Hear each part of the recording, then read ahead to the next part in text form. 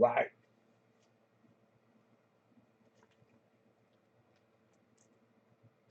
This would be when we really rely on notifications, which my analytics tell me, I think like 40, in between 40, 50% of anybody that ever typically comes is from the actual subscriber notifications.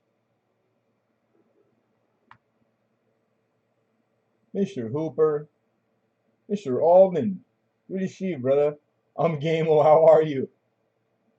Buenas noches, Jag Span. I'll explain. CJ, there he is. How you doing, CJ? I know you've been busy. I didn't want to bug you, but I know I owe you a few bucks, and I want to put more on you. I need some more cards. I need a car wash. I need a flat tire change. No, I'm joking. Mr. Hooper, the unknown. I think I don't know that one. Right on. I hear you. Hey, that's all you can hope for, brother. I'm in the same boat. I woke up today. I'm still making it week to week, but it's getting tougher, man. Having little car issues. So like I had to wait around to borrow a friend's car to go do my coin sourcing, to see my guy. And it was like it could only happen today. And then I had to wait a little while. And by the time I got back, there was just nothing happening. There's no way I could process everything and be ready. So I figured I'll do it tonight. I'll do a small sale because I got enough stuff. And and then Thursday, just have to ballpark it for Thursday. So you just gotta do what you gotta do. But it's good to see you. I was thinking about you quite a bit. Hmm. Good to see all you guys, man. Not bad. To be honest, let me change this over real quick. I had just had a hell of a last like 2, 3 weeks, man.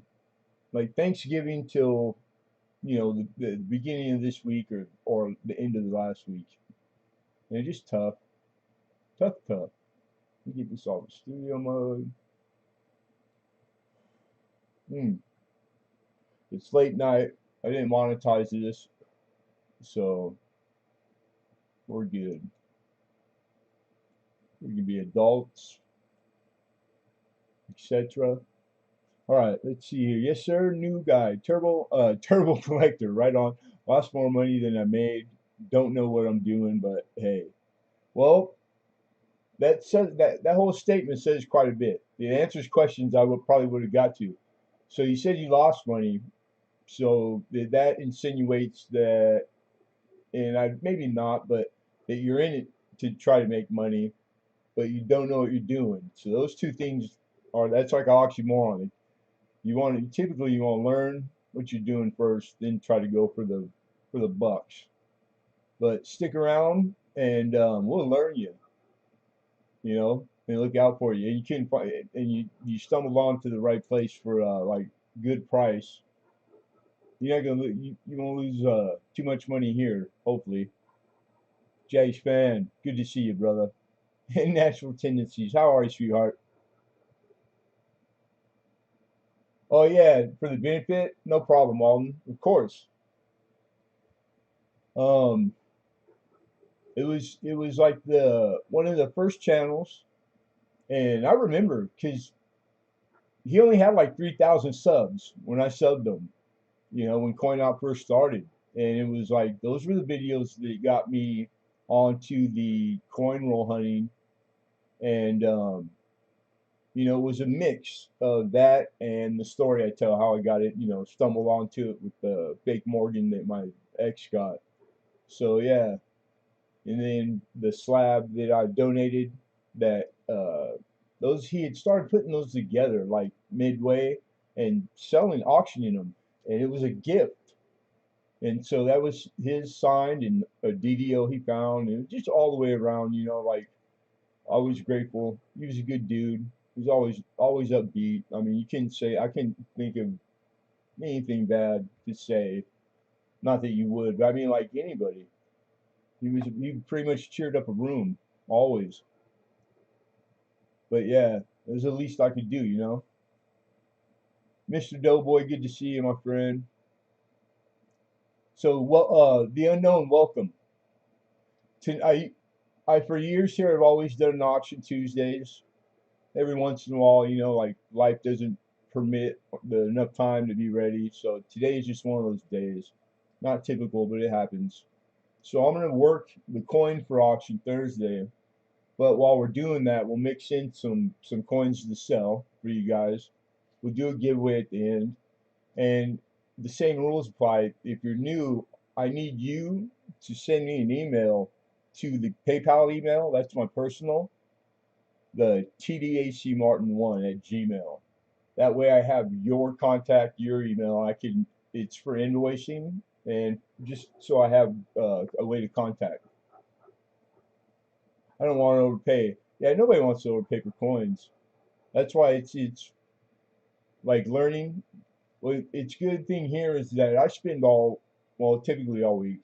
This is it's not the like normal for the new person, but anyhow, I do all the research, current market, all the values. So when I start price my listings for auction for the blocks, they're typically in the neighborhood of 30% below current market that day. And we've been doing this a long time. I'm up on current market. I do all my research, and it's a lot of work, but that's the way we do it. So you're never gonna see a starting price that's over. Um, and I do a lot of pedigree. You know, like so if it's something that you like but you don't know about it, you know, like I try to do as much as I can, all the little extra stuff. Yeah, right on, Alden. Very cool, man. Very cool. It went well too. You know, like everybody showed out and they raised some good money. I just feel, I mean, how could you not feel bad for anybody? 42 years old, a husband, you know, friend, etc. Um, and he was the sole breadwinner. So she's left to all by herself with no income. And then with all the stuff that comes, I mean, I've had so much loss in funerals in the last like 3, 4 years. Like it's a big load to carry while you're mourning your husband. So I mean, I just feel for her, just pray for her. But life, that's life, man. And just you're gonna throw a curveball every time. Dolly, good to see you. Thanks for coming in, Mama. Yeah, and the email's good all the time. So for coin questions or help, or because nobody knows it all. If there's ever a time that you want, feel free, day and night, 7 days a week. Send questions, pictures, you know, etc. And if we can help, we will. Can I check the email right now? Yeah, I can. See, yeah, I'll do that right now. All right, here, let's see.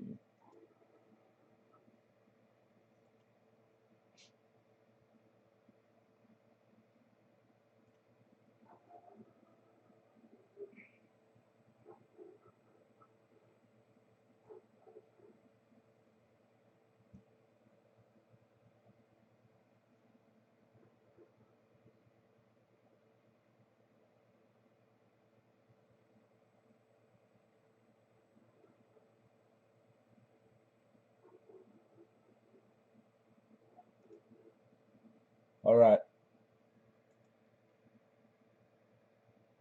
Yeah, of course, man. You're my guy, CJ. Whatever you need, man. I just don't like. I mean it, brother. So yeah. Oh, dude, Silver Knight. I appreciate that. Long time supporter. Hey, thank you, man. Thank you very much, brother. All to the cause, man. Every penny. Every penny.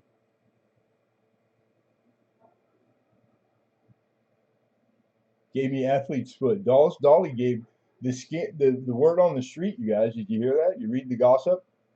Dolly gave Mr. Doughboy athlete's foot. That's harsh. Clay Scott, what's going on? So I got a pretty eclectic mix of stuff, which we always do. It's funny, because just recently, I'm surprised that it hasn't been an explanation earlier, but I don't know. Things come up when they come up. But I think sometimes new collectors think dealers that like that we go to a wholesaler, and that everything numismatically is like in stock. A bigger dealer, you just get to go with the list and go, okay, I need two of those and three of those and one of them and a couple of, and it's not the case. You got your standard stuff like nickel dime quarter modern that there's going to be pretty much the same stuff at any LCS you walk into, and then the things, all the mint product, because it's in abundance and it's relatively easy to get. So the commemoratives, etc. And then every shop's slightly different, but I mean it's the same biz. But then you have the harder to find, the more expensive, the rare, etc. Foreign, so it's like there's going to be times when they don't have the coin that you need to finish your set or what you're looking for, and sometimes they do. And so as a seller and an auctioneer and a small coin dealer, I look forward to. It's nerve wracking sometimes though. It's exciting because every week is different. I know I can rely on, if need be, worst case scenario, the staples. And pick up enough, mix it with stock that I have, and put together a pretty good 30 blocks. But it's the stuff that walks through the door all week long before I get there. Sometimes it comes in and it's stuff that I'm known to, that Lemonhead buys, and you get a phone call. Those are the good weeks, and they're excited when the phone rings and you see who it is. That's when you're like, oh boy, you never know what it is, because it's a lot of times it's a collection, like and that's always great. But yeah, so it's cool because it's a mix of stuff. It's just stuff that walks in. People bring stuff in. People pass away. A lot of times it's that, and so yeah, it's not. And then sometimes I'm sitting there and it's like, what do you got for me? And it was a slow week. Maybe it wasn't a mix of my stuff, or maybe Lemonhead like this week. I didn't get there till the day of. So like there goes all my bargaining. Like they know my situation. They know what day I'm on, but God bless them. They're good. I mean, like they do me well. Too good. Thank God. Angels, how are you?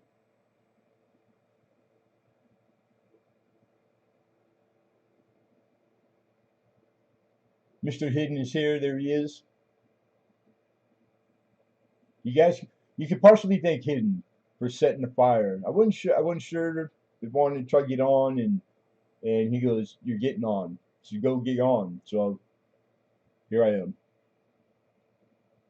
I call you every day if I had your number, just to bug you. There's a few people that have my number. I'm, I've known you long enough to know not to give it to you. Ah, that's pretty good. That was quick. Meet me by the bike rack after school. That's too funny. That's funny. So anyhow, same bat channel, same bat time. It's just we're gonna do auction Thursday. I gotta still work all this. I got a little bit of it done, um, but there's a lot more to do. And then I have a couple folders that small collection, but there's some nice stuff in there, Canadian, like a bunch of small nickels, the early 1800s to early turn of the century, the Canadian nickels. So I didn't even get a chance to really look them over. It was just put together in a deal, and yeah, so that'd be fun to go through. Hmm. We don't encourage smoking, but I've been smoking since I was 16. I'm 45. I can't stop now.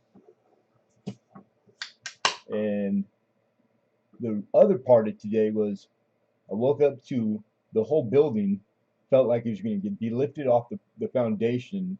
The wind, it was I mean, I haven't heard and felt it that windy. I can't remember when.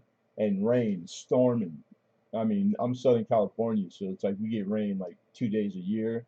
Today was pretty god awful till about 4 o'clock. So I mean, it was just hell. Even while I was in the restroom taking a shower, the power cut off. Pitch black dark. I'm in the shower. I'm going, oh no. And it's like, I'm like, it's gonna come back on. It'll come back on. In about a minute, it came back on. So that was cool.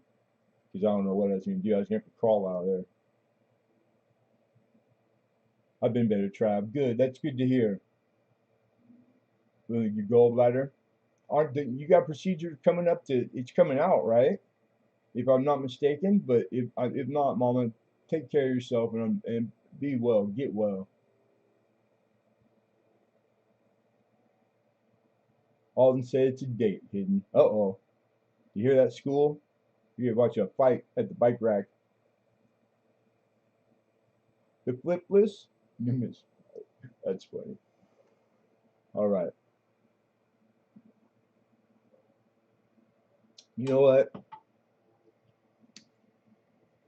I'm such a born and raised Southern California, and all my adult life, the few times I would the only thing I ever did was I'd go to Alaska. My old man's up there, and half sister and an uncle, right? And every time I'd go for a few weeks a year, and I always came home ready to sell it all, get my family, and move back up there. And my wife didn't want to do it. I couldn't talk her into it. She didn't want to live in the snow. She never even lived in the snow, but she just didn't want to. So that was enough. We both made decisions. But then after that, people have offered, like I've had opportunities, but I don't know. It's just as far as the coin thing, I don't have enough contact where like I could stay in this capacity and do what I do somewhere else, too far displaced from my source. So it's like I'm kind of locked here until I get ahead better. But lately I've been thinking that like I have a few friends that like my oldest dearest friends up north in Northern California, but and I could always get a job. I could go work any type of trade, construction. I was a contractor, the high end, multi-million. I worked for every CEO, the richest people in the world, and commercial, industrial. Like that's what I was born to do. I was really good at it. Just my body. But if you need a male like housemaid or something, it comes with room and board and a small wage. Email me the application, Alden. I do yard work, laundry. I can clean all your firearms, reload, be your consultant, your coin consultant. Has anyone seen George lately? He's been streaming a lot. He was on last night. He owes me his old cell phone. Email him, Mama. I'm better armed than Mumbai. Yeah, I would, without even asking Hidden, I would just the good money guys. If I had to handicap that, you just do money's on Davis. He ran me up on a sweet bus quarter. Oh, he said bus quarter. That cat bus quarter, nice. Got a nice seated quarter for the auction.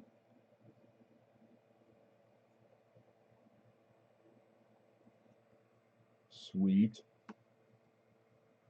And these are like, that's a cat bus half dime.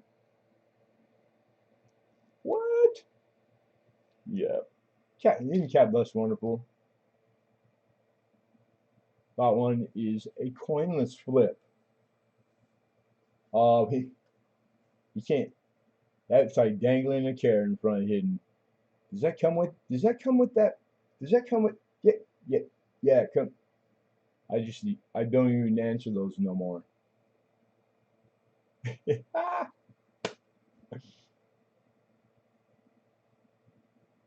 Miss Canadian Scrapper, how are you, Mama? Yeah, Cat Bus just across the board. One of the most. Oh yeah, definitely one of the most popular series, like hands down. Big time. He says, let's start with the Cat Bus dime.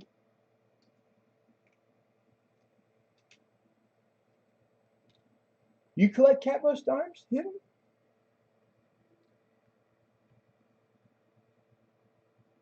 And then while we're doing that, we gotta source some stuff. You know what else I have that's kind of, I don't want to say taboo because it's not necessarily taboo, but like let's just for example, because it's gonna go up if we don't sell tonight. If you happen to be a reseller, it's none of my business. This coin, if it's one, don't take it to eBay because if you get caught trying to sell on eBay, it's big no no. It's like against their their bylaws and whatnot.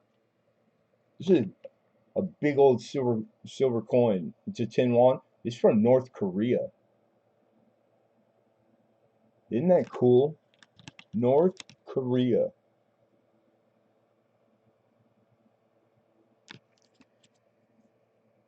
This is sterling silver, and I did just a few minutes of research getting ready for this.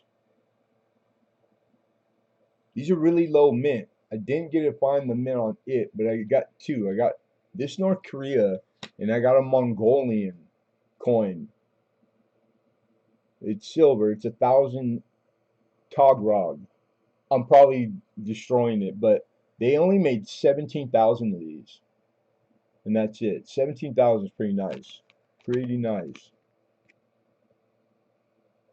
And then Littleton, believe it or not, package these. They call these something I can't. I've only had a few, but you see Eagles and Morgans like done like this from them quite often. And but this series here, I haven't seen a lot, and probably because of how low number I would assume. Trying to find this one. There's two auction histories on all of eBay, and I think there's a few of them on there. This one I didn't get a chance to, but I did find prices, current market. So I got about 10 things done. Yeah, isn't that cool? Genghis Khan too, dude. Love it. The other one is like a Navy, 16th century naval, excuse me, hero, General Rai Sun Sin is featured on this sterling coin. These are both sterling too, but 31 grams. MK, don't know about that. Mongolia, I'm in. Yeah, isn't that interesting? Aren't those interesting? Pretty cool. So that's what I mean by like eclectic. Like that's you haven't seen one of those in 500 auctions on here, but the years on these 2002 and I think 2001, so they've been around long enough. So that just like my personal so all the corners, so all the places, the working in the shop for over a year, and that's enough for me to know that there's not special is the eye of the beholder, harder to get for sure. So I just put it that way, which is a good thing, for both for the seller and for the buyer.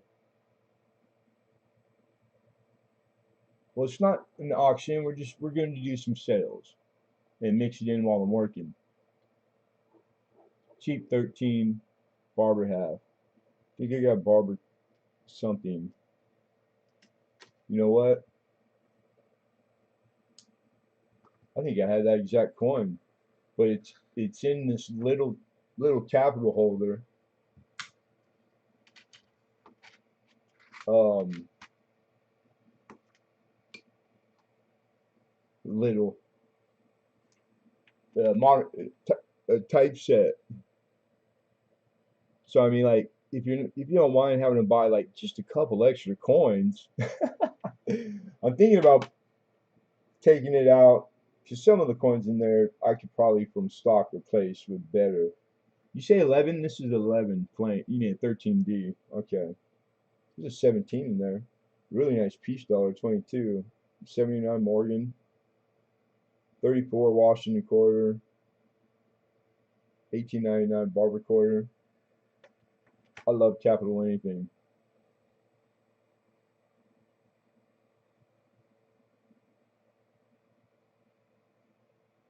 But I tell you what, we'll do a few right now. How about that? What does a moon Christmas tree look like done by a 5-year-old? Man, it's like you can picture, I'm already picturing 5-year-old. I've been there a couple more than once. I remember that Christmas tree. All right, so anybody that hadn't bid before, don't forget, send the email. It's on the honor system. If you have sent the email to the PayPal email, all good. Increments start at $1. Anything over 100, $5 increments, 105, 110, etc. Um,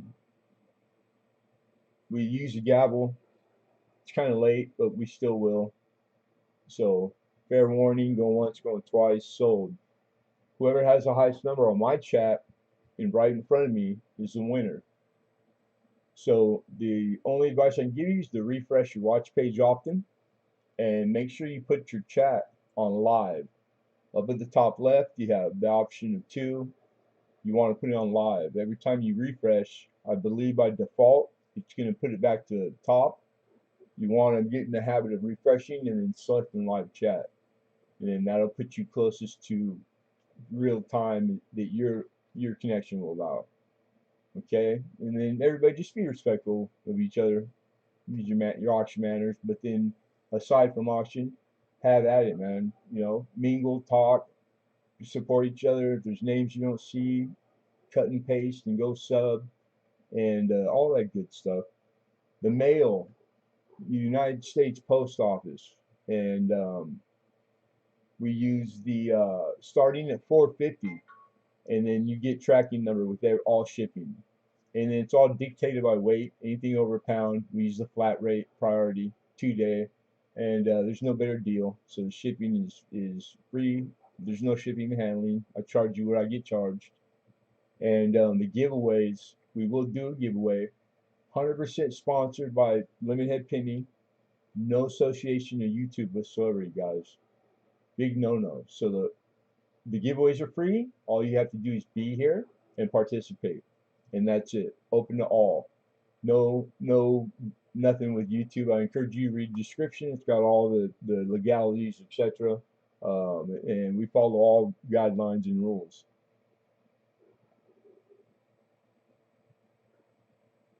I got you, man.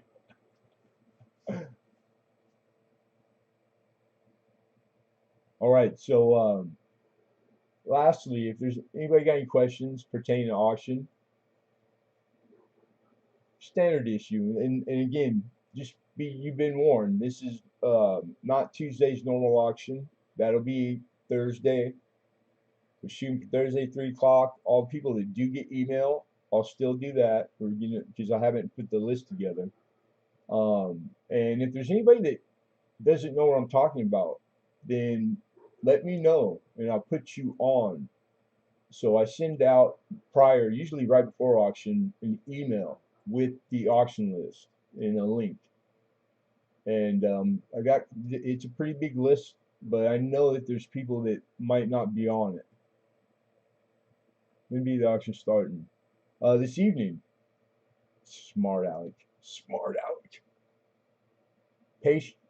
There's an old saying. I don't know if Confucius said it or I think it was like maybe some old dude I used to work with. That patience is a virtue.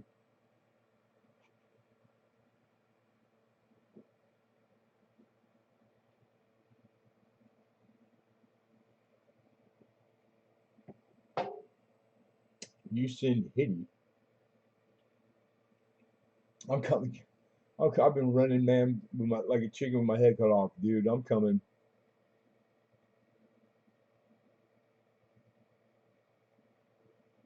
No,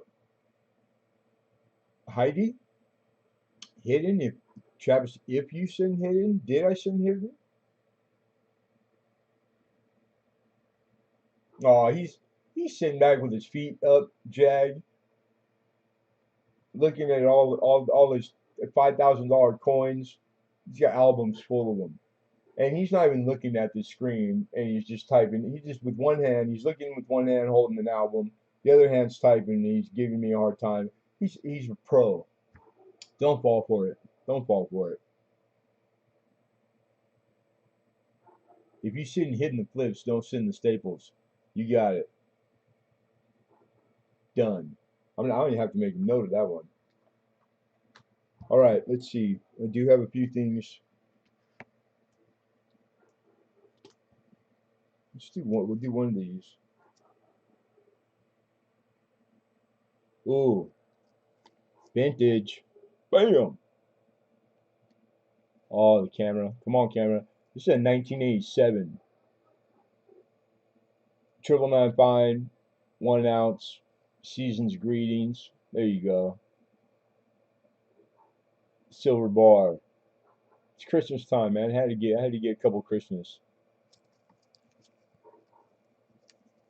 So hard to get one too. Very hard to find. And then never engraved. That's what that was for you to be able to take it and have, happy Merry Christmas, little Susie. I was looking at some coins. I love looking at coins. Yeah, so this 87 vintage silver bar, $40. 40.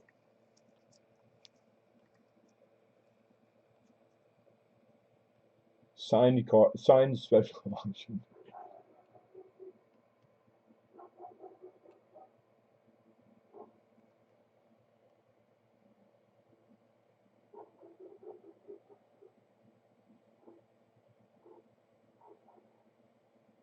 Silver Knight, 40.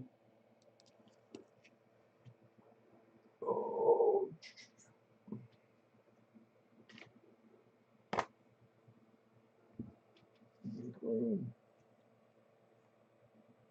41. Anybody 41? Looking for 40? Uno.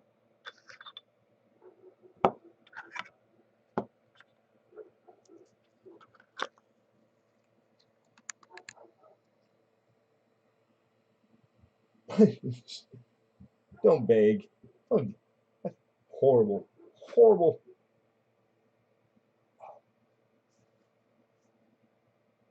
Shipping plus 5.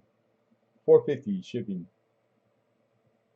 And after we shut down and get off, then all you guys will get invoices.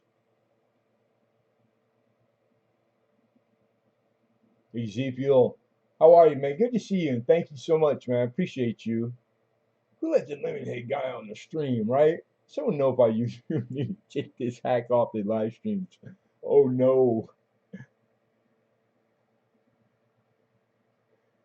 Order. Oh, give me an order. Order me one. All right, fair warning, everybody. We got 40. Looking for 41. Last chance to bid. Going once. Silver hair seeker in the house. Going twice. And sold. 442, Mr. Silver Knight.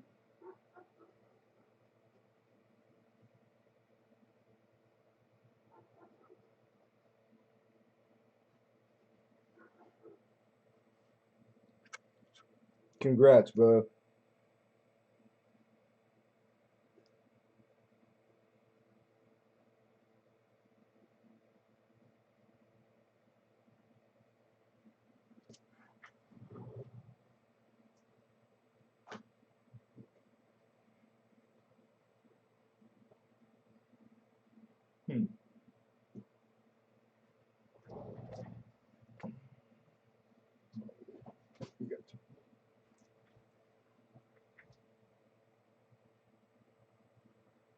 Yeah, Mud Swap. I do too. What's going on, man? Good to see you, Mud. Good to see you, Silver Hair.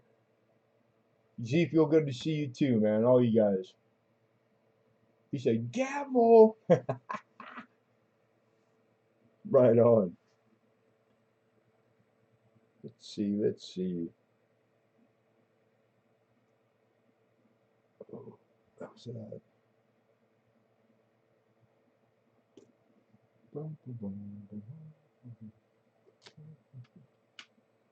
How about 1964 Unk set? This is in one of the Whitman holders. So 1964 plane.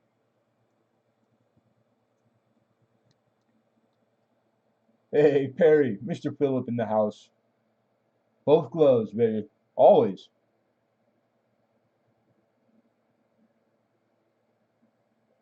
Good to see you guys. This one, 25.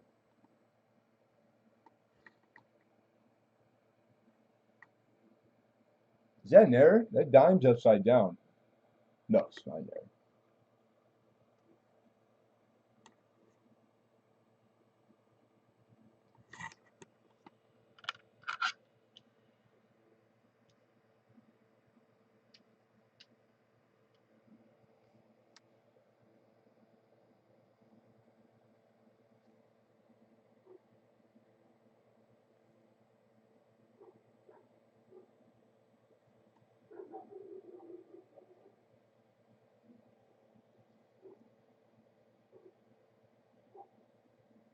Melt value is that.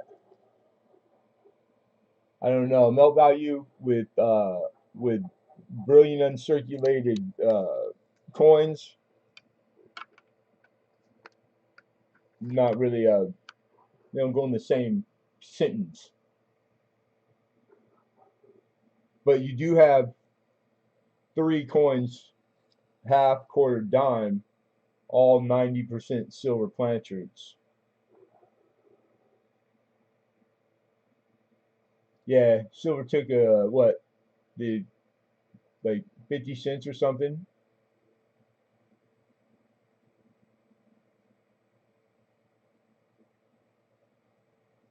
This isn't a stacking channel. I think some of you guys have been here before. We're coin collectors. We really like the fact that like silver even at $50 an ounce. It's only $50 for an ounce. There's numismatic coins, there's pennies worth way more than $50 and they're a penny. Why would you why would you want big old heavy silver? You can put your go bag together with a bunch of Wheaties worth way more. You won't even know, you barely even tell you're carrying them. What's going on, Lincoln?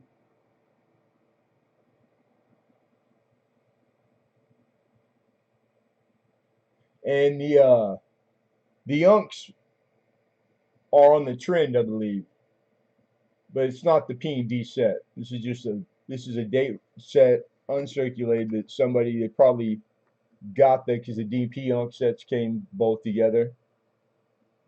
And then, but you see this done all the time, especially in these Whitman cases.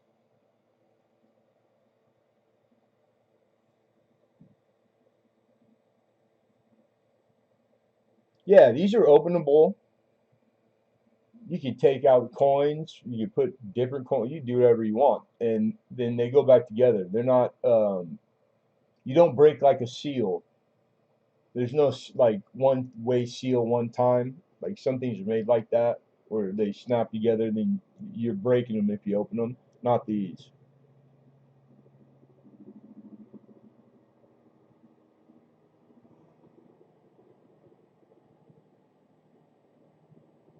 Exactly. Stack 16 demercs.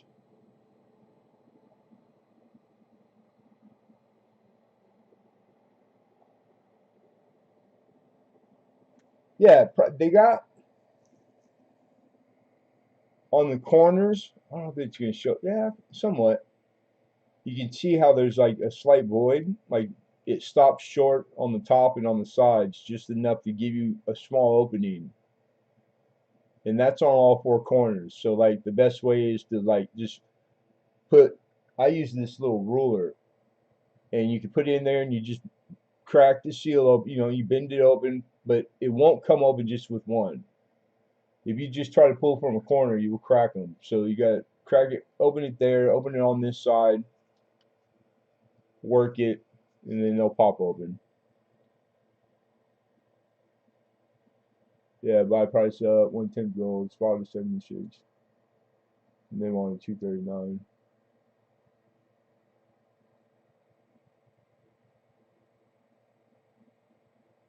You take care of yourself, Lincoln.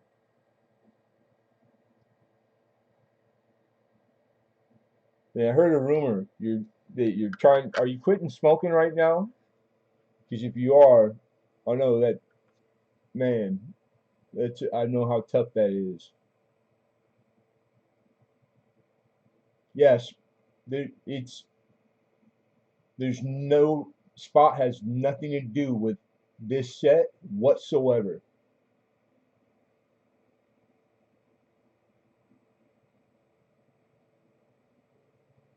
Some of you guys don't. Does anybody in here coin collect? Do we have any coin collectors in here?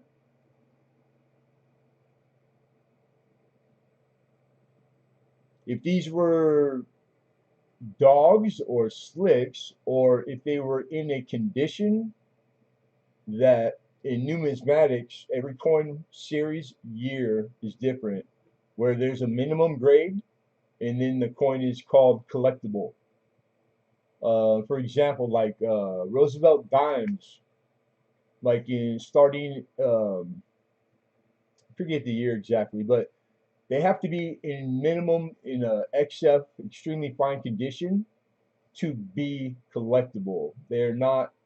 The advice would not be to collect them because there is no value above face value if they are under extremely fine condition, like in the Roosevelt series from starting from X year to date till now. And that's the same. There's the same thing for every series. I don't think most newer collectors don't know that, but that's because the only way to do this right is to collect what you want to collect, what you like to collect. All the rest of that stuff, like knowing that, it just helps you refine, stretch your dollar, get more for your buck. You know what I mean? Like the more educated you get about stuff, but they're speaking to the silver. If you want to know the planchet, it's a 90% silver planchet on three of these coins. A better question would be, is that a type A, B, or C reverse on that quarter, or is it accented hair on the half, or etc. etc. Oh wow, I got to catch up here. We got some people coming in. Miss Vintage Soul, how are you, girl? Good to see you, Mama. T. Who wants it? I got it. Oh no, barbers, I am all over.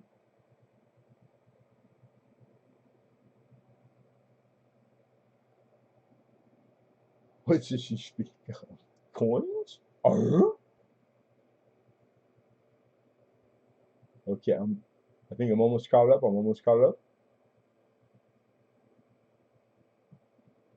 Melina Cobb, welcome. Uh, New bidders, before you can participate, I need an email to the email on the screen, the TDAC Martin 1. And then after that, feel free, you guys.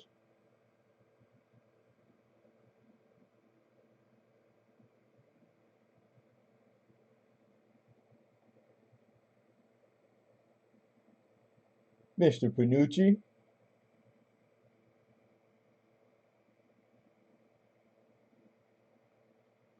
All right, cool. I think I am caught up. I am caught up. And successful slave. Good to see you, man. So 64 unk set.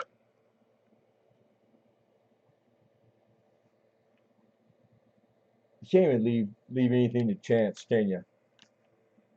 Hoping you guys will find it, but I'm pretty sure it's a B or a C reverse. How do we know if it's a B reverse? Because when you hear A, B, or C, they're three different dies. So not the same die, and all of them, the way you can tell the pickup point that is like a certainty, you bet your life on it every time. It's the relation of the leaf that's right in front of the arrow's tips. The Eden State is it's there's multiple pickups, but that's a much harder. It's a really hard one to tell, especially to tell the. I could tell you ones that are way easier. Most people are, it's like a coin flip. The spacing on the bottom between the E and the S, between the number one and the number three, or A and C reverse. There's another pickup point that it's day and night. Like you don't have to go, is it kinda? It either is or it isn't. Actually, there's two of them. But no, maybe three, three and a half. Do I hear four? So if the leaf is just slightly under the tip of the arrows and doesn't supersede the top of the arrow, the top arrow, then you have the typical regular strike. It's the A reverse. All right. The, then you have a B reverse is easy. Now it's not tricky if you've been doing a long time. I made a, early on. I did quite a bit of like just quarter searching on 64s, and I found quite a lot of the Type C, which is the hardest one to find, and they're really valuable, like $100 quarters. And a lot. I found more of those in B reverses. The B reverse, if the leaf is plain as day above, it could only be the B reverse, which coincidentally is a proof reverse. These guys actually had a proof die, just the anvil, and with a business strike uh, obverse die, and they made a bunch of them. The Type C, its its relation to the arrows with the leaf, it's almost identical to the A reverse, so it's really hard. So that's not somewhere I would suggest you look to tell if you got C reverse. If you're gonna look for a C reverse, the one that I do right away is this leaf. There's two right there. The one that goes right there to the back side of the arrows, it's either up all the way where it passes the bottom, the very bottom of, like horizontally of the bottom arrow, or the A reverse, it's there's a big gap where it doesn't come nowhere near passing the bottom of the arrow. It's either one or the other. Then, like Marlene T was saying, and on the C and the A, they're going to have a different spacing in between the E and the S. And if once you get the eye for it, you'll be able to tell. But early on, it's kind of hard to tell, and it depends on the stage of the die. You know, like the more worn and mushy, like it's harder. Another pickup point is the relation of the leaf down here to the R. There's two different positionings that one corresponds with the A, one corresponds with C reverse. And there's a few others, but it's more, I mean, like, you guys are getting more than you're probably going to remember unless you're taking notes. What's up, John Francis? But it's really cool because if you keep your eye out, the B reverses, a premium. They're way more valuable than just the regular A standard A reverse, standard strike. The C reverse is even more valuable than the B reverse. So when you're talking about uncirculated, brilliant uncirculated specimens, man, it's worth just flipping them over. You know, if you never knew, you never knew. There's a page on Wexler with a lot of good photo and info, like most of the info I told you and more. And that's a free online reference, John Wexler, and it's doubledie.com. That's a good one. Hidden needs to be on timeout. Hidden, he's modding. You got to time yourself out. Unbelievable, Lemon. It's just luck, dude. It's not like there's a school for numismatics and well, of course there is. Bad example. And then you have to start with 101. You know, like Japanese 7, 8. It just happened to be something that when I got into that part of it early on, it was one of the first things I came across, and it had access and price point. You know, like my budget, I could get a roll. You know, I worked in the shop. I worked in the shop back then, so I got to go through a lot of coin, and that's how you learn this stuff and retain it. It's just like anything, man. The more you do it, the better you get at it. The more you do it, the repetitive, you know, the more you retain. And I started with cheat sheets, like everybody, you know, like, and then it just pretty soon I stopped grabbing the cheat sheet, you know, because I had those memorized. But it all helps each other too. So nobody, all right, we're gonna pass that one up. But for the folks that just popped in, tonight is kind of it's not my Tuesday auction. We're doing auction Thursday. I wasn't able to make it, so tonight I just thought I would stream, and I still have to work and get ready for the auction, but I have enough that we can sell and auction a few things through the evening and mix it in between coin talk and chat, except like the late night stream, and then I'll do a giveaway also at the end of this. But I'll put a few things up as we're shooting the breeze and hanging out.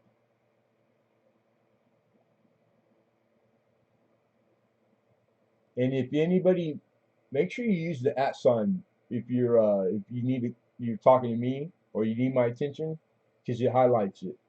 Because I'll miss, if I miss anybody, it's not intentional. I'll catch you. But if it's important, then try to use that, please. And I said, "What's up, John Francis?" Right? I didn't miss nobody yet, did I? Mr. Perry, Vintage Soul is in the house. Good, good to see you, Vintage.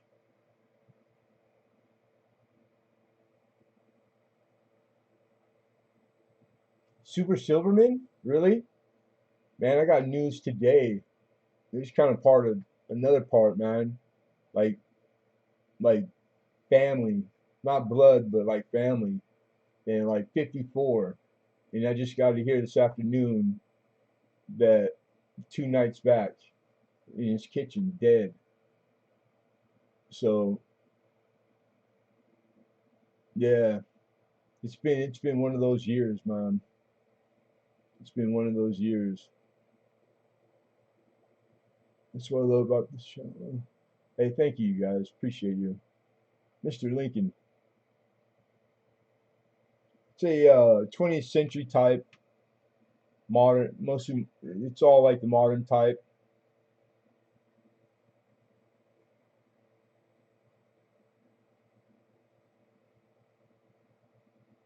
You don't have to point it out, hidden.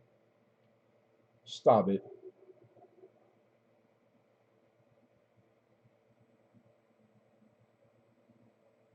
Thank you, Vintage. But you never know, man. You never know. Like 54. And it wasn't like he worked the dock, the whole nine, big family, and just out of the blue, you know?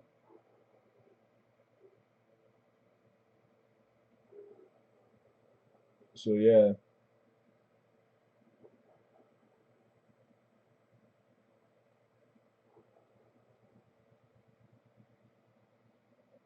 All right, let's see what else. Let's pick something else. Hmm.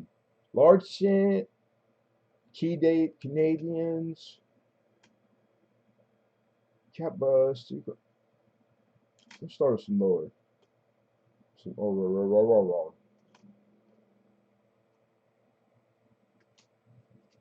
This is a good coin. Yeah, 1940. Brilliant, uncirculated Jefferson nickel.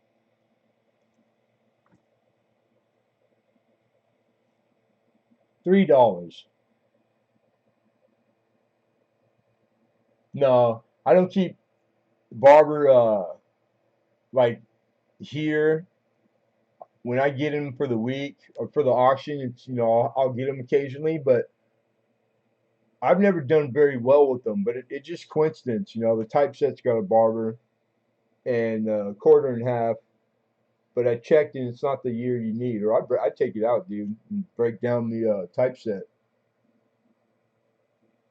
But barbers, I have a source, for all of them. So if like you really need it, then just shoot the email and go, hey Trav, could you pick me up this 13D? And I can. I'll grab it for you next time I'm out.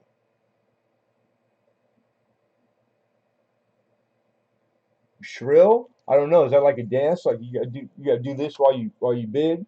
Do the shrill. Bum, bum, bum, bum, bum, bum, bum.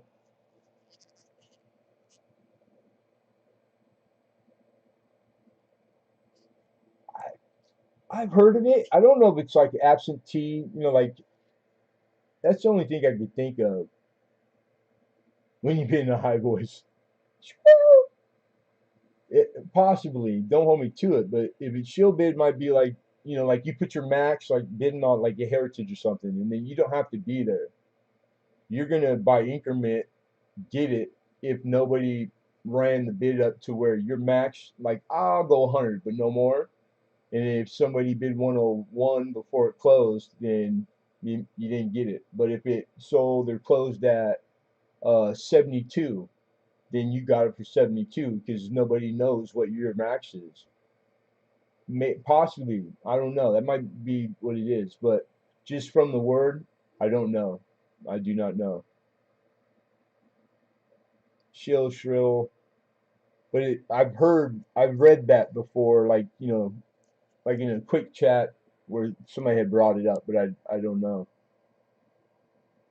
Oh, intentionally fake bidding by the seller.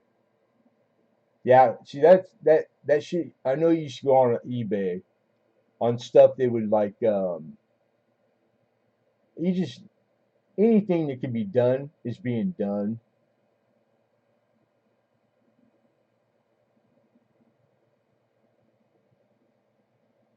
But that's weird. That's a weird question that you would ask right now in the middle of an auction. I'm curious why why you wanted to know what it was. 64, 64 unk in a Whitman holder. This is a 40 plane Jefferson, 1940. Looking for $3.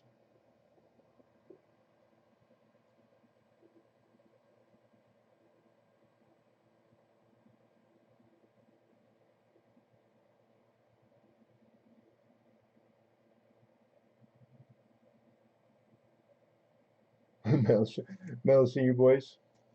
I don't know anybody that would have to bid on their own stuff just to not sell it and make no money and pay some fees. You'd have to be an idiot. It's so much easier just to do your job in a business and industry. It's been around for 1,000 years, and now never even have to do anything unscrupulous. But there's a lot of lazy ass people and a lot of not really too smart people out there. You know what I mean?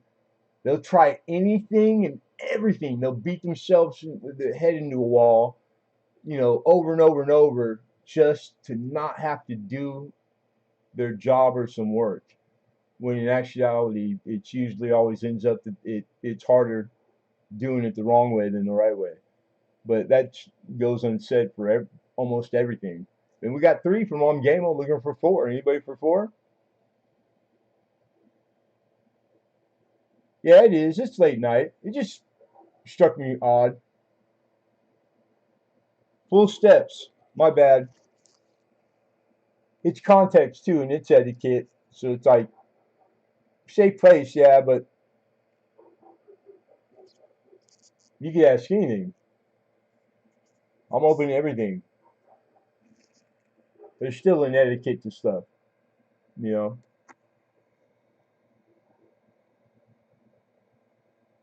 It looked pretty nice, but let me give you a definite. I'll be damned.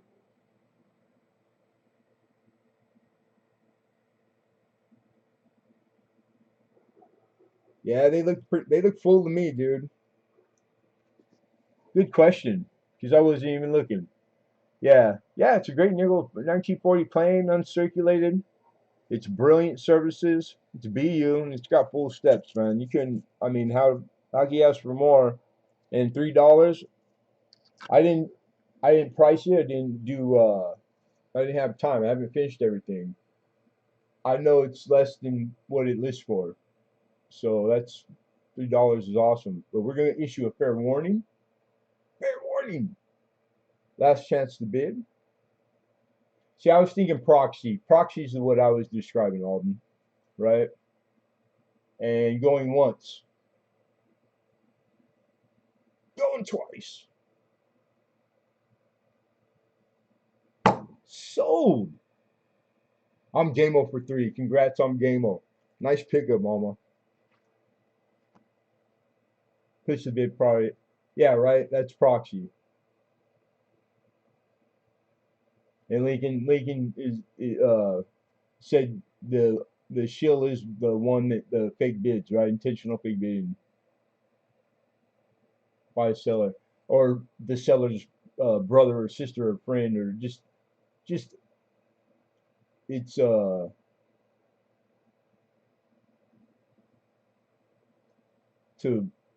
usually get people's attention. I think eBay. It was always what was the difference? Because I haven't done it for years, but I started on eBay. I used to do eBay. I did eBay for a while. Sold a lot of coin on eBay, and I always did 7 day auctions with no reserve. And the way they had it all set up, I don't know if it's like that now. You could do reserve, but it was like the reserve auctions didn't do as well. But there's times when the coins are expensive, man. And you have X amount into it. Like I couldn't risk it. I'm a little guy, you know what I mean? So I always did 7 day, never had a problem. But I remember seeing like you'd see one bid or on reserve auctions. I don't know if it was that. Like if it hadn't met the reserve yet, there were times where it'd be like a late bid and would just get it over the reserve. And I think they did that in hopes of like that they'd get one more. You know, people would, but it still doesn't make any sense. It doesn't make any sense. It just doesn't. You end up with your own coin. Cool. No harm, no foul. If you bid up on, nobody knows it's you, except you still pay the fee. You're not paying yourself. The money's yours, except all that going one from place to the other. eBay has their hands in that 4 times. And back then they owned PayPal, and they took a cut at the beginning to list it, a cut of the sale, the fee for the transfer of the monies, and all of that came out of that one. So you're eating it, like you're setting yourself up to where you're just paying, you're losing. So it's like again, pretty ridiculous to me. I don't see the benefit, but I'd probably be wrong. I just don't. I'm okay not knowing. Why would I want to know that shit?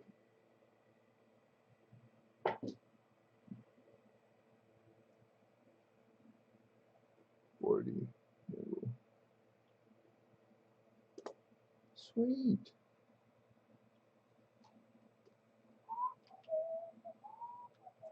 Some of these I might have to flip. Feebay, right? Is that what they call it now?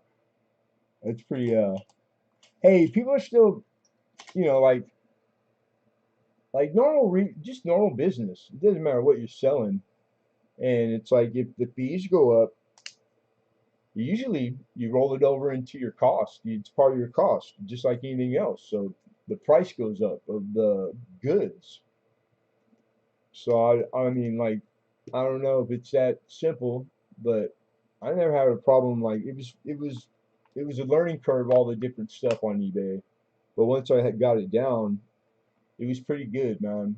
And I was probably stupid, just stubborn for leaving, but I just eBay.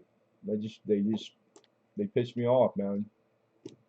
Guy tried to blackmail me for money, and eBay didn't back me up. And then it came out I was in the right. Just like, had all didn't, and it just blew my mind. Couldn't believe it. They didn't protect the seller. We got it. 1845 large cent. The white is dust. Chef, what's going on?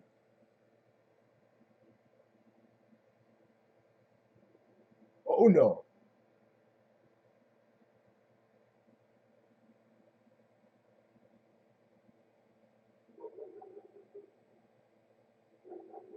eBay more better. $15.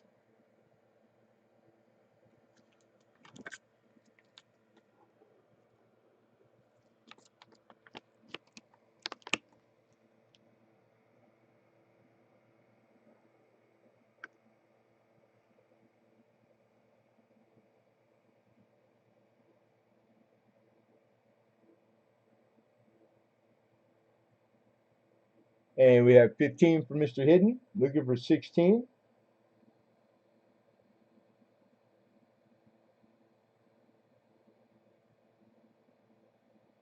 We need 16 all in. I see your bid. Hidden beat you to it. Don't forget, you guys, you want to be on live chat and your YouTube watch page. If you're participating or planning on it, you want to refresh often. Silver Knight 16.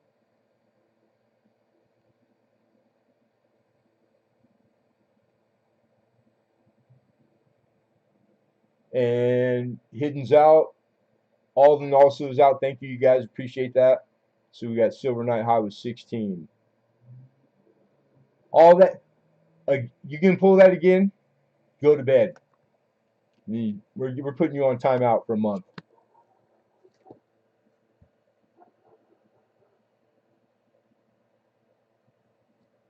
You got a question of what year?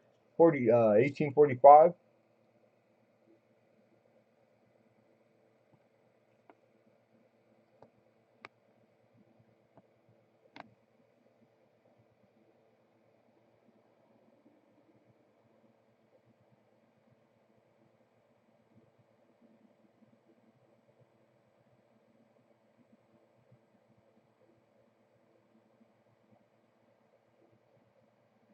All right. Fair warning. $16 high. Looking for 17. This is a large cent. 18, excuse me. 45 large cent. Going once. Going twice. And sold. Silver Knight for 16. Congrats, Silver Knight. Debbie Silvertrap, how are you?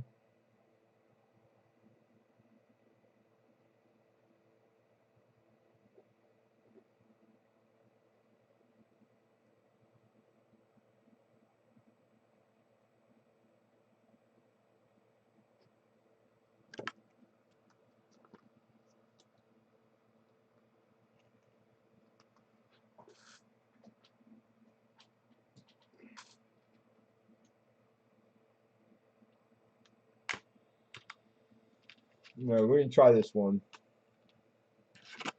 This is that North Korean. Just FYI, if you're a reseller, none of my business. But if this coin, if you win this, do not take it to eBay. Do not list it on eBay because you will never be on eBay again. You cannot list any coin from North Korea. Korea, but not North Korea. It's against, like, taboo. It's really taboo, like Big Trouble. But That's eBay.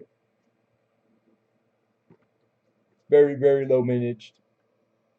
This is a 16th century naval hero, General Yai Sun Sin, I think. Sun Sin? It's the way it's spelled. It's a big old sterling hawking like 32 grams of sterling.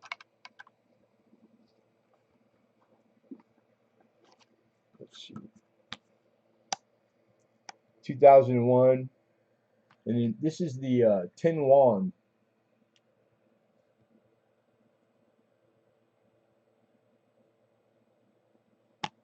Oh, come on, camera.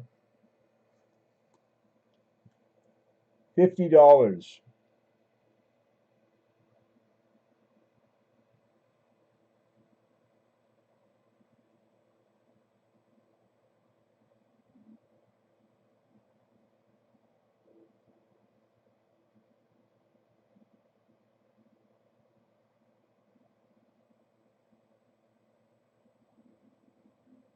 Oh, you already? Yeah, you're one of my old school.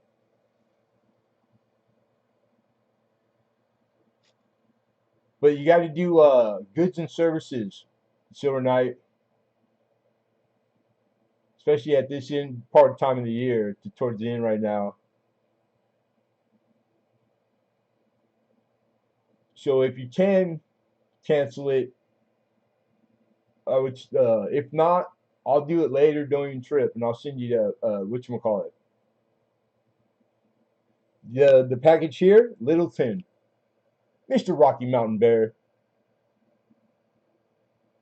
Smell the lemon zest. What do you do, nephew? What's up, brother? Yeah, this is silver. This is 925 sterling, 31.06 gram, 39 millimeter.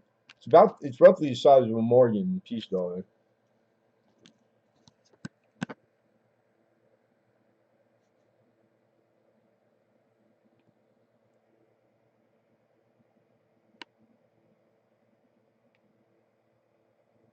Mr. John Morgan, how are you?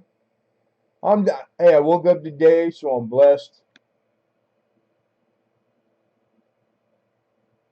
Just living one day at a time, man.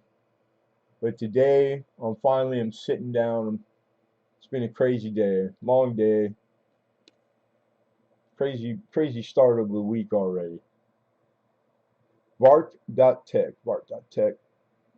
Mariana Lyons, welcome. All the new folks, if you think you might want to or participate, etc., and you've never been here before, the PayPal email is my personal email. The only prerequisite we have is that you email me at that email, tdacmartin1, and just say, hey, this is so I can bid.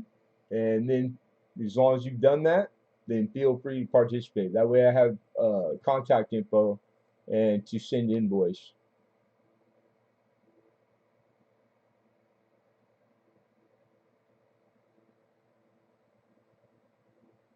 And welcome.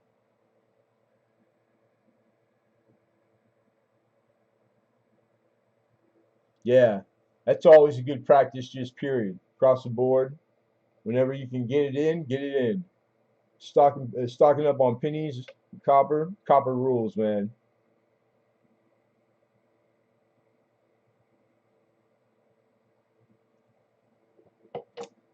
It's just a modern 20th century type. So anybody, I could find 4 of these. A couple auction histories. These are hard to find.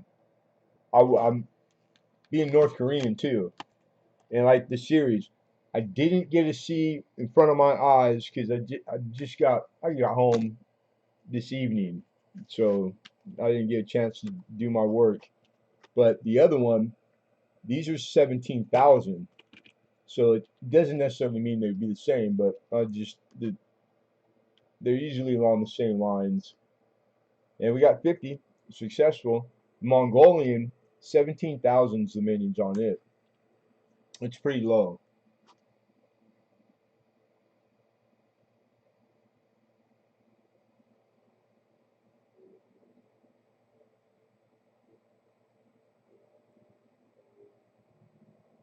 trying to get folks to go.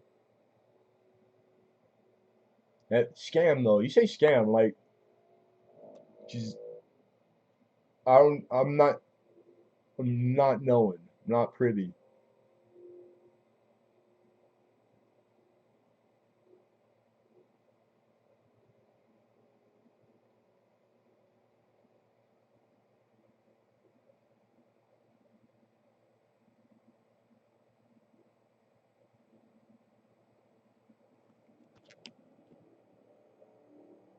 Anybody 51?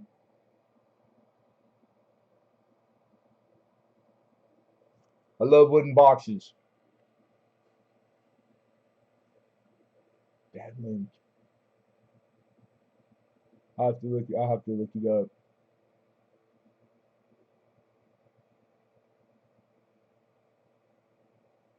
I wouldn't trust North Korea, even if their ruler is like the biggest fan of America.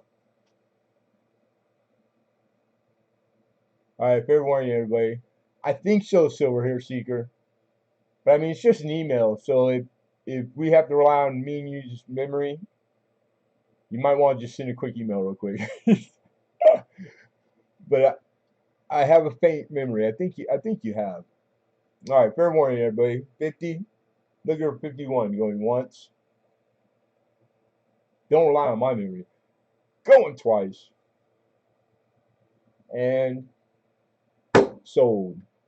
Successful slave for 5-0. Congrats, brother.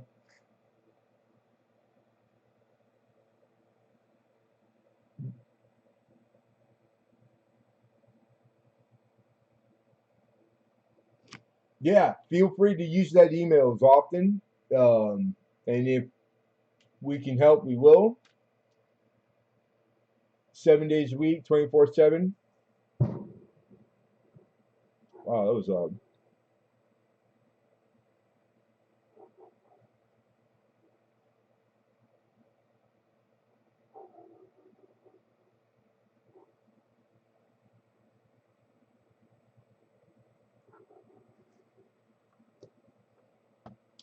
Hey, you're very welcome. Thank you.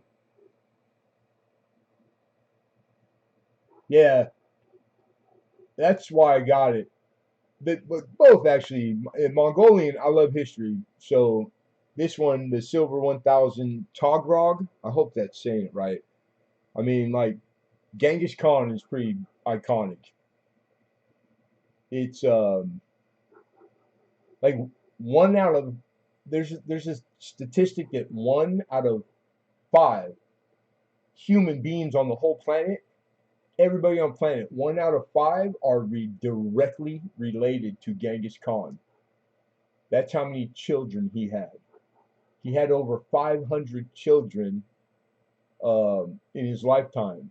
And so the 50 degrees separation, they go out, they have kids. So like the odds and probabilities, 1 out of 5 of us are directly related to Genghis Khan. That's crazy.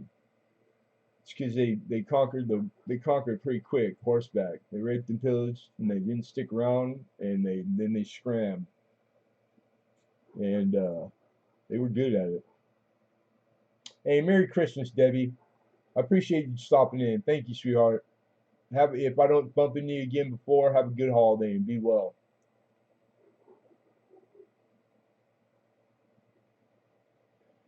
That's right, Silver Hair Seeker. There's a few people that just recently, it's been a while. It was like, what are all the coin collectors in California? I think I remember now.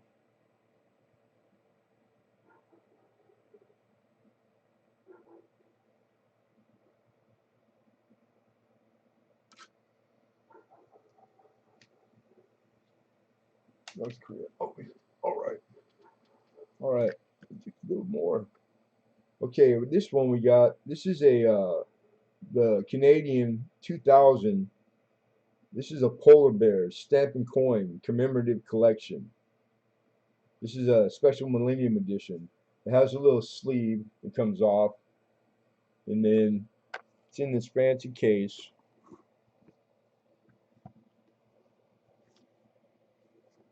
Pretty cool.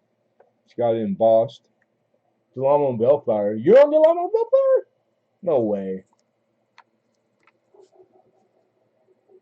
By the gas station or the restaurant or the shopping center.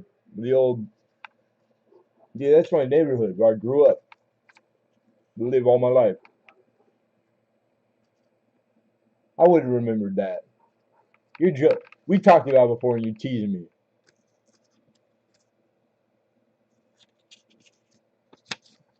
I wouldn't doubt it. Small world. Smaller than everybody else. It's always something like that. I wouldn't doubt it. You got gas shell, the shell station right there. The flower shop off to the side. Then these are the two stamps it comes with. These are in like they're underneath. This is a whole actual holder. $2 stamps, real stamps, collectible stamps, and then the coin is in a direct bit embossed, and then you can pop it out. Boom.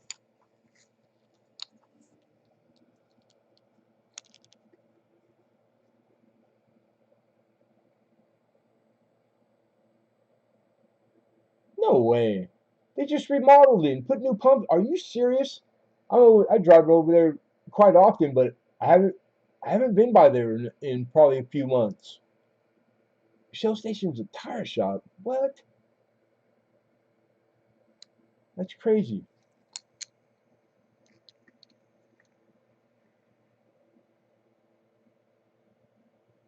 Man, that would be that's crazy. No way. I'm not. I have no reason not to believe you. We're talking about the same one. Caddy corner from the AMPM. You got AMPM caddy corner. Man. Well, yeah, there's only one shell. Then there's your polar bear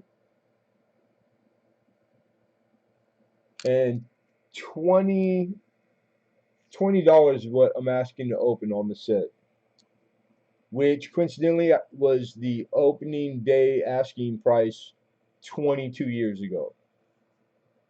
That's what these were like. Like when you look up the mint, what the mint were selling all the mint sets for the year they came out. This had listed it was a 1999 or something. $20 is what they had sold this commemorative set, stamp and coin set for 20 into the year 2000. Pretty fancy schmancy. Looking for 20. Anybody for 20? Any Canadian coin collectors? I like the box. Rocky, I watched that whole video. I didn't get a chance to be there live to lurk, but I rewatched that last one, man. And for Cyclops' axe, dude, do you like bang go, homie? The the Cyclops head, like the bust on. I can't believe how good that thing is. It's not even done, and it's like you could, man, put it in Smithsonian. You're an artist, brother, like through and through. Like definition. That thing was one of the baddest things I've ever seen, brother.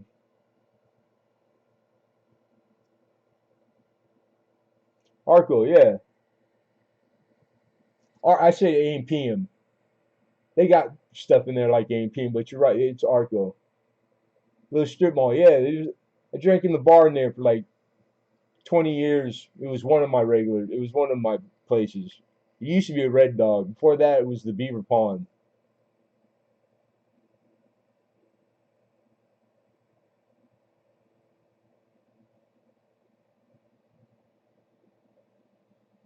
I haven't Steel Queen's banned.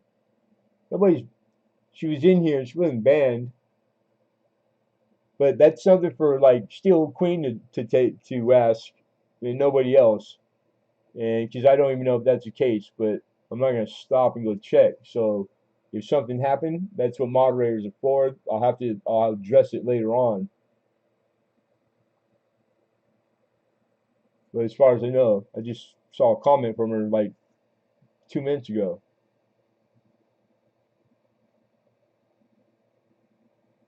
Nobody? All right, Thursday. Taking it down.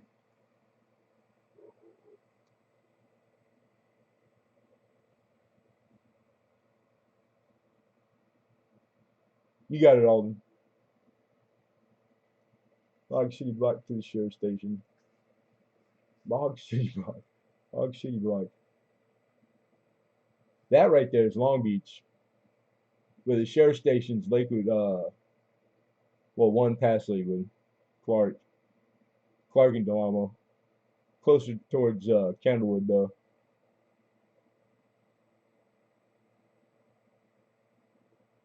I don't know, not as far as I know, but that whole like running to go, I get it, dude. But it's really like it's a bunch of adults. It just adds, if there was a problem or is a problem, it just adds more problem and more chances of things getting misconstrued. Like it's really not necessary. But I mean, like I get it. People come to me, ask me, I probably do the same thing. I just, well, actually, no, no, here I wouldn't because I know. Yeah, that's. I mean, I don't know what happened. That's why mods are for that, so that I don't have to stop what I'm doing and hold everybody. It's like not good.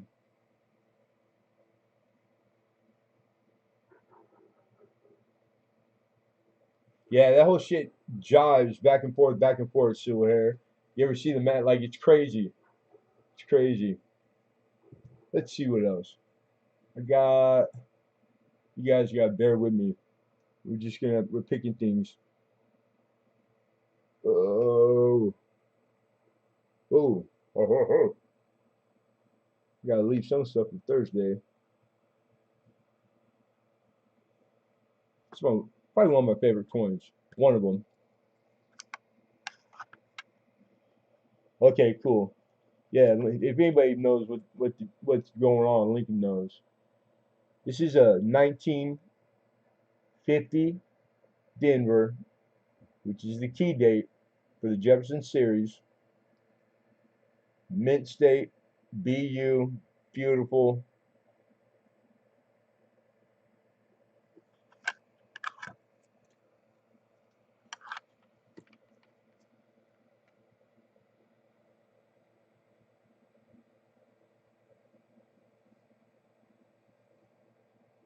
It's in a 2x2 plastic holder, snap tight.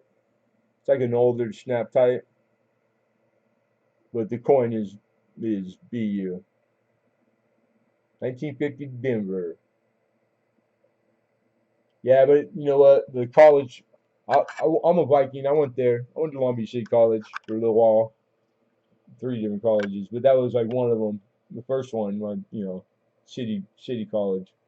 It's beautiful, man. All the remodel, and they needed all those buildings. Or they needed it bad. Could be worse. Could be the PCC, my PCH. You know what I'm saying? But that area is great, man. I love my my family owned a flower shop on Atlantic and Market for like 50 years. My grandparents moved in on Harding, 1932, bro.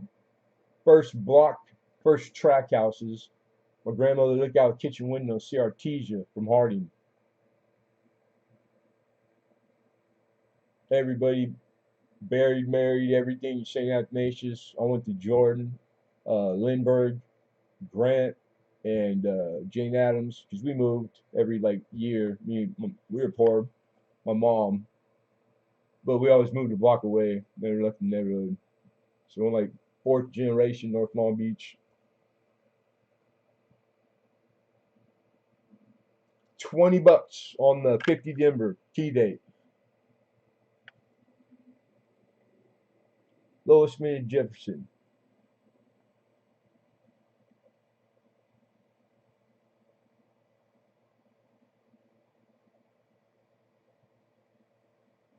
And I can't believe I remember that.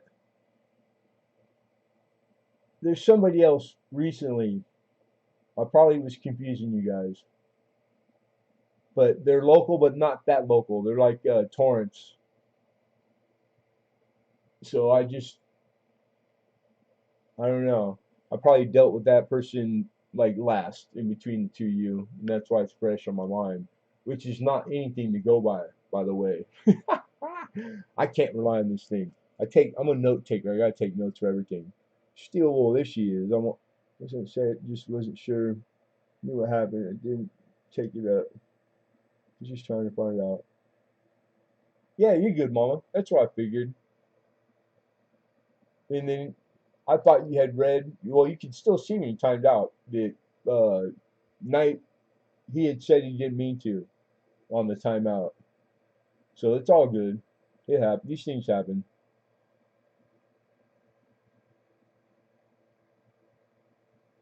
Jeez, oh, dang it. Yeah, that's what it was. I know what user it is too. There's one of the coin community. They're local too. Torrance. That's like that ain't far. It's Southern California. Nobody for 50 Denver. Oh my God! I brought one of these every week, every Tuesday when I started here on YouTube for like a year.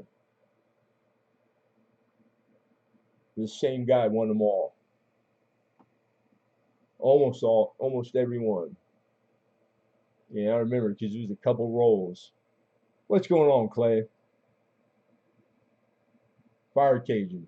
Miss that guy.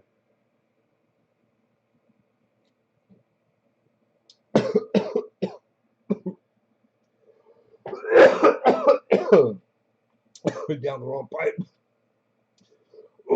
Excuse me.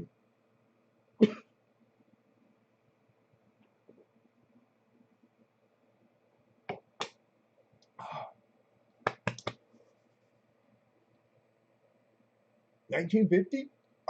Right on.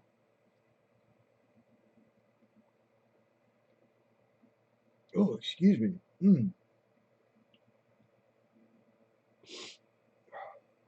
I think I'm gonna live. Yeah, I am. Okay.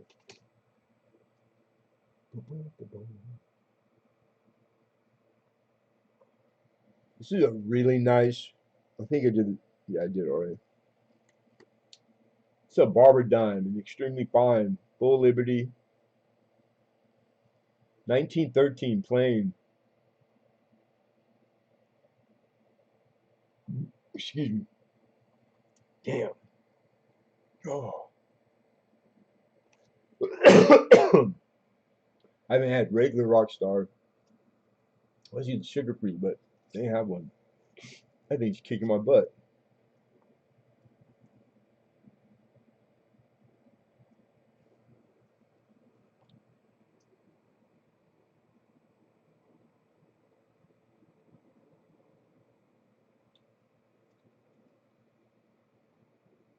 Oh, it was on the holder. I thought I saw a little anomaly right there. It was a smudge. I thought, is that a mint mark? So, like I said, this is extremely fine. This is a 1913 plain barber dime. Look at that thing. Beautiful. I'm looking for $40 to open this. 40. Steel Wool Queen. How are you, ma'am?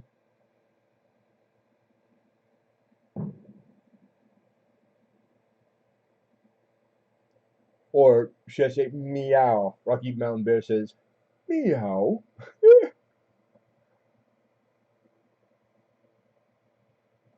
Mom to the double dudes.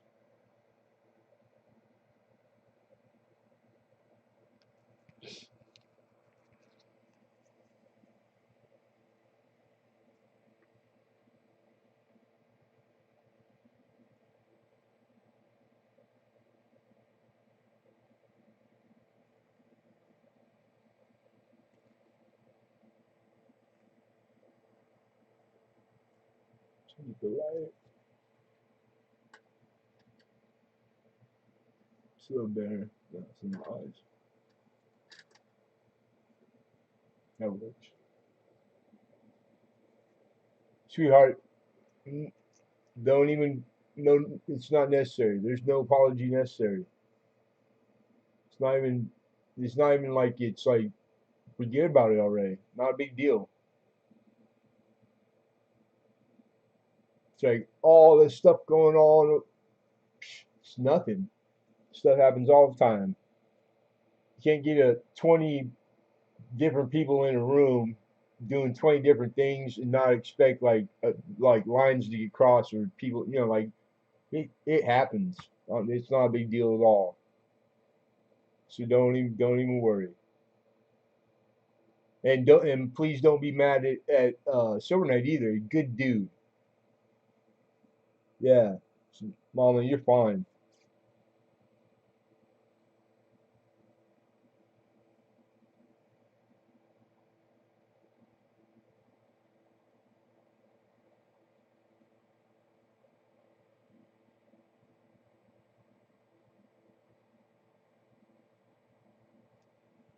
He's been mod for a long time.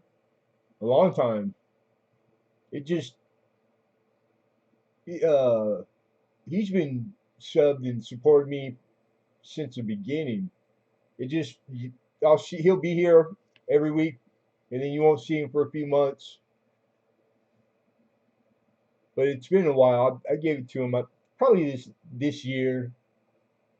So for you, because you being the original number one, then yeah, I forget like that in context for us. Like you saying that, yeah, I get it.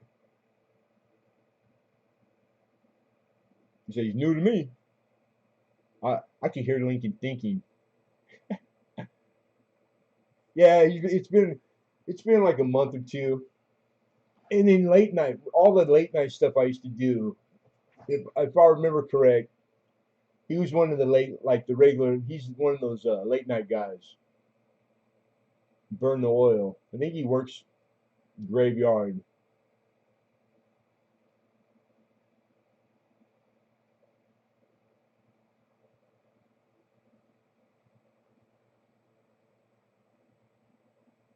You know I'm easy. Me too.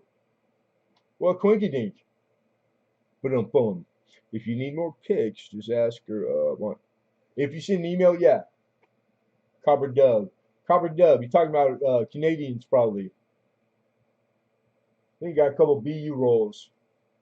Man, that's probably the coolest Canadian rolls I ever had. I had original bank wrap, never opened of the doves, and I've had all those all the almost every double die that you can find on them.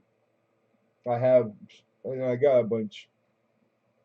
Arctic Timberwolf, how are you, my brother? I'm good.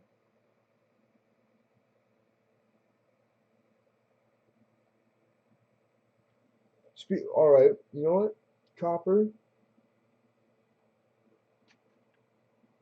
We'll try this one. We'll put this up real quick, and then we're gonna because this is Thursday's gonna be the regular auction. This is just fly by though. We're just doing coin chat, shooting the breeze.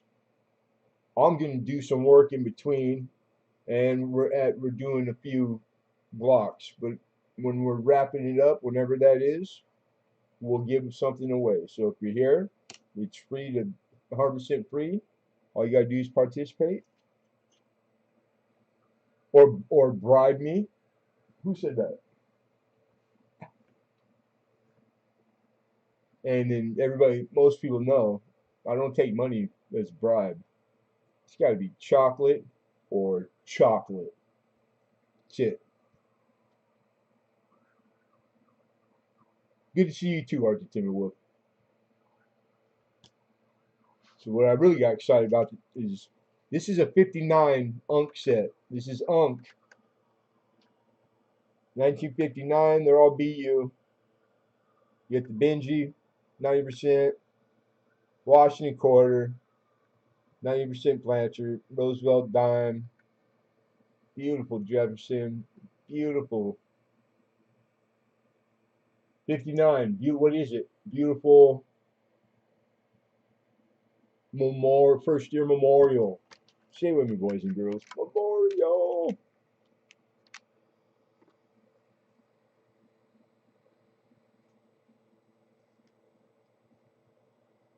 Yeah, it's been a long couple weeks. It just I'm having car issues, so and Tuesday in particular. So I had to like the I only there's no I don't have anybody or any nobody no more, no family, no nothing. So I got like one friend that I could ask that has a car, and it was I tried a couple times during the week, and I could only get to use it to go to my guy, my wholesaler, 2 day of auction, and kind of late, and then it's storming, raining. I just and somebody we know that's really close died. I just got the news. We're talking about that, so I kind of ate up, half an hour standing there borrowing his truck, and then the traffic was crazy. So getting back, not enough time. I just sourcing everything, all those little things add up. So we're gonna have to push it to Thursday, but I'll have to deal with all this next week. So it's just been stressful. Yeah, good thing I got some. I got some.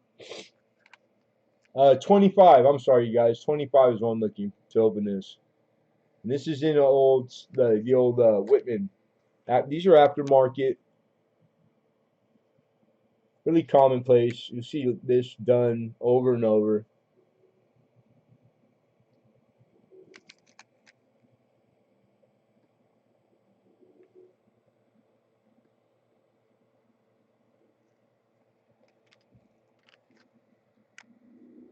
$19.59.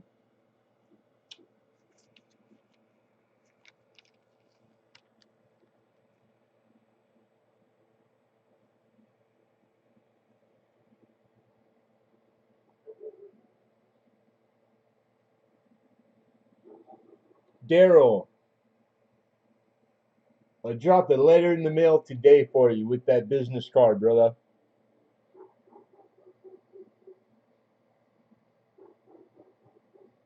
These are uncirculated business stripe. They're all planes.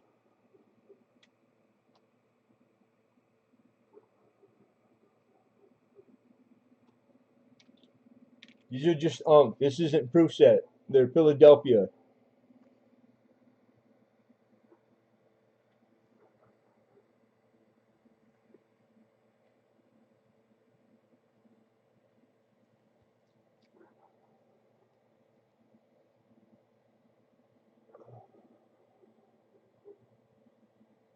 Big Mike, Big Mike, Big Mike.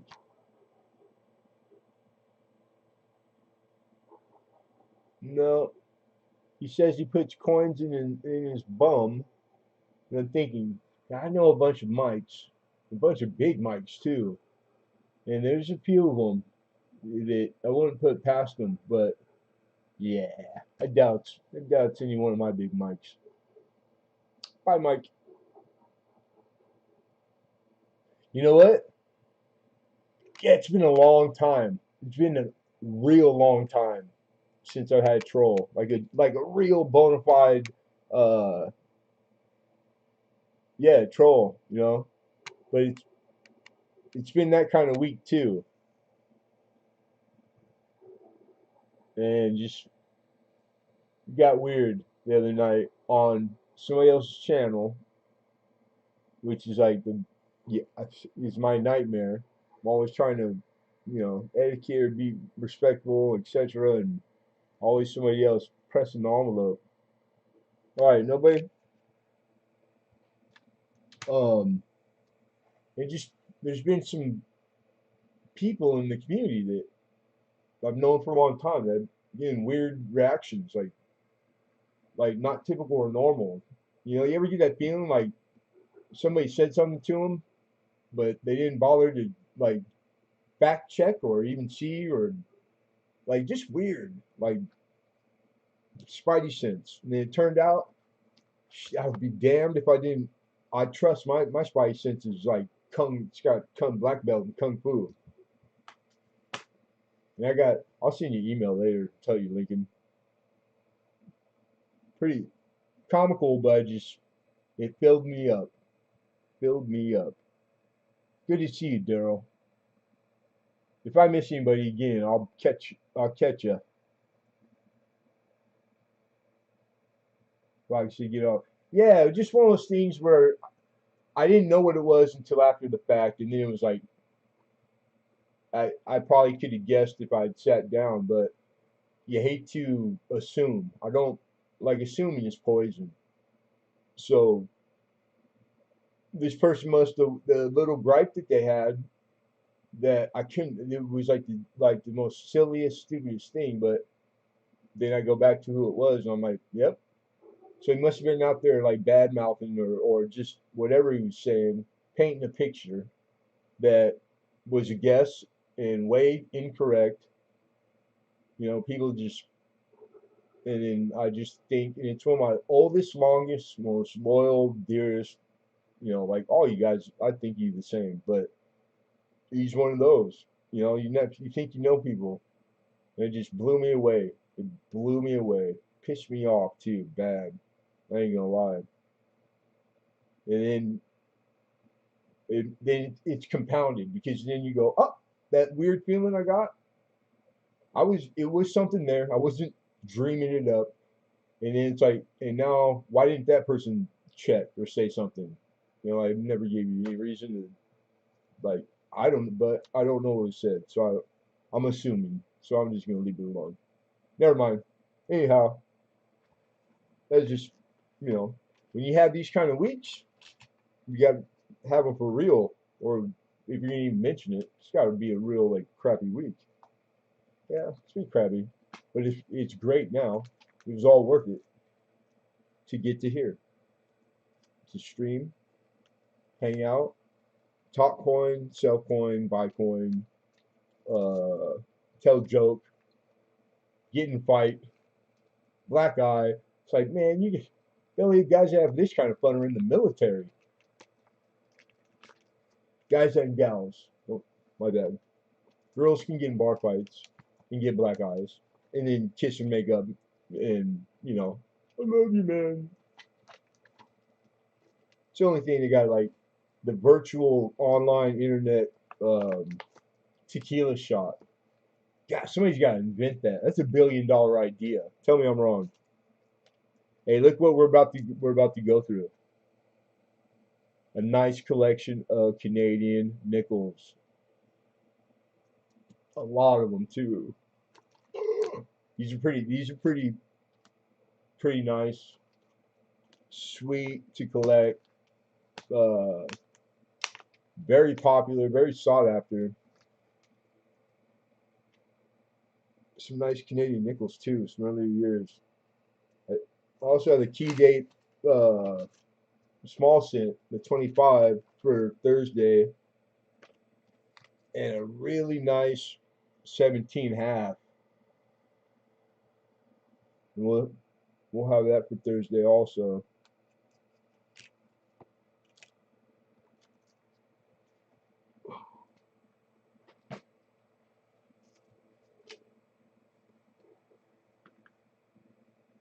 All right, these are the solds.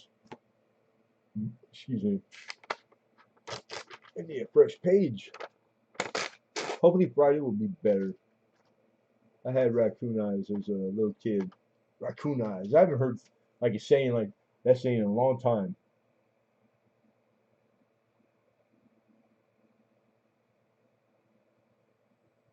Ooh, glitching YouTube. So people are not showing up in chat. Again, like right now, people aren't showing up in chat. 'Cause we haven't had that problem since Chef, but got it fixed. Taco delivery is good, yeah. But that we have. Tequila though, no tequila, but love tacos. Welcome back, Alden. Troll.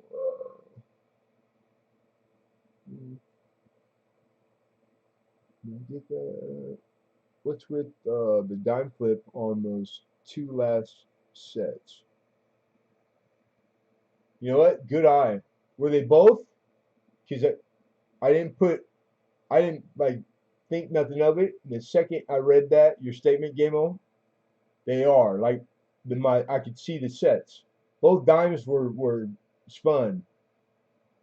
Hell if I know.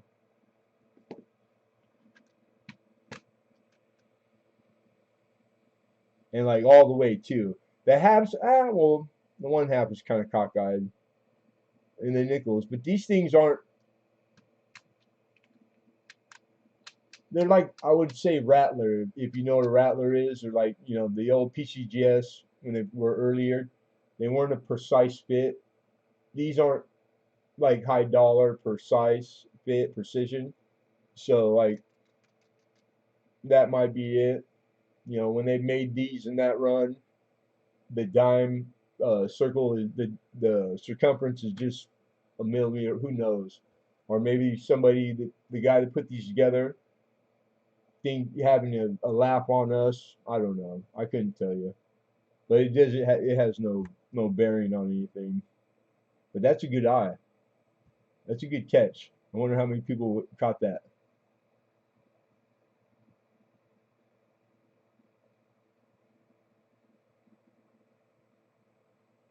No open containers. You have to buy the whole bottle tequila. Oh, is that, well, I guess so. I didn't know they can deliver alcohol now. Everything's changing so quick, man. I mean, they got around here. There's like marijuana grocery stores on every corner, man. So it's like, man, what, a year or two ago or something, go you go into jail. Now it's like, welcome to Walmart, weed Walmart, overnight. I wouldn't doubt it.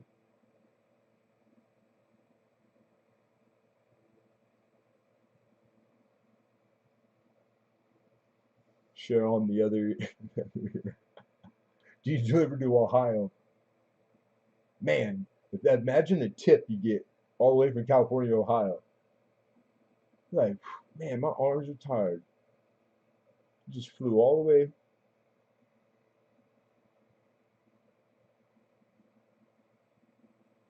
Just here in Texas, local. Yeah, we got pretty good tacos here in Southern California. I know you guys got good Mexican food in Texas too. But yeah, just hearing the word taco, there's multiple people right now. Everybody's going, damn, did I eat? Did I have dinner? Because, dang, tacos sound good. Does taco sound good? Sure does. Does it matter if I had dinner? No. It's Christmas, tamale time. I will be having some homemade tamales, hopefully soon. You making a batch right? Oh, what kind? What kind? And you do tip well. Sweet. Ain't as good as take. It's just hey, same thing, man. How could Texas taco be better than the East LA taco? Come on, that's just silly. That's just absurd. That's like saying the Budweiser tastes better in Texas than it does in Southern Cali and LA. No way. Same stuff. It's either a good taco or it's not. There's lots of good taco places, and there's lots of bad ones too, though, for sure. Choco taco, oh, that's dessert, man. Hey, you probably do like chicken, all the traditional. Do you do the fruit? I love the fruit tamales too for like dessert. Never heard of Torchy's, but we got like small mom and pop places all over, and then like all the roach coaches, man. Some of them, like the night ones, they cater to like the after the nightclubs close and stuff. And then like when I was coming up in Compton, we'd always go to Compton after the club or after drinking or wherever we were, because it's 24 hours. So you go at 3 in the morning, and it was Taco Zundago's was like hood famous, and they would have like hundreds of pounds 3 in the morning, man, and a line around the block, and it was like that 7 days a week, and they finally got that money caught up, and they bought knocked that building down and put strip mall up, and went and had tacos there, and they hadn't like in a few years, and now it sucks. Now it's like fast food, like Mexican food. But there's other places, they're still, they're newer. You just gotta catch them when they first open shop, man, because it's always usually the best. But like, there's places that I know where they're at from all the years of working construction, working in a different town every week and day. And I can't tell you the name, but I could take you there. But I mean, it's LA, man. They're everywhere. Good Mexican food is the best. Oh, everywhere, man. It's like all of California, probably. And I know Texas, anything by the border, Arizona, like, man, get out of town. I feel bad for the people that live in the middle of the country and, like, East Coast. But then you get all the way to the East Coast, and it's like Puerto Rican food is pretty good too.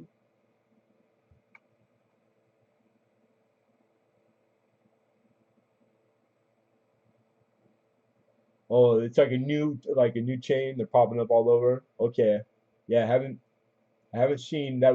It doesn't. I would remember that name. Not yet, but then that's not to say they're not out there. There is a place that was popular a few years back that my kids, when they were in high school, they call it. It got popular and they started popping up. Chronic tacos, and they had all kinds of tacos. Like you make your own. They had like a bunch of different styles of taco, and it was popular. And it's still there too. They started popping up all over. Chronic Taco, kind of catchy name too. Like who are they marketing to, right? And it's like, geez, all high school kids in here. What a coincidence. That's a hard one. Cabana, Taco Cabana is run down, not as good as it used to be. Hey Alvin, hey, good night. Good to see you, brother. Thanks for coming in. Appreciate you. Oh, I can tell you though, the best.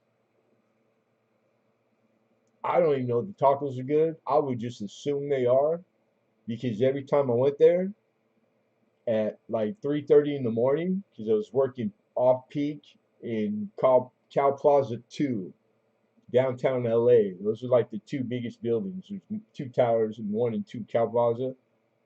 And I was doing a job that we had to be there after it was closed down and then gone before the 5,000 employees come.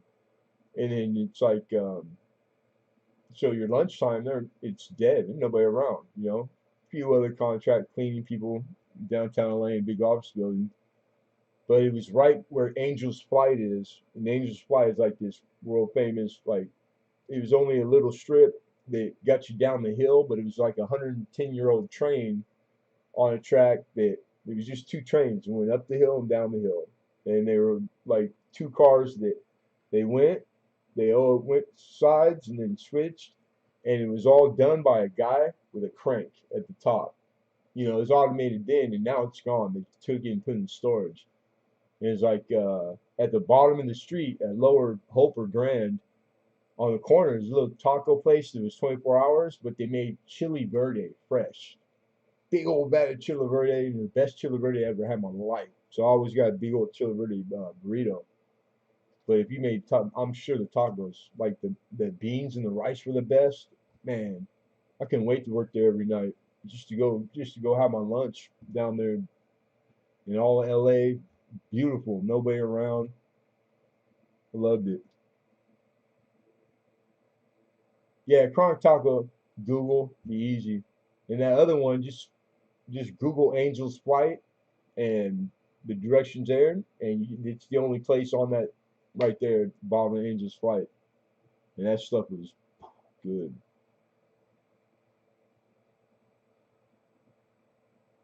Yeah, it sounds awesome, right? Catchy. Have you ever had street tacos at 3 a.m. in Juarez? Yeah, we should go to Mexico. Not in Juarez though. Revolution Boulevard, or we go for that 50-mile bike race, so we go all the way into Ensenada, Rosarito, but not Juarez. What are you doing down in Juarez, Mexico, Clay? Huh? Huh? At 3 in the morning. Hmm. I don't want to know. Don't tell me. Is there still the pizza places called Rico's? Dude, that's old school. You know what? We had one in North Palm Beach on Long Beach Boulevard. That was a family-owned place that like did like their own pizza from scratch. If we're talking about the same one, and it's gone. If I'm not mistaken, if it's the same one. Apple pie. Oh, stop. Strawberries wrapped in cinnamon sugar. Oh, dude, just homemade flour tortillas and a scoop of vanilla ice cream. Nothing better. One of the guys I grew up with, like one of my closest friends, and I think like ninth grade, his family they moved up Northern California, and so I would go like every summer for a week and stay in the summertime to visit, right? And his mom, since we're always first thing she did when she got up early was she made flour tortillas by hand from scratch, and man, those things so good.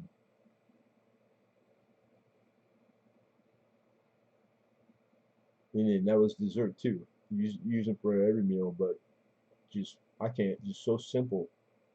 Sorry, I can't even explain it. But man, it's so good, so good.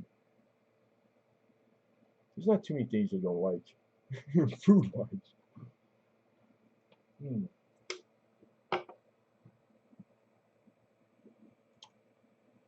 Oh, let's see what we got. I don't even know what we have. We got processes.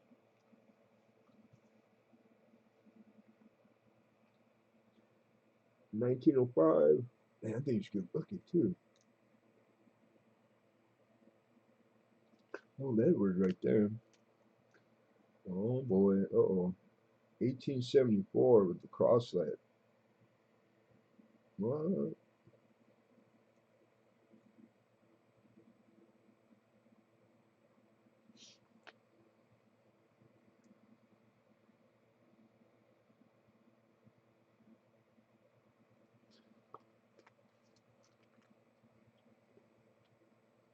1891. That's nice too. It's pretty nice. Yeah, anything from scratch, right? Party years ago, got arrested, handled the cop at 20, walked away. Yeah, the last time I was there, crossed the bridge. Oh, then you're in Tijuana, or unless you were up. Like I've never been through the other crossing. Party pizza for Ringo 60-inch pieces. Wow. We went for the once a year they do a 50-mile bike mountain bike race, right? And we used to go every year. And like half of the cats I knew would ride it. The other half of us we just party. So you go to Ensenada or Rosarito, and then the bike race is from Rosarito to Ensenada. It starts 6 in the morning, right? So Saturday morning, we'd already been up all. We start drinking because we drive out there Friday. We party in San Diego, go over the border, drop them cats off. They ride the bike race 6 in the morning. We're already tequila shots, and we drive ahead, get to Ensenada, go to Papa's and beer or Husong's. Husong's like that old bar that's been there for over 100 years. It's got like bullet holes in the glass, the mirror that's behind the bar, like from like the 1800s. Like this is cool. But if you ever never been there, it's called Husong's. Pretty cool. But yeah, we're there for the whole weekend. The whole thing's over. It's Sunday night. Like, and we're five car, like three Suburbans, couple cars. We're all parked in the same place. We go, and there's like one straggler, and it's like one of the guy's brother that came, and it's a dirt lot, and he got and Federale catches him taking a pee in the dirt lot like 2 in the morning, no way around. That was it. We ain't going nowhere. And it was a younger guy too, and he would not he was just doing his job. He wouldn't let him go. He's like, no, we gotta go. And it was like at the other corner of the block is like the little like the jail, and he's like being adamant. And then finally, like an older cat comes that sees what's going on, plain clothes, and he must have been somebody because the younger guy that's in real dress, Federale, he's listening to him and he's telling him. And this guy comes to shake us down, and he's like, "Well, money, how much, how bad you don't not want him to have to go to jail, right?" And if it was Friday when we got there, he probably would have shook us down for like $20,000 because it was like 12 of us. You know what I'm saying? Knowing we're going to Mexico for 2 days to drink and party, and all of us and the change and every car. And I mean, like, dude, we only could scrape up like $72 between desert. That was all everybody had. And like, we're talking gas money. We're in Mexico still. We gotta get to the states, Southern California. I mean, it's only a couple hours, but to the border. And it was like, dang, man. And I was like, I hope everybody filled up. So I just made sure that whoever I jumped in with to go, that they had gas. And the youngster still was pretty like he was by the book. He was trying to do his job. You want to go down, do his paperwork, like whatever the fine was is gonna be the fine. But it was like, man, that's how it is, man. It's like that. And that dude, like, he didn't even want to take that. It was like an insult. It was not even enough, but he took it. Quentin Tarantino movie, I believe, The Bar. Yeah, it's pretty famous, dude. Like, they make T-shirts. It's I don't know how like famous, but it's just an old bar. It's like there's pictures in that bar of itself when there was nothing else next to it on the street. Before the roads are paved. Like it's been there when the town was probably found. It's like an old bar. It's like a couple hundred years old. But it's cool because the mirror on the behind the bar, it's a big wood hand built. Like it's huge as far as like just left like horizontal left to right. It's probably 50 feet long and it's all mirror. And that sucker must be glued to the wall. But there's bullet holes. I know what bullet holes look like. There's a lot of bullet holes in that son of a bitch, which don't impress me. I've been shot at in a bar, modern day, let alone in the Wild West. Shit's it ain't no different. It's still the West. They didn't. Nobody invented rowdy. Men have been rowdy since we've been on this earth. Dive trips in Sonata. Yeah, Papa's beer is fun, man. The one in Rosarito is huge. The one in yeah, because they're just across the street, but you can see them from each other. But the one in Sonata is small. It's 2 story, but it just gets hot as hell. So many people packed in. At least you can go out where it's outdoor, open. The one in Rosarito. But stuff, man, crazy stuff happens. That we've been in some stuff down there that last trip, and then some stuff I read. I'm never going back. Never going back, man. Not safe. You have no rights. No, like anything can happen to you. I have friends that have been busted and have to spend time in Tijuana prison, and you don't want to go to Tijuana prison, bro. I know an older cat from my neighborhood that when I first started drinking, I was younger in the bar, like this 20 years ago, but he did a decade down there, 10 years, and the stories that man told me, horrible, horrible. Yeah, staying room only, drenched. And always we go all get dressed up and nice as duds, and like showing what for, just to end up with your button shirt off, tied around your waist, just soft and wet, crazy, but always a good time.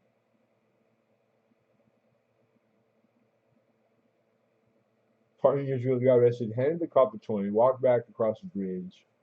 Yeah, that's the way you go. That's park on this side, walk across. That's every time we went to Tijuana, just there only. That's what we did. Never drive your car into there if you can help it.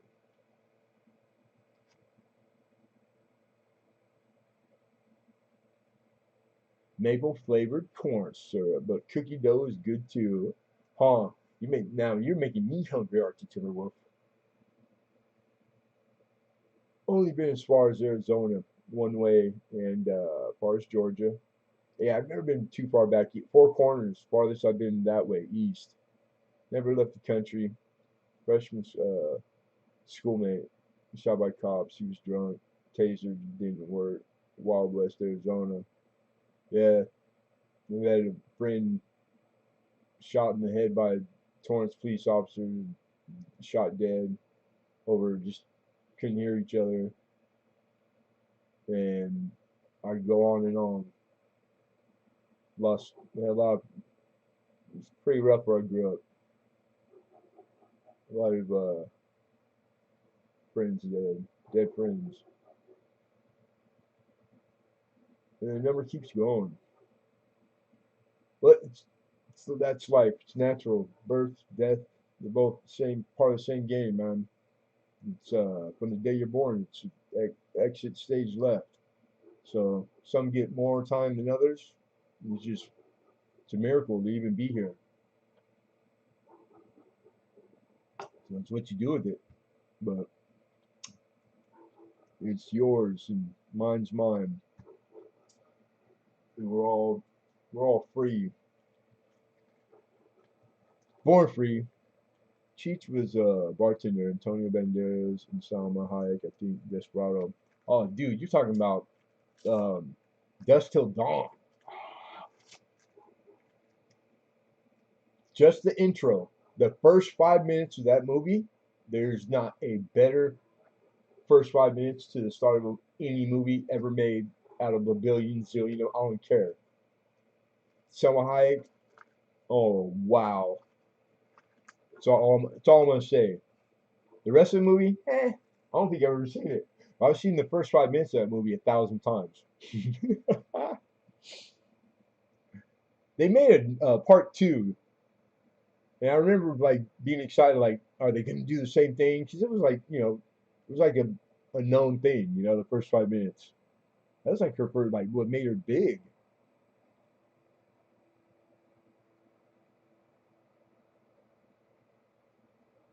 Actually, oh wow. Rode a 250 Suzuki for me, Sonata Delphi in 5 hours. Yeah, I could see that. 5 hours on 250? Shit, yeah. But you'd probably be sore as hell. But yeah, stuff like that. That's the stuff that happens is like, dang man, that just sucks. You just hope like those make trips like that make the ones that go off without a hitch, just like the ones that just smooth sailing, just good times. It makes those ones really good, really good. Oh, I could imagine, dude, backache for days. Me, I'm big. I'm big, dude. I'm like 6'5", and back then I was 350 pounds. Yeah, that poor 250, it really killed me.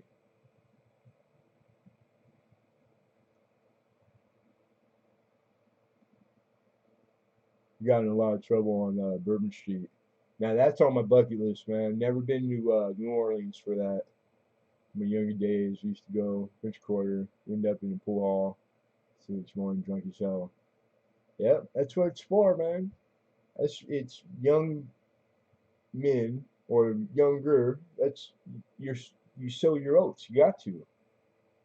It's like that shit don't go away just because okay you want to be maybe you're responsible or whatever reason like and you don't go do those things because not every kid does but that is still testosterone. It's that's when it's the highest. That's when you're full of piss and vinegar, and you got to get it in, get it out of your system. You got to get in a little bit of trouble, not too much, like you hope. You live to fight another day, or you learn your lesson. You get out of your system, or you just you learn how to drink like a gentleman, and because you can have a good time and still get smashed. I was a professional. I never made anybody could hold the booze. Never made a dude get out to drink me. I drank every day for 20 years straight. Never missed a day of work and worked 7 days a week, 15-hour days. Did it hard, baby. I'd love to go to New Orleans. I've heard nothing but good stuff, man. Like there's plenty of places, events. There's more than I ever thought. Like every time I come across something that they do annually, it's been going on forever. Like there's so much stuff in this country. Don't even get outside the borders. Like it's equally cool, all of them. Doesn't matter where you go, as long as there's people that are like-minded. They know they're there to have a good time and not shoot each other, and like that's happening around the globe all the time. So it's just like I think now, if I could travel, like I'll never, on my bucket list, I might as well burn it. But like, what if I hit the lottery? You got to play. Okay, we just hypothetically, it's like I think it would be the landscape, the aesthetic. Like is it like pretty? Because I can have a good time in anywhere. The most shithole dive in the world are the best. You could put me in the worst place on this earth, and I'll have a great time because it's always like that. Just I was partial to dives, but we go do the bigger joints every once in a while. Just we bar hopped. It was professional. I was a regular, like 5 bars, like regular, like for decades. Backache, bad backache. Yeah, sunburn.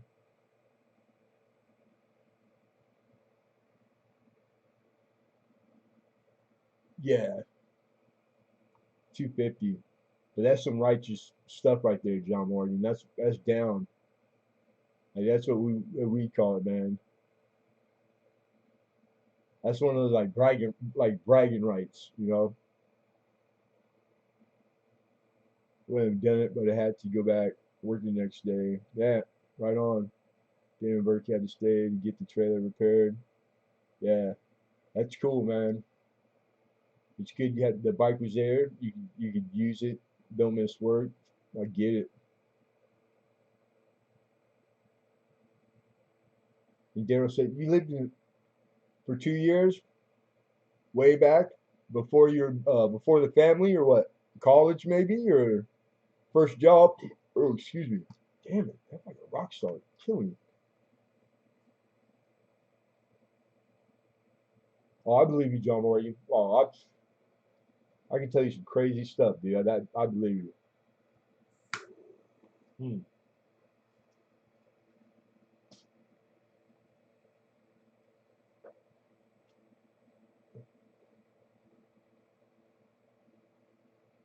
Yeah, back in 20. Right on.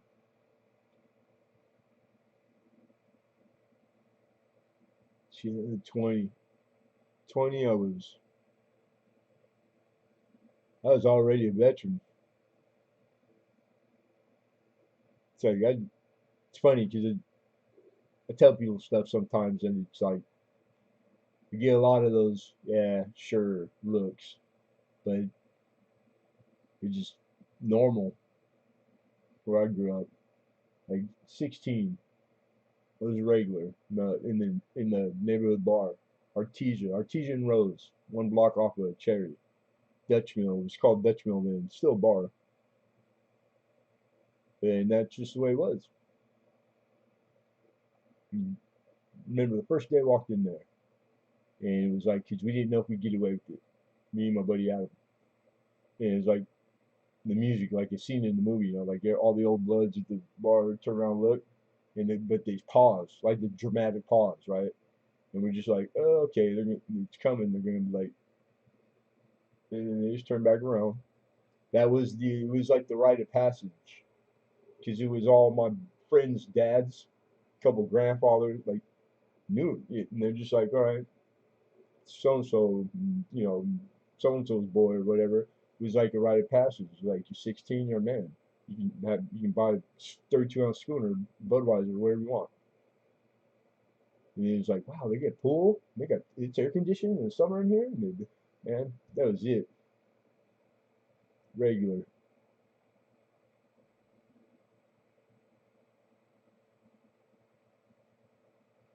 Yeah, you got that good trucker town.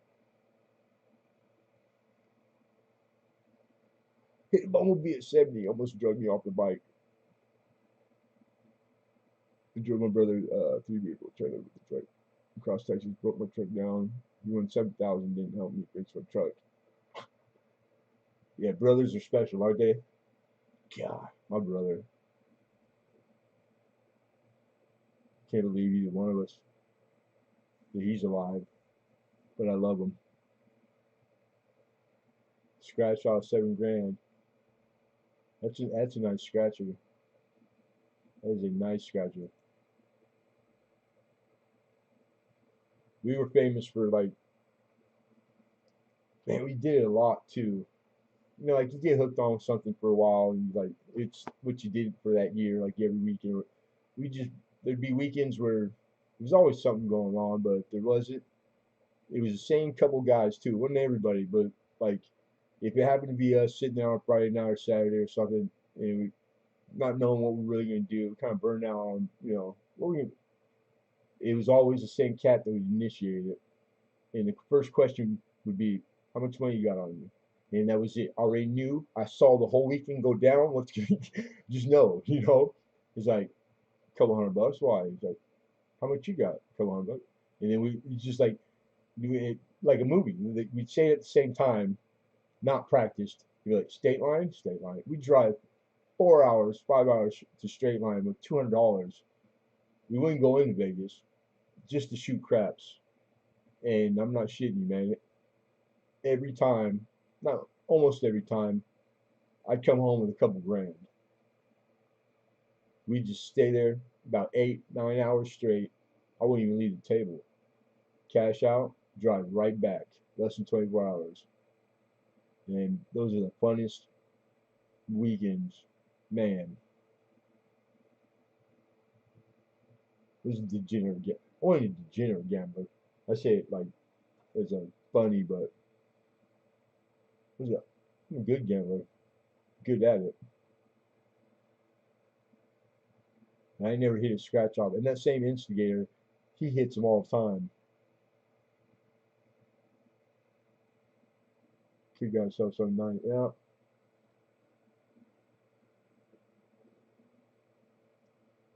Yeah, that's brothers, man. I've been through something not similar, but the same like thing. At the end of the day, I had what was it? I had broke my back, so I was healing. So I had a truck, and my brother wasn't working. And he got a gig, and he didn't have a truck at the time. And I remember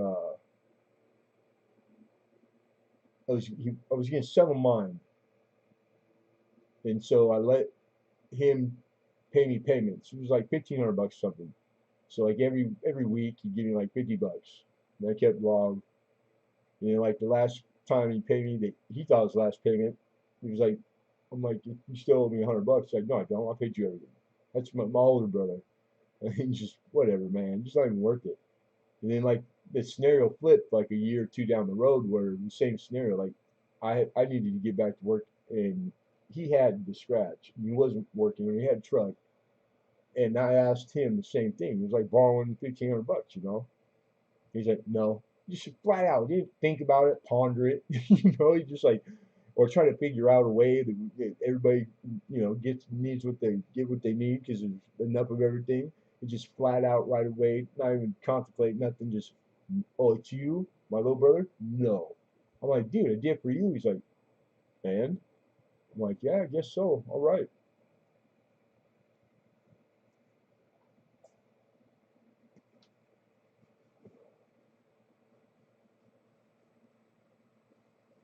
Start trying to give back. Yeah, it's the way it goes.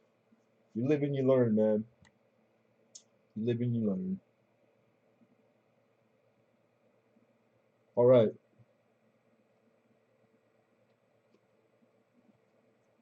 Let's get, oh, it's not that late. We lost half our crowd.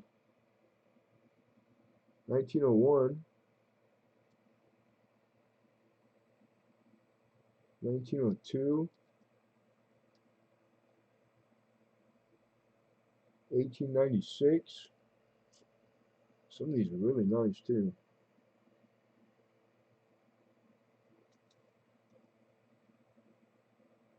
They're 1912, but this one is like XFAU.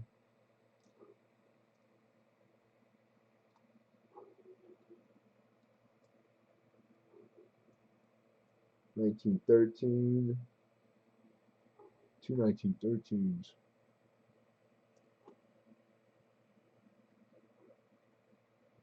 1893, 1891, 1886, 1885, 1883.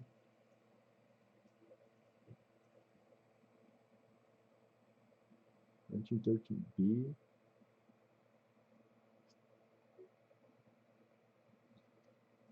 Look at the camera. Come on, camera. Ram being on there.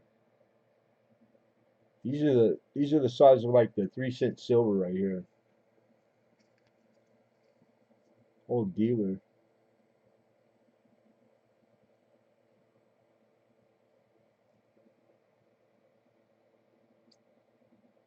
Sweet. One money back. Texas lotteries.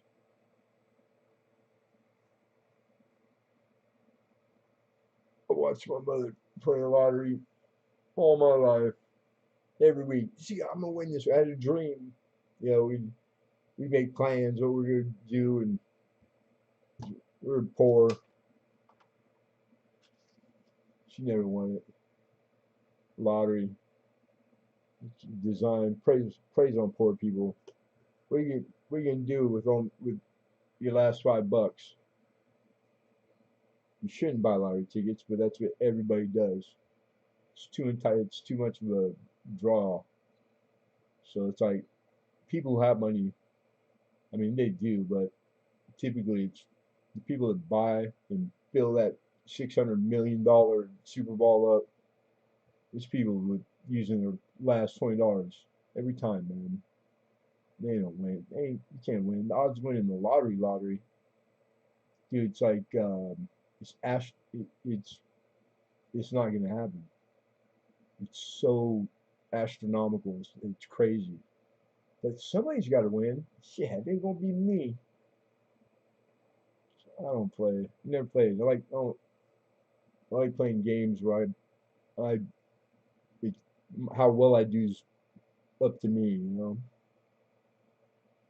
cards, the poker and dice, poker, dice, pool, darts.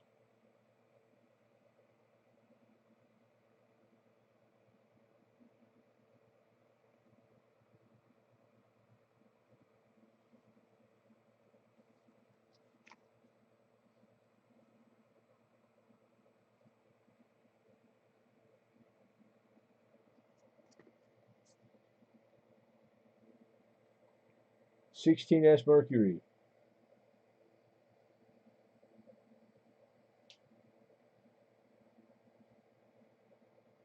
$8 to open it up.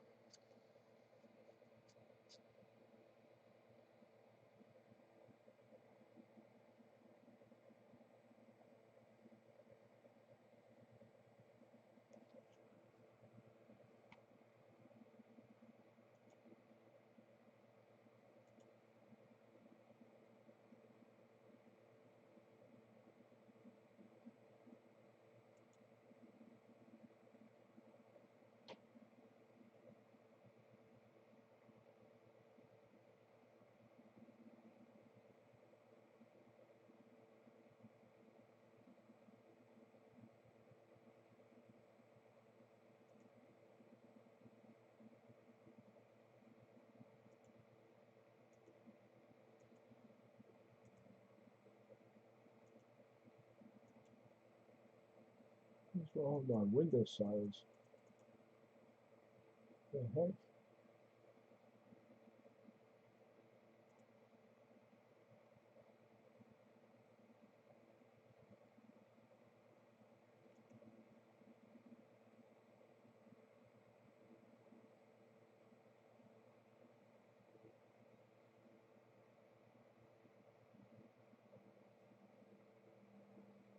Oh yeah. It's about a $16 raw wholesale right there. So 8 is less than I typically start them at. Thomas tripped on a nickel and slid through the Lemonhead penny auction door. Good to see you. We got 8 from Thomas. Looking for 9. Hey, you got it, Daryl. Good seeing you and talking to you, bro. And keep your eye open because it's a small envelope. But I dropped in there today, so you got the last one too. The camo card, the blue one.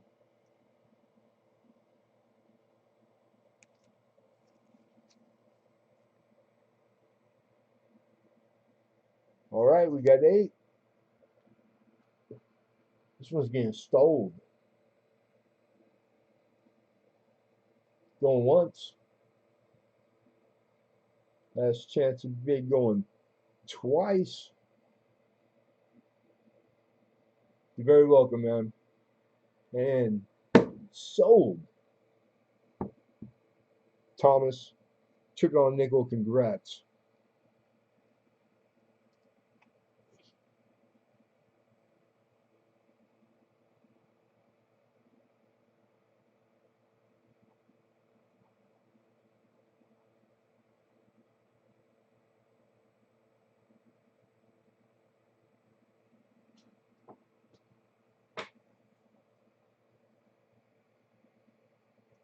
Yes, sweet.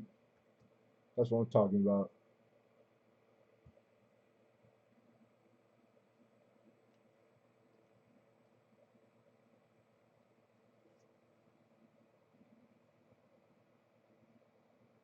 Oh, we did the 40 plain, right?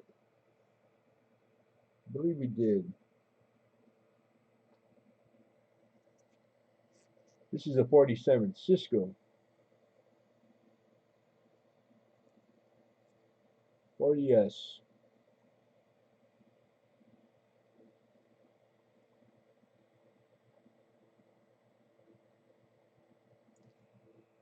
$5.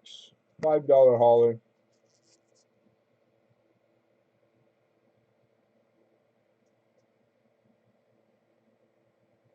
47 Cisco.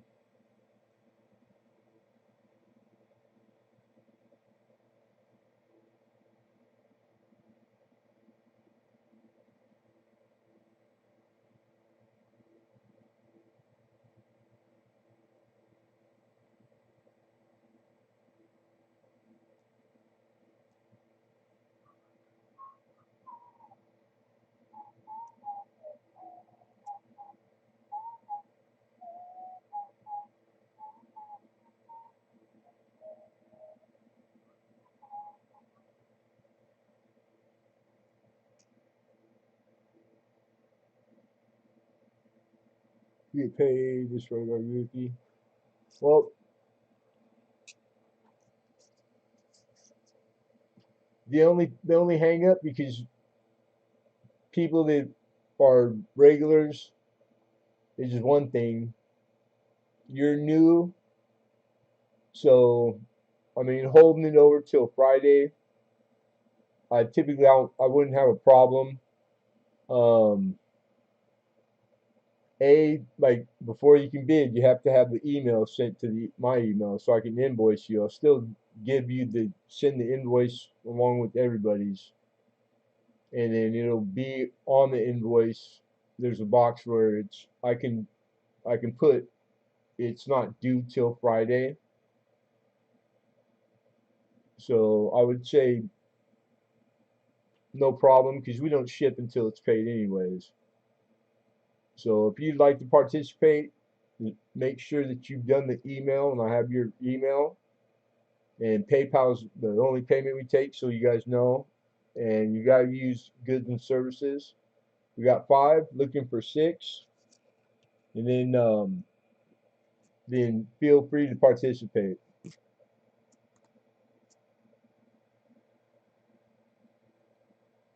And then if you come Thursday for the regular auction, then we'll already, you won't have to bring it up. We'll already know.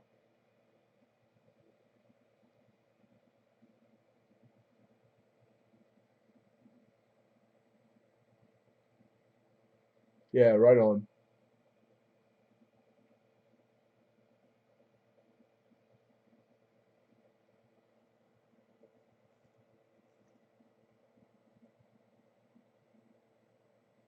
All right, we got Fever in the Funk House, 5 days old.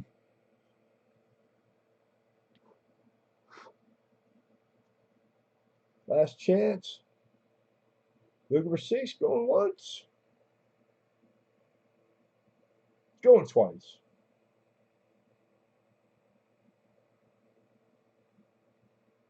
Sold.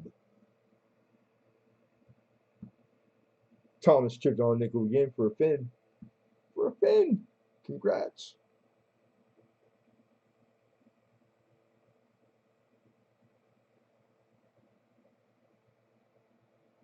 Good for DS. Jeffy for 5.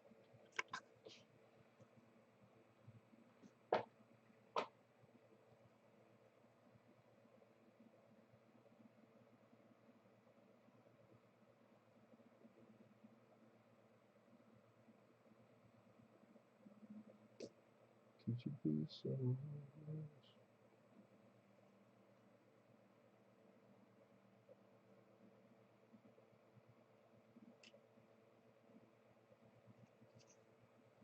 You know, this one, it just really quickly. Constitutional, Silvers, Habs, and Morgans.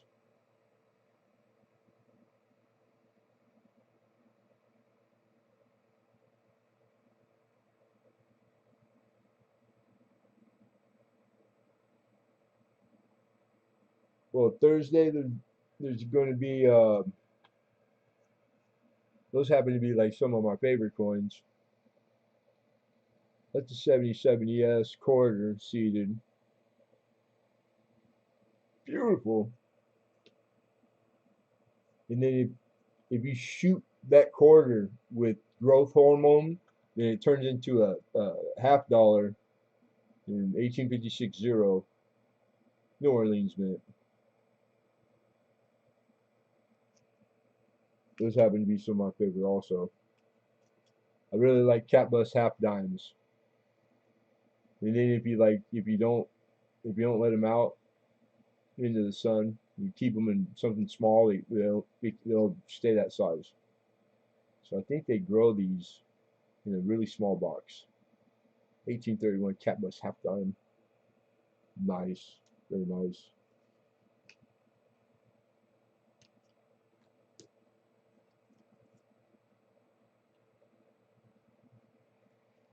That barber dime is beautiful. Full Liberty, 13 plain, extremely fine.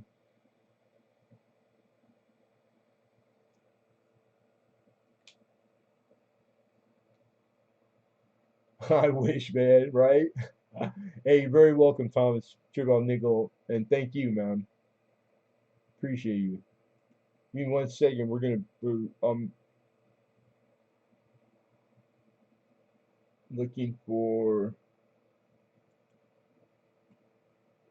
nickel Jeffy's.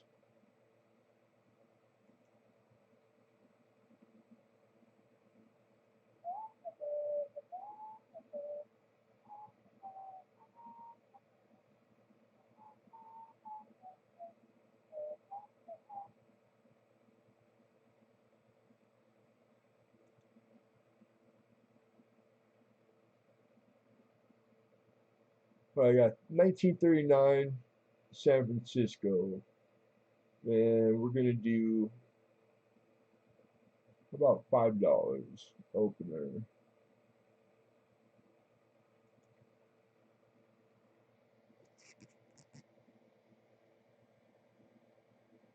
Circulated, but extremely fine. Plus AU, AU 50, 45. That extremely fine to about Unk. Let's take a look at the reverse. Yeah,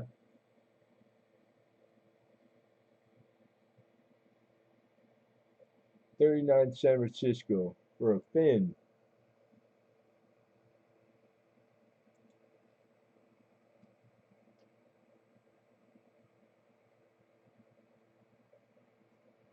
Right on, Barbers. Yeah, got it packed, full roll. Nice. Man, I used to have to go through $1,000 face bag full halves like early on. I worked at a shop when I started, and that was like earning your way. Like you had like the grunt work, just and commercial goods minimum, like how you grade them. So yeah, did a lot of barber. Yeah, I love dimes. I like it all, to be honest. We got five. We got a fin from Thomas, tripped on a nickel. Looking for six. Anybody six on a 39 San Francisco Jefferson nickel. Pretty good detail.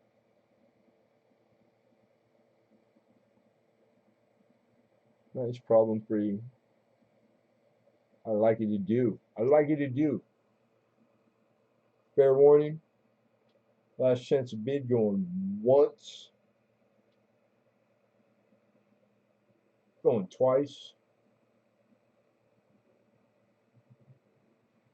Sold. Thomas taking it down. Taking names. Kicking butt.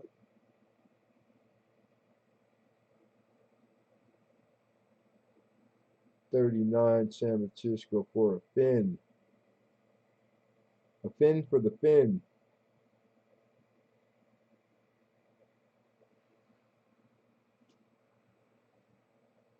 Yeah, congrats.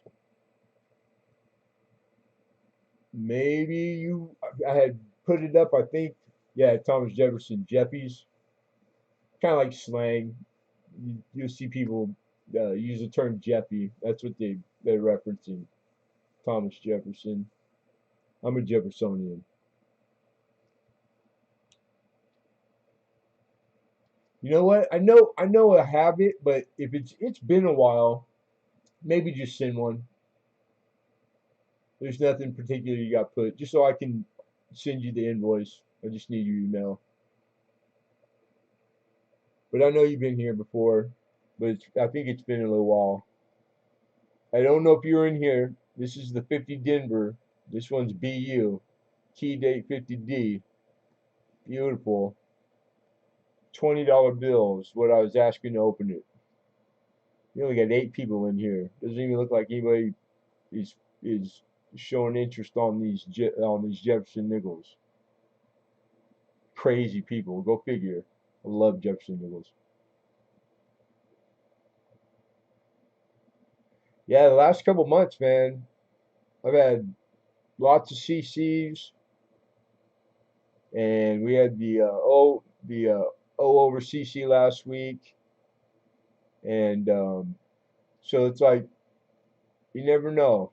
You don't bring just one thing all over and over. Like I bring a mix.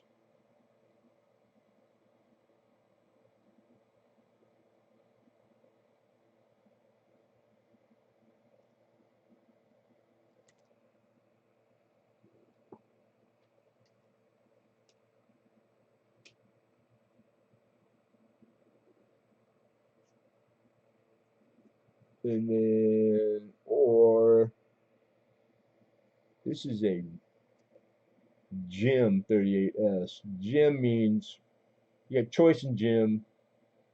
Choice is like Mint State 63. Gem, you're in the 65, Mint State 65. 38 San Francisco. We got a CCA U53 more than 70 cents, slightly toned. Yeah, nice. Nice coin.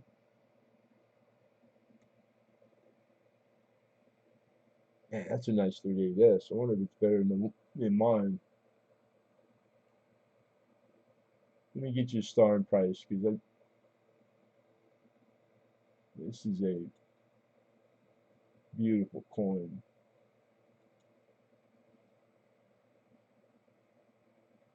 Oh, you're trending in a few grades.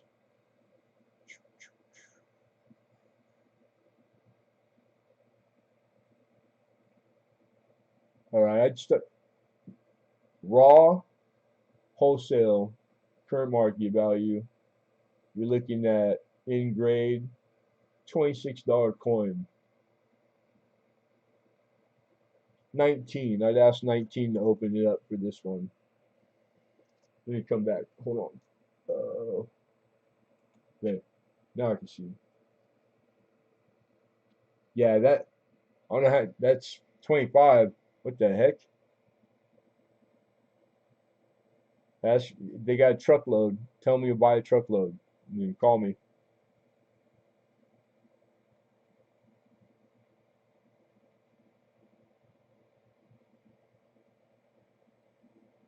38 San Francisco. Bart Tech. I'm lost. You lost me, Branberry. Welcome. Yeah, like 100 each. 50 like a AU. That's a good price, man. That's like dealer, a little better. And 175 is that's what they go for, man. CCs are popular, all of them.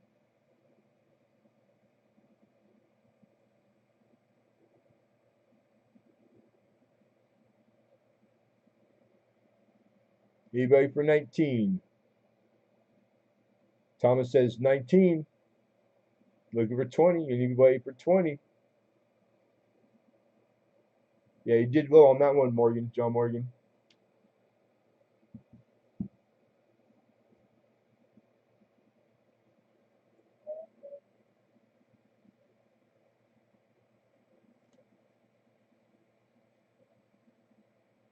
Yeah, dang, that's good. I really like that.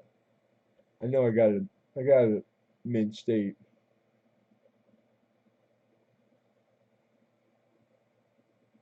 I like the Jefferson series. Love it. You can put it together. It's not too crazy. You know, as you upgrade and try to put a VU set together, man. It's like I put a few.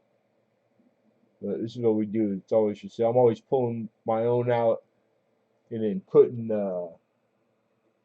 like replacing it and then having to replace it. But that's part of the fun. Part of the fun. Thomas stealing another one. All right, we got 19 looking or right 19. I said 19. Yeah, 19 looking for 20. Fair warning. Going once. Going twice. Yeah, they was that the 2013? Is that what it is? Going twice. We get those VU rolls. Sold. Thomas tripped on nickel taking it down. Yeah, you get there's a couple. You got the Spirit and you got the detached leg. I think the Spirit is probably more popular, but that the detached leg was found first and was pretty valuable, like the early ones. Yeah, the beautiful coin, man. Congrats.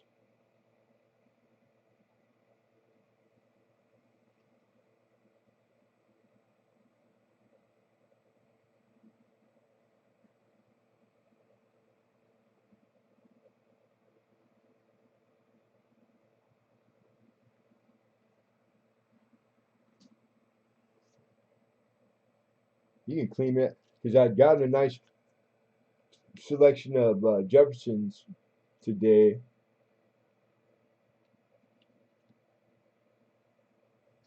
So you know what? We showed all. There's only one left, and we did the plane. We did the San Francisco. I might as well offer this last one up.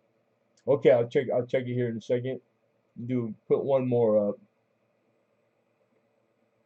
Give you a shot. This might be because you had bid on the other two, so this might be the get you the PD and S possibly.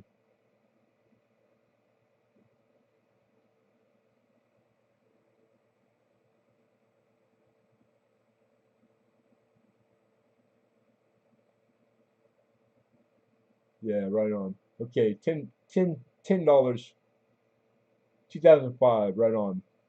Yeah, you got the keel boat, 40 Denver.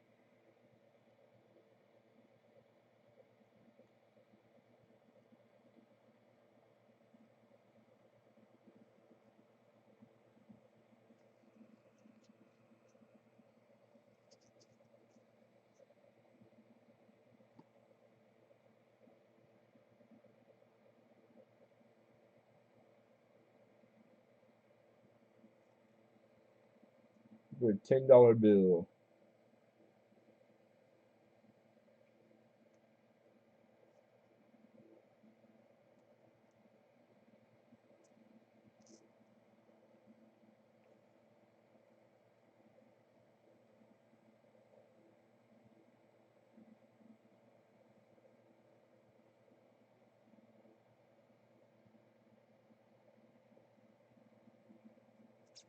Spearbacks. Well, you know the spirit is a die crack that goes through the body for the 2005. The speared buffalo,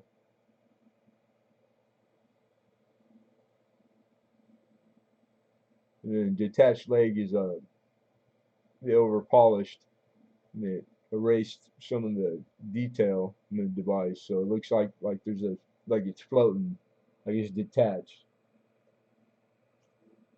All right.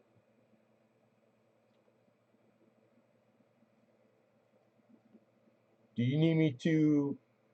Or no, you just tell me you sent it. Yeah. When I get off here, there's only a few that I got to do. So, well, yeah, I'll send you PayPal invoice, itemized invoice, and then friends. It's goods and services, and just as long as it's taken care of within 24 hours of receiving it. And then, of course, the shipping, it'll be on there, and it's everything tracking, starting first class. I don't add. I just charge you guys what I get charged. Anything over a pound, I use flat rates. Can't no better deal than the United States Post Office, man. None. Best thing in town. Yeah, thank you. Good to see you. 39 Denver. Good looking too. About on. It's 58 for sure. And I've seen like this is a slider, so it's like you could get 60 or 61 or 80 58. 58 being the more sought after. You'd rather have the highest of a grade than the lowest of the mint state. They're actually like value wise the same, but preferably you want the 58.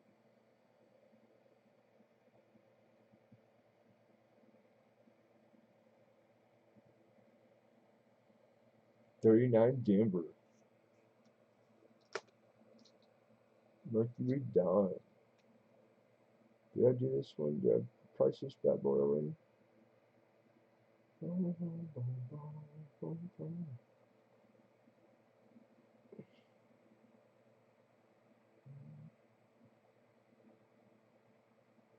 15. 1-5. Anybody would want to open it? We got 4 people. We ain't doing an auction for 4 people. It's a $20 coin. $20 merc right there. 39 Denver. Denver. A little bit of a better date.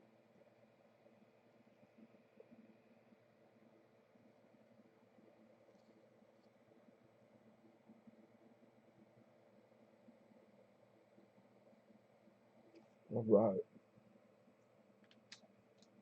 We're gonna start working this stuff. We got a really, really nice 25 piece for Thursday too.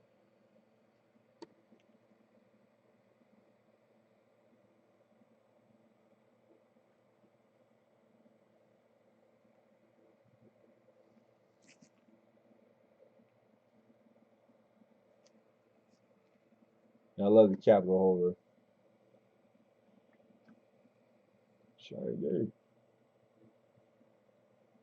Yeah, that bird. Look at this. That's a good. That is a nice strike right there. Really nice strike. Feathers are super prominent. Really, it's probably one of the best reverse strikes, early dive that I've had on a Peace Star in a long time. Sure is. Damn. I didn't release. I mean, like, I didn't have a lot of time today. It was wham bam. Then we got some more silver, some Christmas silver. Beautiful. We'll have that. And then I got 1 day to get all this processed. Canadian nickels. We got key date.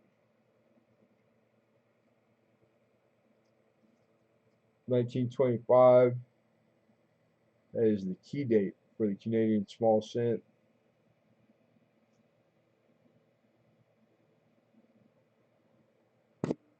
I like you to do. Oh, the 39 Denver 15 is what I was looking to open it. It's 1917 Canadian half dollar. I think it's good looking, man.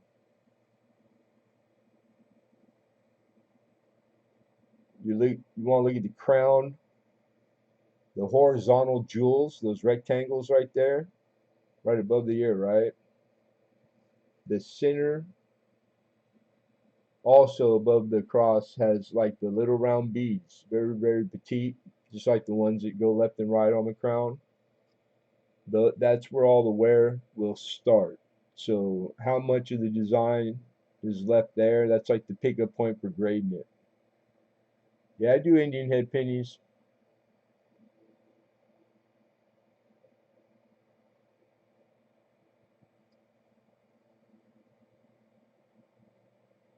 So that's a really nice. And this is a DNF, so it's the no fold, no shoulder fold, or badass. I'm gonna have to check it before I put it up, list it. Come on, baby. Boom.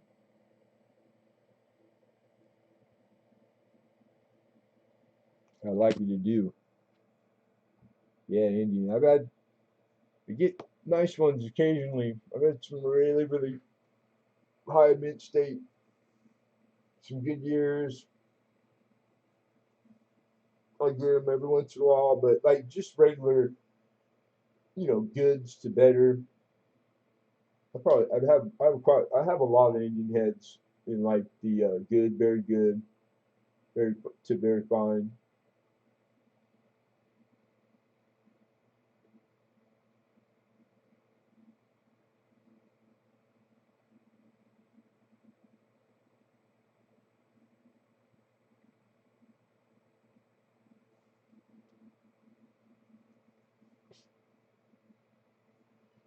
Let's make sure all this. We sure did. And this and that. And the typeset.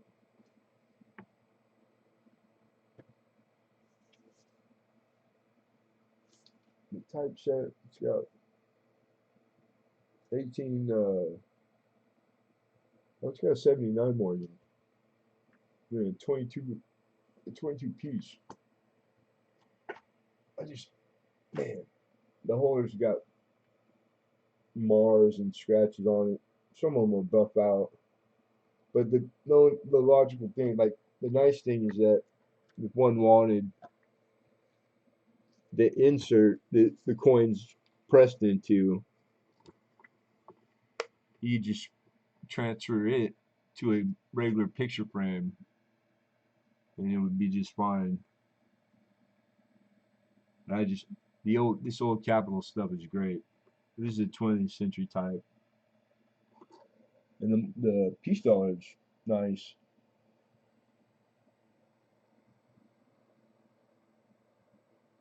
22. The Morgan.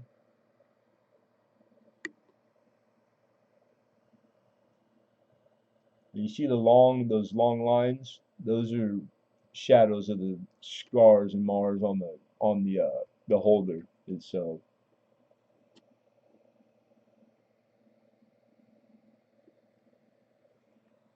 1911 Barber, 1917 Walker, Philadelphia. I think, yeah, I'm pretty sure I looked at that right. Or maybe it's San Francisco. 34 Washington. And then it's 1898. Yep. No date, slick, standing.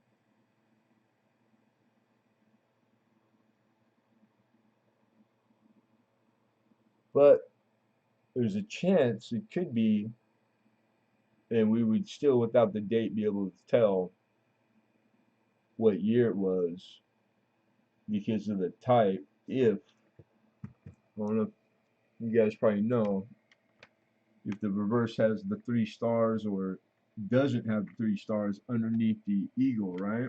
Then it would be first year type. Because that hair, the design, nah, it's got the stars.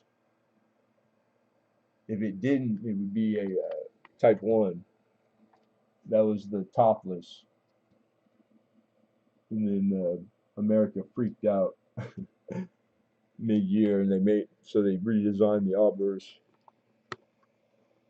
put a top on her.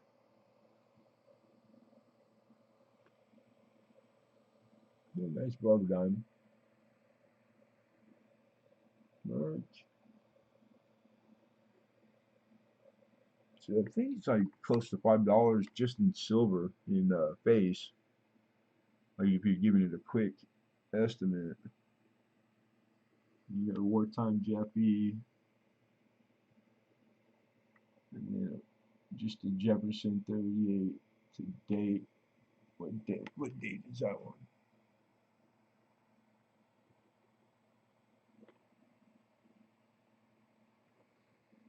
Yeah, we need to set up the lighting right. It's too hard to see.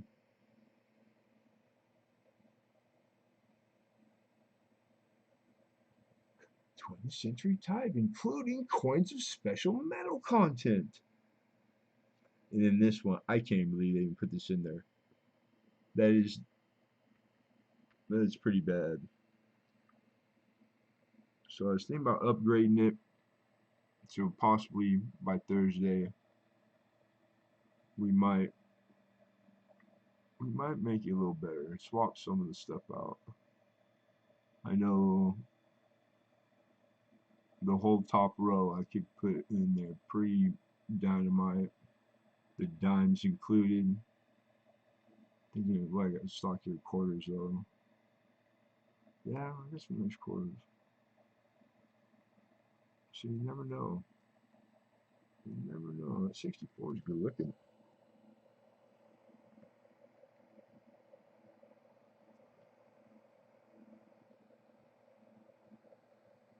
52 Benji. 40% flanger. 65.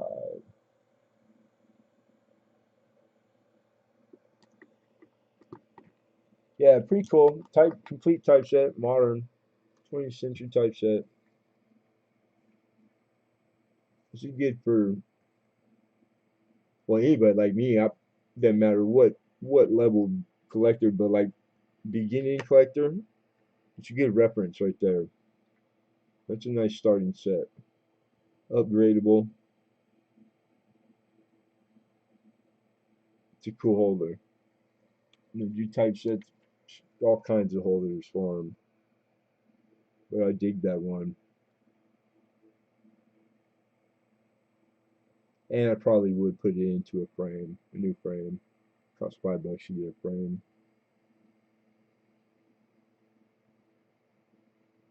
Pretty cool. Good value right there. Good value. Oh,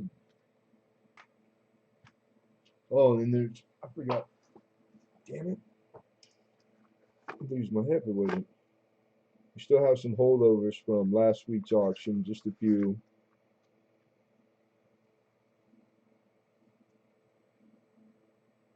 And still got this rush. This I can't believe this didn't sell. Blew me away. Cause it's pretty rare. These are hard to find, all complete like this.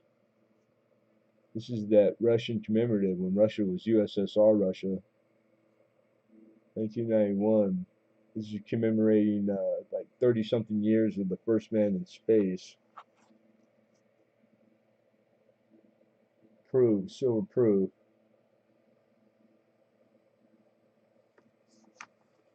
Yeah, that a few of those, if time permits. I forget how much time I lost this week. But regardless, it always price proper. So this COA that came with it is in Russian and it's stamped 2,732. That's because this came out of, what was it?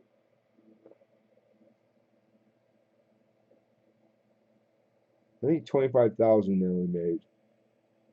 This is a certified silver coins of the Union, the Soviet Socialist Republic, accompanied by the certificate, are legal standard original coins of the Union Soviet.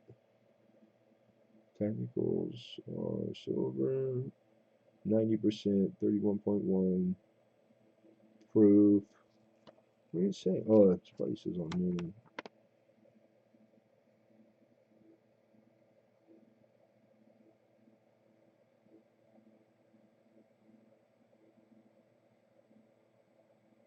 Oh, I know what it is. It's in my. It's in last week's outline in the notes. When I do the research, I do it all on pad or I have it printed here, which you don't see. And it was I think it was they only made 30,000 of these, and that one's 2,732. Pretty hard to find.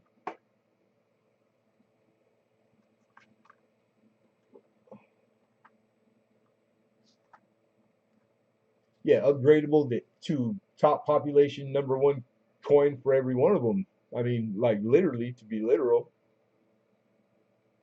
unless yeah, it's too modern. Unless there's the chance that there's one where there's the top pop grade is a population of one, and it's known where it's at. Like it's in collection that's that's known. There's coins out there like that. I mean, but yeah, of course, that's the fun part.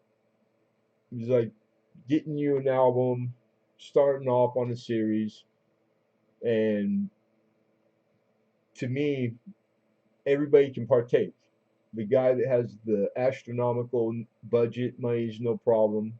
Sky's the limit. To the blue collar, you know, only can afford the lower end coin, just because it's money, it's worth money. But everybody gets to partake.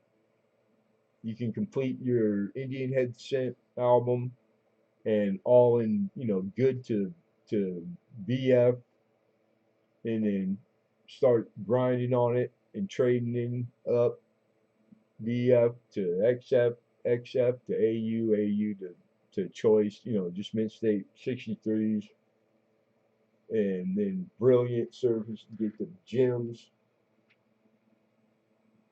Putting together a BU Jefferson set's not that tough. All those coins are out there. You can sort, you can get them, and it's not astronomical. It's fun. Oh, you're asking for the Russian coin. Hold on a second. Let me pull the last week's. Last week was the 7th, right?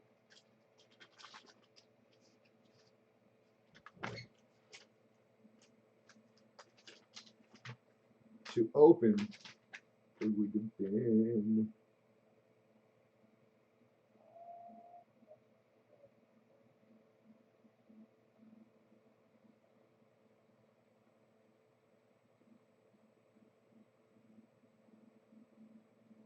Maybe it wasn't 7.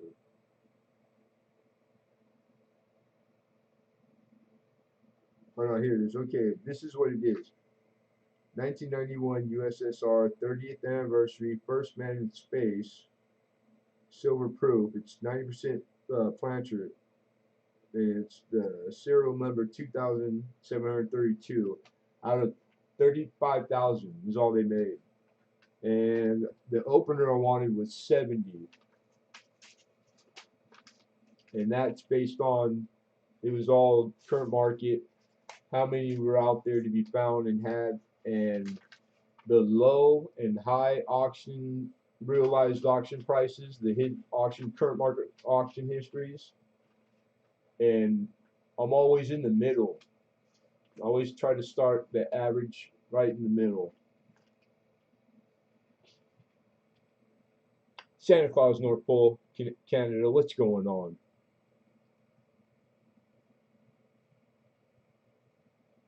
Yeah, it's all original. And it's got the COA. It's in English and Russian. That's when it was the USSR too.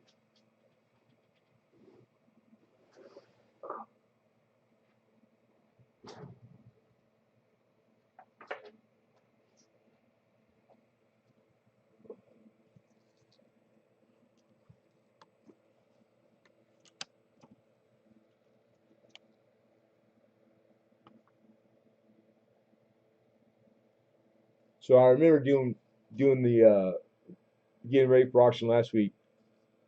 I had found some that were in the raw without any of the original carton or COA. Some of them that were kind of circulated, like take them, who takes proofs out? But people do. Kids get them, stuff like that. Then there were a few that they had put into a different like container. Then out of the 35,000, some of these were put together in a set of 2 coins, and it was this one in a holder like the U.S. Mint commemoratives. You'll see some of the double and 3 coin sets. It was a 2 coin set, and the second one was a medal, a silver medal, but I can't remember what it commemorated. But this one, I like this design too. This thing's handsome. Isn't that cool looking? It's a pretty looking silver coin, man.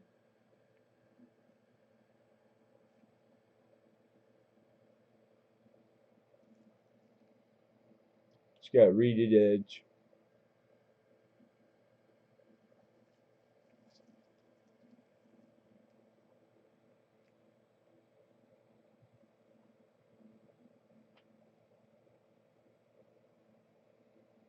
That's mirror. That's a mirror. Big old ugly sourpuss. That's me.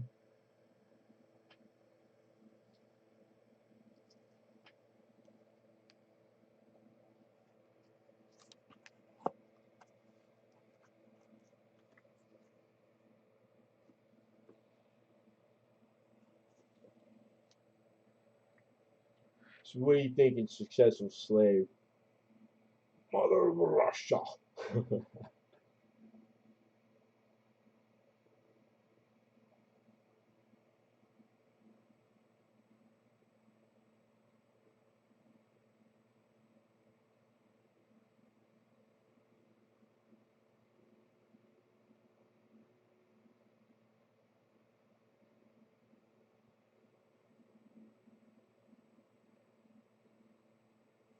Where did I put the envelope?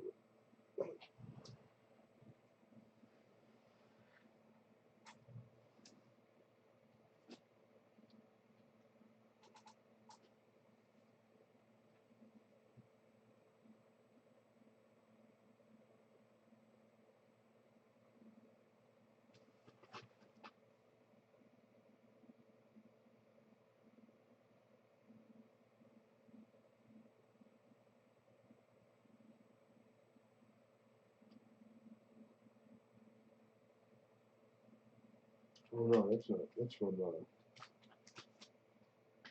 What did I do with the? It's in my wallet.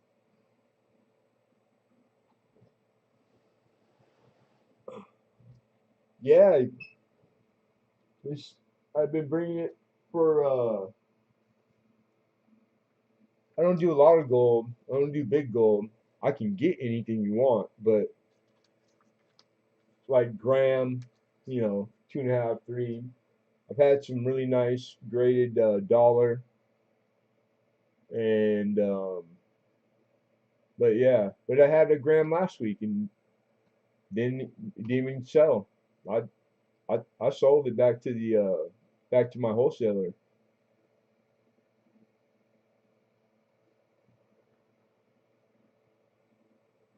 But she didn't spend it.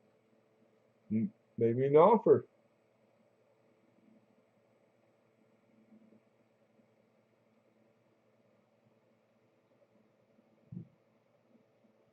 There's 5 people in here, so I mean like earlier on with more people, auction the fair way.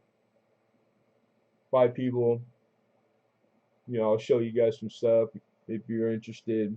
And it's a buy it now. So it's like respectable offers. They're entertained, of course. It's like a late night rule. There are no rules. Santa Claus. Hey, you were with me. That was you yesterday, huh? I know. In the stream, the coin guys, they gave away a lot of nice coins, but they gave gold at the end, and it wasn't it was a tenth. I think they gave a tenth away. Nice stuff, man.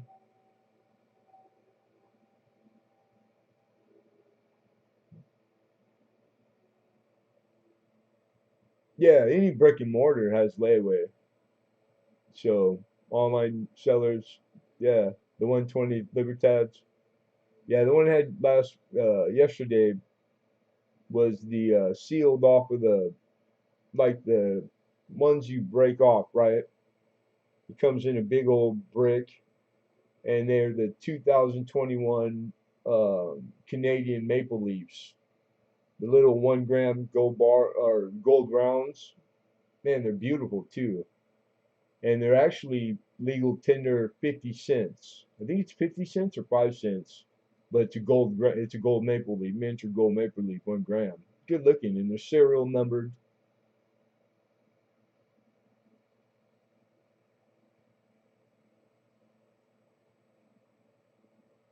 Yeah, 1/10. They're all Kookaburra.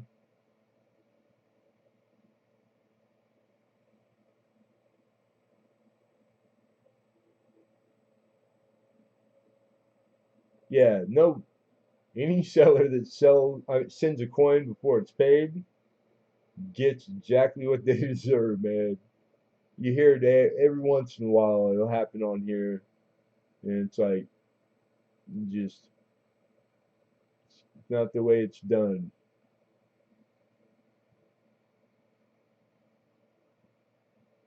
Oh, 50. I don't think I can do 50. That's what I was looking for. Was I'm pretty sure it was last week. Hold on 1 second. Could you? No, I'll tell you right now. I don't want to say no more. Just without knowing for a fact what I'm into it for.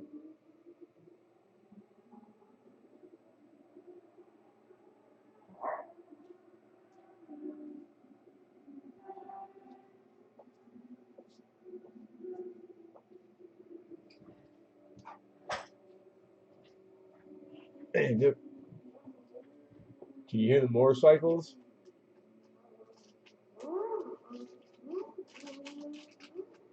Yeah. See, that's weird. That's not normal. Folks that ask the mail before payment, dude, that's suspect. That is, yeah.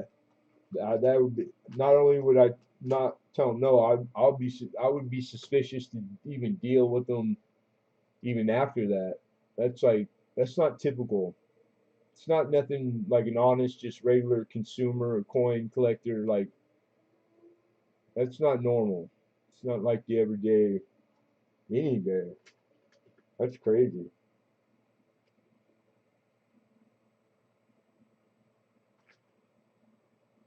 You know what? I'll say yes to the 50. We can do 50. I just wanted to make sure I wasn't eating it. That's all.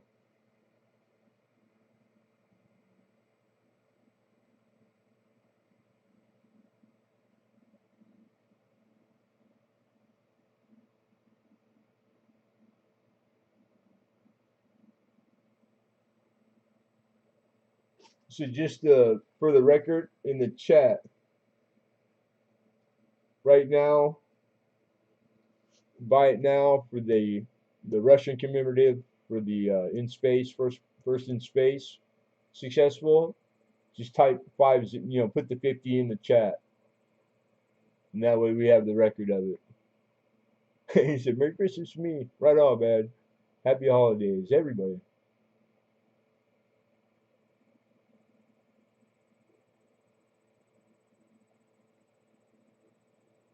They act like they don't want to be scammed. They're trying to scam you. Yeah, there's a lot of angles, man. So if you're like, I don't know your background or what your relationship with coin. I started auctions on YouTube, like the first one. I started them here. Year four, going on 5 years now, 4 or 5 years. So, and then I sold before. I worked in a shop, but I'm a younger dealer, small fries, and it's like that's not typical. And me myself, I'll hold a coin for somebody, but like traditional layaway, I don't have it like in anywhere written. I don't typically do it, but I've been asked a few times, but only for people who've been subbed and been coming. Regulars, it's different. I don't mind, and I've never really, but I've had people, I've been stiffed, and then I've had people run it up in auction and not pay, and then yeah, I don't send the coin, but people miss the. I do once a week. I only put up about 30 blocks lots. Somebody buys 10 of them and don't pay, then I missed a third of my income. This is what my only living. And yeah, I have it for next week, but it's still, it's a, it's a third of the week that it's gone. The opportunity's gone. It'll hurt you. So you got to be careful. And I still pretty much run it by the trust and the honor system. I don't take deposits to register. I give people the benefit of the doubt because for the most part, most people are if they find their way here to me at my auction, then they had to have heard or they're legit. But it's out there, so you gotta be careful. You always gotta be mindful. There's always this 10%. No matter what you do, if you're dealing with money, selling, it's just money's involved. There's gonna be that element. The crook, the professional hustler, the angles, like it just so you just got to learn how to insulate yourself from it. So you got to set rules and stick to them. It's hard, but it's pretty good. And it's a good crowd here. The coin community and all the overlapping, the metal detectors, etc. All the people they're all the stackers. It's a good bunch, man. It's a really good community, big time. Hey, and thank you, Slave, and congrats, bro. Make sure I put you down right now. With this one right here.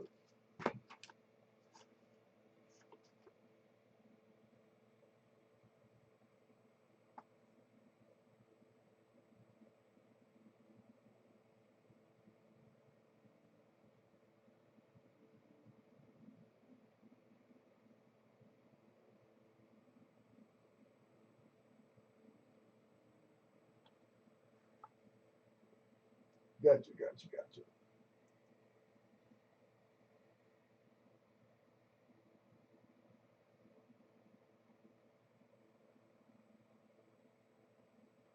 trade. Yeah, like trade's always an option,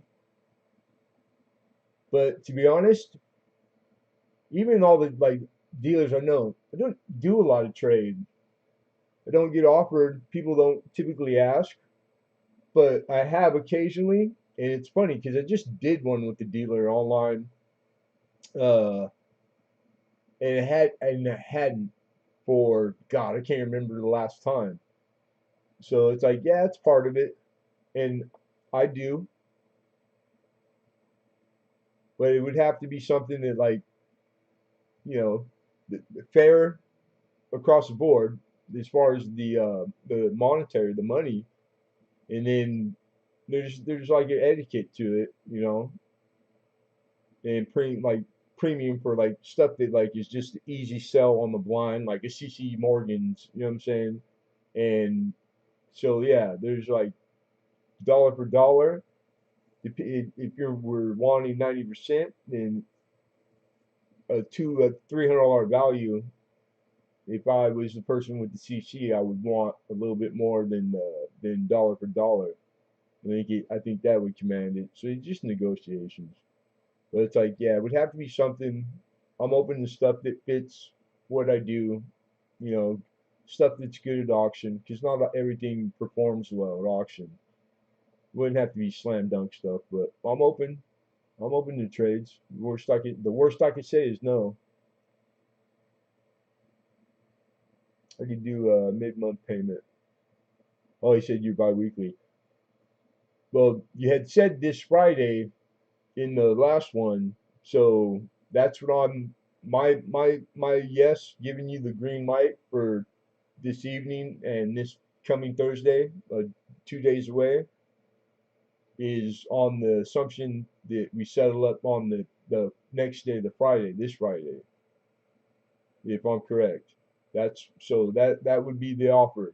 I'm okay with that, holding up, like floating it, and then after that, if it was not, if you were to come to the following, which would be Tuesday, there'd only be what maybe 2 Tuesdays in between. And it would be 2 weeks away that payment. Then then yeah, I would say let's see how the first week this first one goes. You might come and not like anything you see, not getting up, like, and then we'll. I'm open. I'm willing to work with everybody. Yeah, right on. It just like again, I'm small fries. So if you showed up and took down like all the big coins, I can't survive. I can't float that because I can't go out and source the following week's coins. I ain't got a bunch of dough in the bank, man. I like still every week could possibly be the week that we don't show back up. It's a rough business, tough business. I could make more money, but I'm too damn honest. My list up to 36 countries now. Sweet.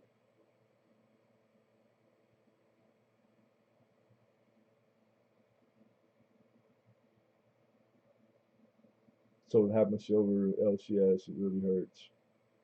Yeah, but hey, sell and buy is how it's done, man. Sometimes you gotta sell, you gotta do what you gotta do. I understand, and silver ain't going nowhere. Silver ain't going nowhere. The price will be up, down. It's always there. You can always walk back in or start picking up pieces one at a time. Like just the way you had acquired what you had that you took in. You've already done it once. You know you can do it again. Yeah, always good deals everywhere.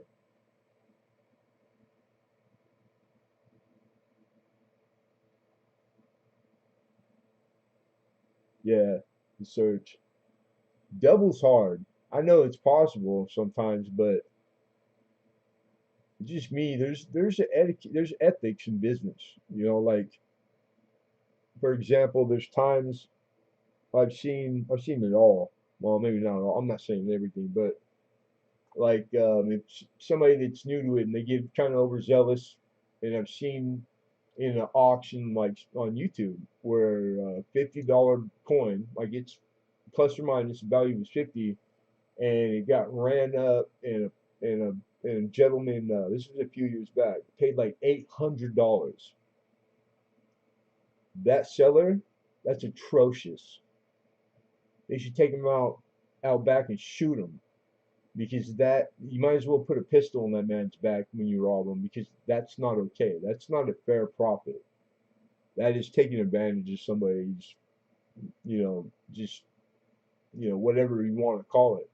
So it's like there's a way to do it in good taste always, and it's easy. It's like there's a markup that if you were to walk in and see it under the glass of the LCS, that's like, and then there's a fair profit margin.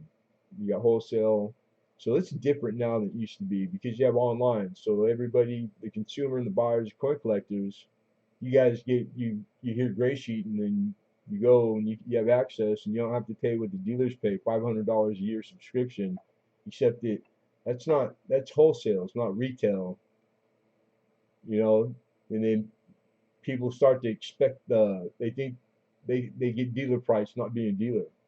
It don't work that way. It's like dealers can't be dealers. They can't make a living. So it's all in good taste and good portion, good ration. Tell them T, 1,000%. She didn't even know what we're talking about. Minus the murder. Hey, I, Your Honor, where's my Bible? I wasn't even there that day. I was out. I was helping little old ladies cross the street all day. They got two or three witnesses. Trade off on 95 8 backs, splits and coppers, 90 nickel, 41 nickel. They're definitely for a few silver dimes. Yeah, the modern, those are pretty modern, and the values on them, unless they were third party graded and really high grade, there's not really too much value there. Or if they're bank rolls, maybe some OBS rolls.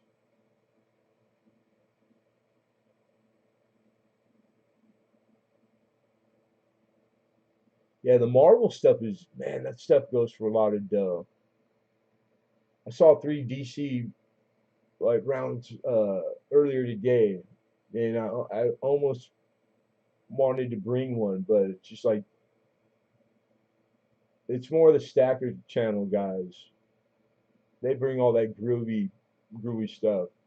I got access to all of it, but I don't know. It's a lot of bread to gamble, and the bullion, such a small markup that you gotta do lots of it to make any kind of money at all. It's tough. One was Slab, Iron Man. Yeah, I like all the series. They're bitching, man. They're cool. 100. So I got the other two models for free. Nice. The Dreadpool and Venom. Cool. Yeah, everybody's got to eat, brother. She's like, it wasn't me. And the cool thing, there's enough to go around. Everybody does eat and can. You know, it's just it's an ecosystem. When everything everywhere is kind of like everybody's just being good people. Everybody's having a good time, or everybody's being getting what they came for. Because the people coming to buy coin and have a good time and enjoy their hobby because it's a hobby, that's happening. That's when it's at its best. You know, nobody's going too far or kind of overstepping bounds or being, you know, it just and it happens for the most part most of the time. But like I said, you just gotta take it with a grain of salt. You gotta have thick skin because there's gonna be a lot of bullshit too. It just goes with the territory. It don't matter if we're selling coin or hot dogs. Same shit. We always gonna be a little small percentage. Stamos Gyms. Am I saying that right? Welcome, Arctic Timberwolf. You described to me on March 16th, 2008. You wanted them a long time. That's going back right there. Right on. I remember the night I met you, dude. Metal AF detecting. What's going on, man? I appreciate you. Yeah, we missed the auction. Didn't get the coin until today and just didn't have enough time. So we're just doing the stream, shooting the breeze, selling a few coins, and then Thursday at 3 o'clock we're gonna have the regular auction. That way I got tomorrow to get everything processed and ready and the list made. Oh, check you out. Thank you very much. I appreciate that. Very cool. Couple Wolverine coins. I'll trade. Hey, Wolverine coins aren't those super popular? I remember a month here, maybe a year ago or maybe more. The Wolverine coin was all you heard about for like a month. Got the whole set. Got four Spider-Mans and the one 70s NGCs Marvel label. You know what I dig? I've seen different ones that are. There was one I saw like last year, and the holder for it was really big, and it was like the coin. It was thick, and the coin was like in the middle, floating. It was like some groovy ass design. You know, I want to say it was a marble, and it was expensive too. And then my guy had the other day triangle. They were like 3 ounce, and I forget what series, but the actual bars, the silver was in the form of a triangle, and they were badass looking, dude. And they were like, they listed for like three something, low threes, but they were selling for $500 on eBay. It was crazy. And I was like, because it's like that's how it is. Stuff comes, goes fast. So it's like, yeah, I asked what they were.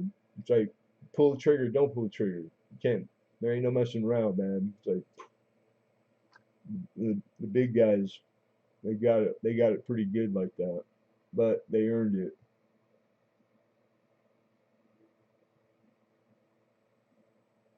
Yeah, right on. Let's go eat pie. Yeah, pie sounds good. And thank you very much. I appreciate that. What date's on the back of the Wolverines? I don't know. I'm not really like I would have to research. I don't deal in the like the modern bullion like that nearly often enough to have any kind of stuff memorized. Traditional stuff, stuff like that, but all that stuff would be something I'd have to spend a few minutes on eBay. Unbelievable. I just don't have the money. Yeah, but it's really the besides Heritage, they sell the most coin every year in the world. eBay's number two, but it's still an astronomical amount. So the analytics, it's you want to know the current market price of, of numismatics, and it's if you know how to use the filters properly, I mean, there's no better resource. And then having more than one and using all like that's how most dealers do it. I use my formula, which is you could do and mix it up any way. I got traditional, then I have reference online like eBay and Heritage. So it's like I can find the current market price right now to the minute, and it'd be more. You can get a more accurate number like in you know 2 minutes. I love it. So it's like when you see stuff and it's going for a lot. Maybe it's more than it sold for when it first came out and the series is only a few months old. You're seeing it right there. The market, the coin values, they're like anything else. They're alive. It's a breathing market. That means it's trending. They're popular, and those numbers and all that stuff. It's all backed by realized auctions sold, and it's for a reason. Like you guys, you can trust always the current market, what are the values, and it's like, but yeah, having to pay more for stuff, but it's worth more. and especially when it's on the popular. It's like you could turn around and you might even be able to sell it in less a week later down the road if it's like some things get that they catch that kind of fire, man. Pretty cool. But it's like one of those things. You got to pay if you're in it for that. You got to be on top of that. Stainless Gems in and gone. Thank you very much. Have a good day and be well. And thank you.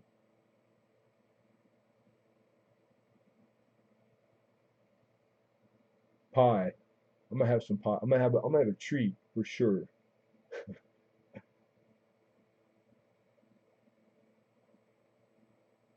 Got a port art.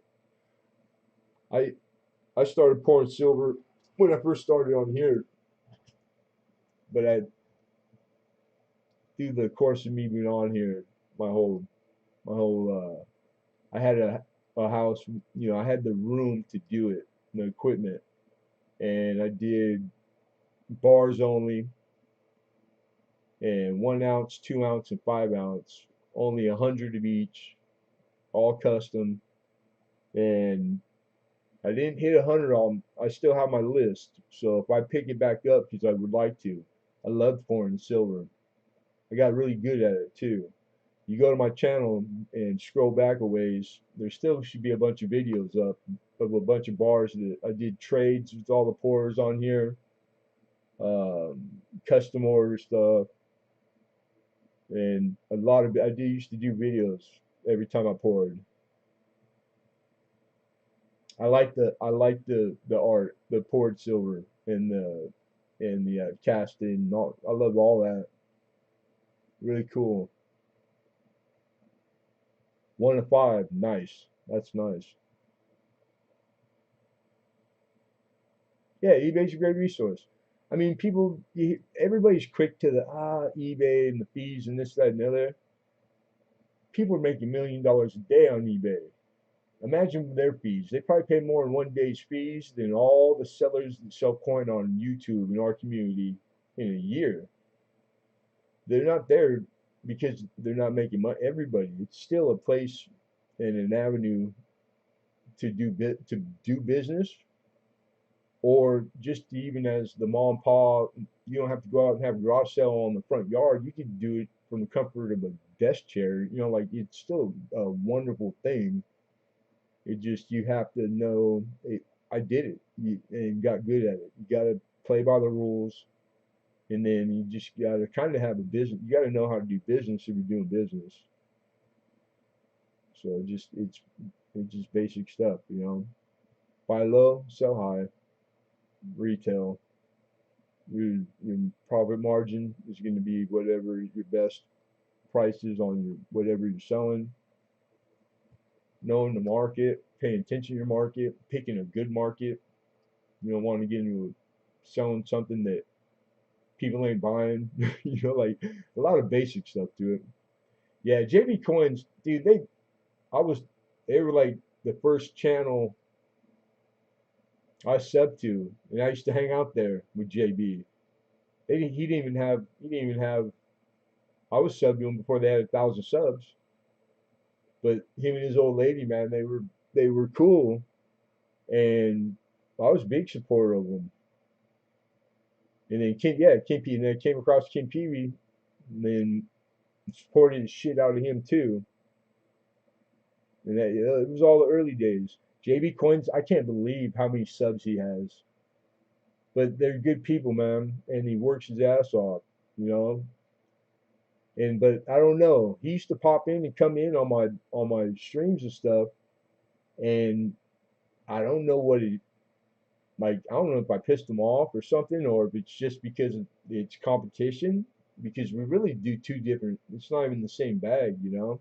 I know he does an auction here and there, but it's really like what he does is not what I do. Hmm. And it ain't that. I don't know what it is. I used to do. He probably lurked on the late stream, the late night stuff I used to do because he used to get kind of hairy.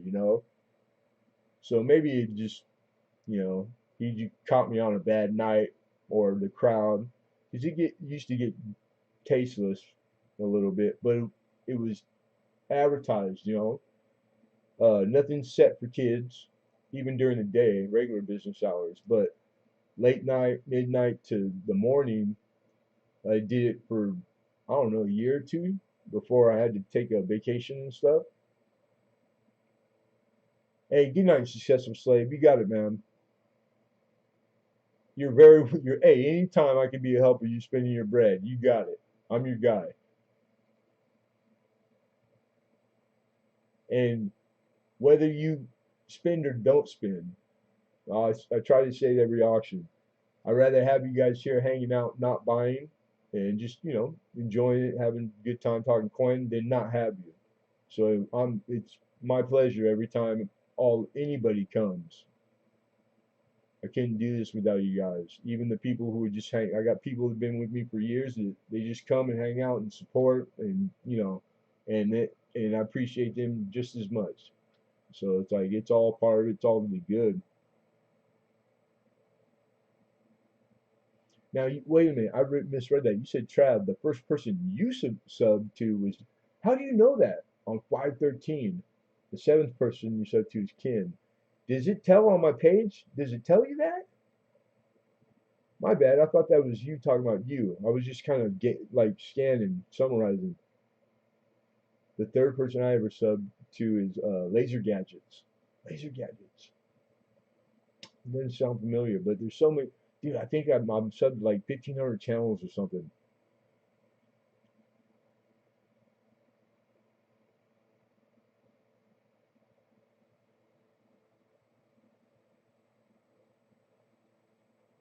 Pop coins are double awakening infinity 5 ounce round. I like 5 ounce rounds. I've been tempted to bring some a bunch of times and just they're just kind of like the price point, and I don't do a lot of the bullion silver. There's plenty of there's a lot of like channels, great channels that's their thing. So it's like you can get anything you want on here on YouTube. So, but I have access to all that stuff. Like I just lucky my source, like I'm really blessed. Better lucky than good. They're old, reputable, big, huge, like so it's like I got pretty good access to stuff. I see all those guys around time to time still. Yeah, I check every once in a while. I lurk, and I still got everything clicked, bro. I still get every notification when JB goes on. Um, I popped in there a couple times, but you know what? Time goes by so quick. And I'll throw a like and I'll say hi in the chat, but he's got so many new subscribers. Like there was a time when I would pop in and I probably knew because we had they're subbed to me too. Half the people in there, and it's like I don't even recognize names now. Like it's that big. When you look at your page of subscription page, it happened the other night, and there's like seven or no, there was more than that the other night. There was quite a bit. It was like 10 people streaming that I happened to be subbed to, and I got the bell and it's showing me their live how many people were there, and it was like 80 people, 250 people. That like there was add them all together, there was 1,000 coin collectors just on the channels I'm subbed to and have the notification on, which logically you would have to assume there's more than just that. Those are just the ones I happen to click. I keep coming across names that I've never even seen before, and they have numbers, so they've been here. But I know why that is. It's because it's like a reward, like the dials, the algorithms for YouTube. You just don't get access to everything off the get go. Not only are they not you not going to be put in front of other coin people because it's coin related, because that's like how it works theoretically, unlike things, right? And vice versa. You're not going to get access to all of it. You get it as you go. And I'm weirdo. I keep track of all this stuff. And that's how it works for me. And then other channels I had asked certain stuff, and like, and they came back, and it was like even the subs. I remember how fast it was to 100, to 5, to 1,000, to 15, right? And there was these times where like things went quick, then they went slower, but there was a pattern in the first couple thousand. And then there's channels I knew that just like a year ago that had like 5,000 and a little more. And then I had asked them if they recognized it. And once I had told them, a bunch of them were like, "No shit," and they said, "Yeah, it was the same identical thing." So I think I kind of got put my finger on something that like I don't know if it's true or not, but I had enough of us that had the same exact thing. What are the odds on that? The same happening, the same first, like it took a long time from 750 to a grand. It just all of a sudden just plateaued.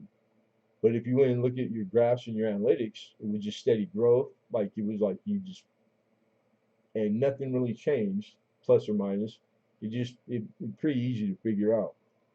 It's YouTube rewards them as you go. Then you go listen and watch all the videos. I'm sub to everything YouTube, the CEO, all that shit. I watch everything. It's really, everybody should if you have a channel. What's up, Crumpler? And it coincided with everything that they suggest. Like if you really watch the videos and listen, I do, man. I'm just grateful for this place. I need it. I like it. It's good. It's a good thing. So it's like I'm just trying to do it well. But yeah, it's crazy.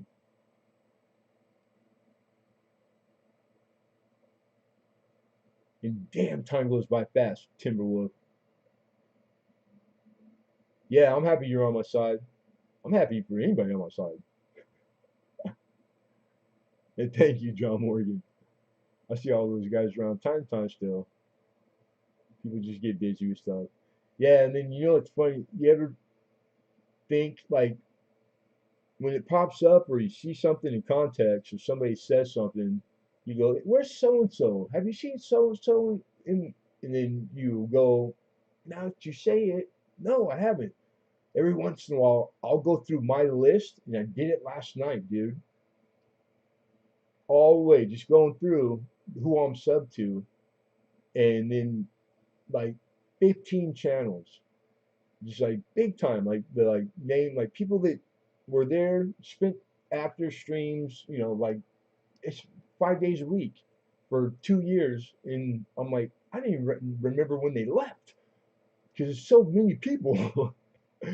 It's like, damn, I wonder where they are. But then I think a lot of it's they're still here. They just change the channel name, right? Like a lot of people do that. I know you can have two.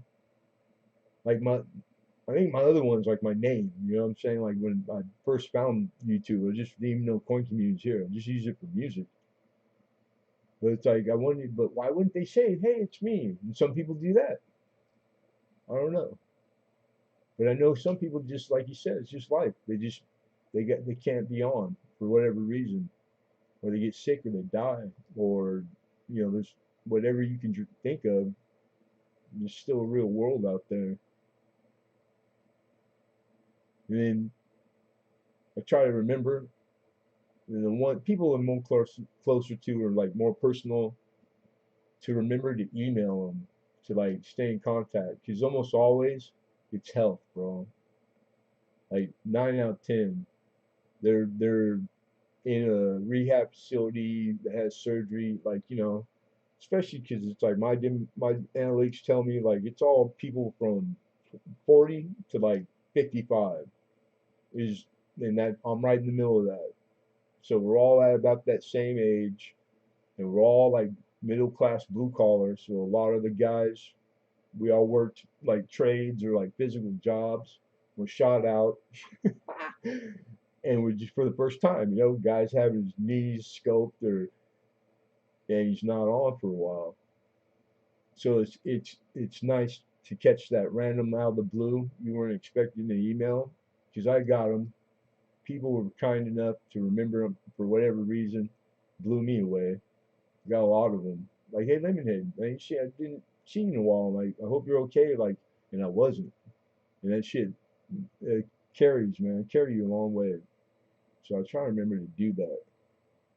But it would help if you knew. I feel weird sometimes. I hope that any of this makes sense. Even if it doesn't, just go with it. Just go with it. I need to buy a gun. Uh-oh. Here we go. Have you been stocking up on canned goods in case of emergency? I got cans for you. Nah, cause I've been through apocalypses. Like they used to have them in my neighborhood when growing up, like once every like 3, 4 years. So I know what's gonna happen already, and I know, like I'll be all right. I'm not stacking nothing. It's because it's not gonna be like you don't want to try to hunker down and stay at home, and you're gonna be okay at home. You're not, and people are gonna gang together in gangs. It's gonna be just like Katrina, man. There's gonna be 30 guys walking down the middle of the street because they just came from the gun shop that they ransacked, and all the police are gonna take their put their street clothes on and not be police anymore, just like they did in Katrina. And it's gonna be anarchy, and it's gonna be rape and pillage. So people are just they're not gonna care about food because they're gonna take it from wherever they're gonna take it from people. So it's like you don't want to have a whole bunch of shit that entices people to come take from you, and don't talk about it if you do. That's why I thought that was the first rule of stacking is not tell people you're stacking, like for that. And then I'm all about that, like make sure you got the go bag. America, what's going on? Got to have that go bag. And if I was gonna stack anything, I'd stack ammo, good ammo, really good ammo. If if you think you can bring yourself to do that too, that's another thing. A lot of things to consider, man.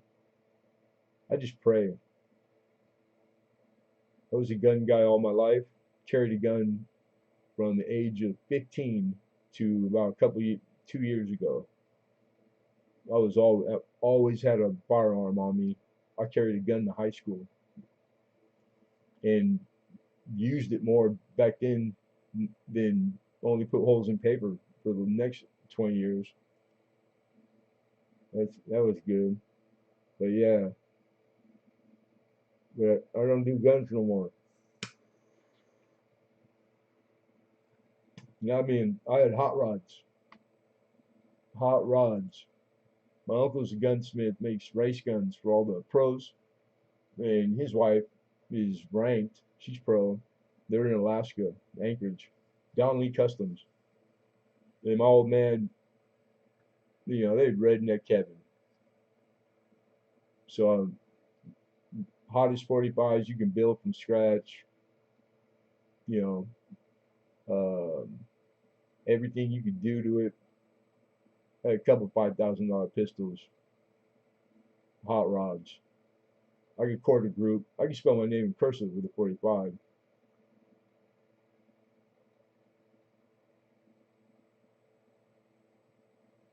But I'm not opposed to them. Everybody's different. I just,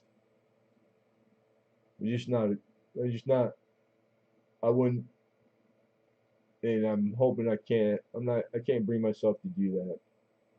So if it was going to be like me or them, I'm okay with it being me, as long as it's on that context, which it would only be in that context. Like I don't fear anything, death, gun, at all. But as a sport, I still dig it as a sport. And yeah, AR. Oh man, man. I got schematic the whole nine, and then the last year you could get the bottom and you can't build them. I almost was getting ready to build my own because it was the last year in Cali you could. Can't do it no more. And then every year, the Department of Justice, January 1st, check the website. It'll tell you all the list of all the best guns that you can't buy them in California, pre 70 series, 80 series. You can't buy anything good. So it don't matter. I'm buying, build my own from scratch. But I'm a 1911 guy. The only reason I don't have the AR is because I can't afford the ammo. Yes, got plenty of it. Good. It's expensive to stay proficient to go to the range, man. Even 45, man. They couldn't take the guns, so they went after the ammo. I don't even know if the are they even selling once fired brass from the military? When Obama took office, they stopped. That was the first time ever, and you couldn't get the once fired no more. And I was just about to buy a Dillon press and start reloading my own. And I'm glad I didn't because you couldn't get the brass. And then all the old bloods started hoarding that shit. And then the same box of 100 that I was paying 19 or 14 bucks for went to like 50 overnight. And it got so bad that the only guy that I shoot with, the cat I grew up with, he's a copper. We used to go halves on cases because he carried a 45, but then he went to that Glock 40, so we stopped splitting ammo. I live in a kind of fort, right on. I rent a bedroom from some guy, so like in a ant farm apartment building, like nobody's coming here, but yeah, it's just me. I ain't got nobody no more, so I'll be all right. I get by on not too much now. I, I love. I eat out a can of beans every one meal out of three a day now. Shit, I was built for the apocalypse. I'll eat anything. Stacking pennies. I did it first. I ain't gonna lie, man. Got a pretty good like poundage wise of the copper. You know, like 3 cents, five. What are they, about 5 cents now? And it just got to the point where I hate putting my fingerprints on anything twice, man. And the keeping of it, moving it around, you know, like at the old house, the folks had been with me that long, and it started to become a chore, man, and heavy. Like it don't take much. You get half a 5 gallon bucket filled up. That son of a bitch is heavy, man. Imagine in the boxes and boxes, and it just got to the point where I was like, "What am I gonna? I'm not gonna milk these down." It wasn't very practical for me. I'm not, and again, anything Lemonhead Penny says, it's just my travels. But I've seen like people get fanatical, man. I can't believe there's any like copper pennies in circulation at all. I've seen rooms like pallets, like guys got pallets of $25 boxes. You know, the regular like bank box, and it's like pallets. It's like that's a lot of copper.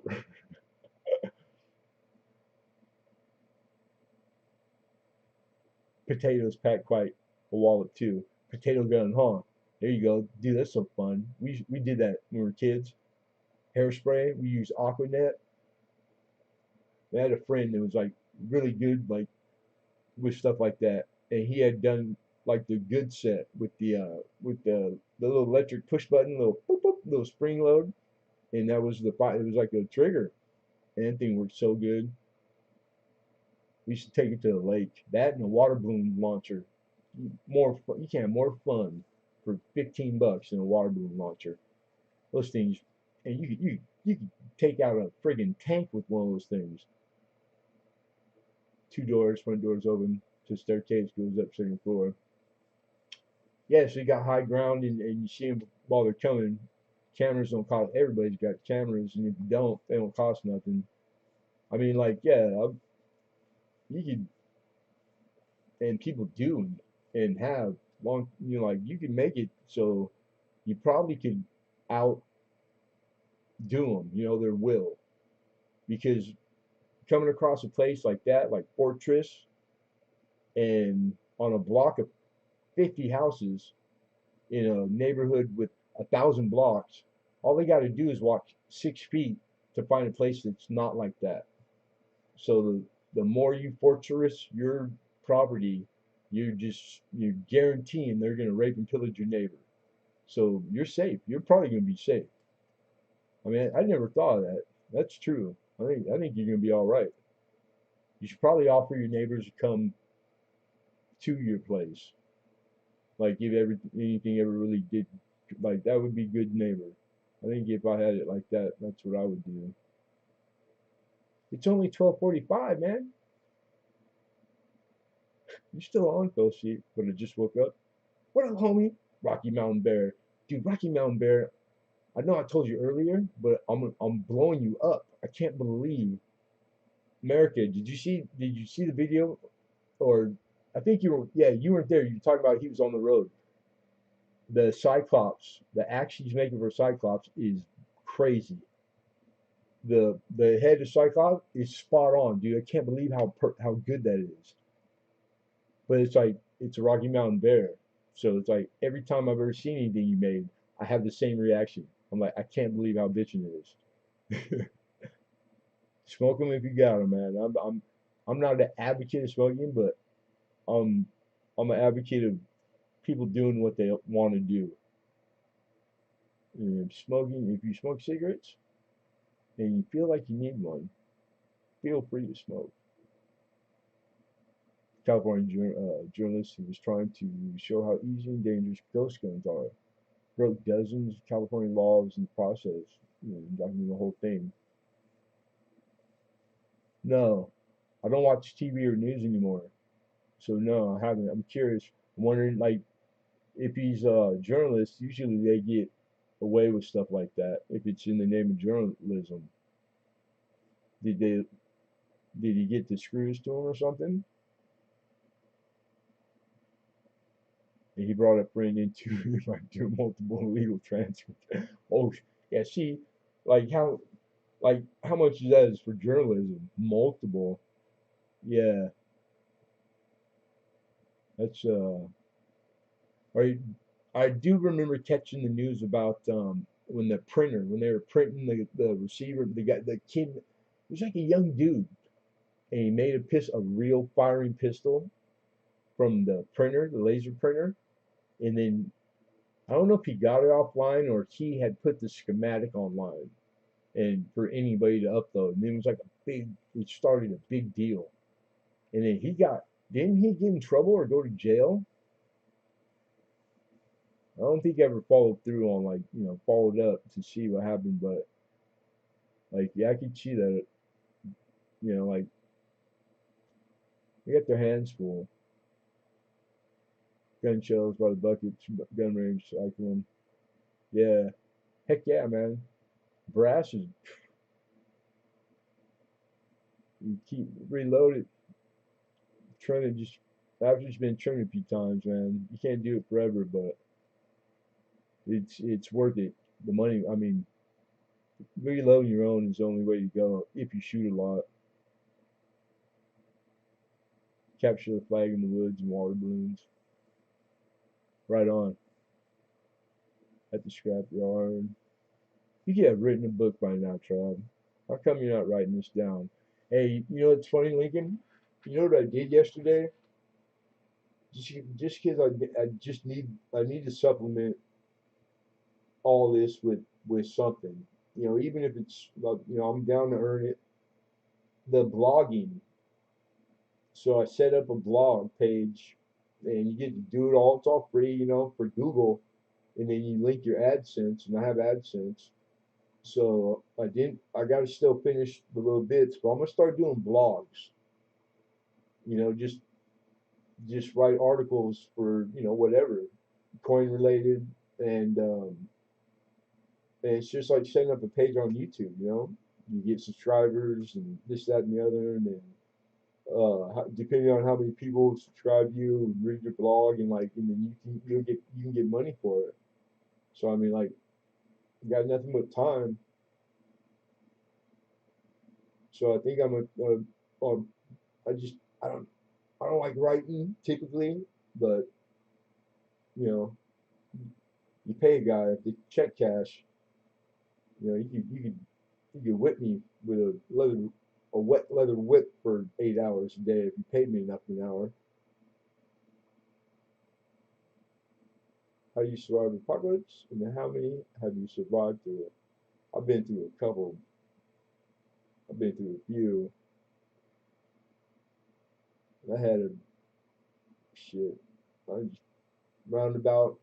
I had 100 guys try to kill me on a daily basis for more than a few years. And there's still a few out there that I wouldn't doubt are holding a grudge that if we cross paths, it's going to be fisticuffs or a shootout. And I've been in both of them more times than I'd like to remember. So how do you survive it? You survive it by being the last man standing. That's how you survive it. Or just being smart. Just be smart. You gotta. First thing I'd suggest is you have to truly understand what situational awareness means, then you got to put it to practice, and you got to practice it enough that it's second nature. It's unconscious, like breathing and blinking. That's the first thing, and then you be vigilant. You know, once you make it habit, you just what situational awareness is. You should teach your kids when they're little, and the first thing you do when you walk into any room or go anywhere is it just takes like 15 seconds is you find a second exit and you find the first thing that you can use as a weapon and it just that's it. You walk in this room, you could go, if I can't get back out the door I just walked in, there's a window. Okay, I'm going for the window. And I'm picking up that right there if I have to have a weapon because I don't have one. And that's going to get me one good one whacked at somebody that it'll give me time to get out that window. Cool. You go into your friend's grandma's house for dinner. It doesn't matter. It's stuff happens everywhere, and I learned that from a guy I worked with. He was a mob lawyer in Milwaukee. He was in Southern California when he got out of bed. Nice, one of the best dudes I ever met, and he was rich as hell. Embezzled a bunch of millions from himself, but his kids were like his daughter still went to like the best schools in the nation and one of them her first year at college, and he had taught his kids that when they were little. And he said that she went to her first college party. She's like 19, and she'd just been there for 5 minutes, and two people got murdered. Like something happened, and bullets start flying, and she survived.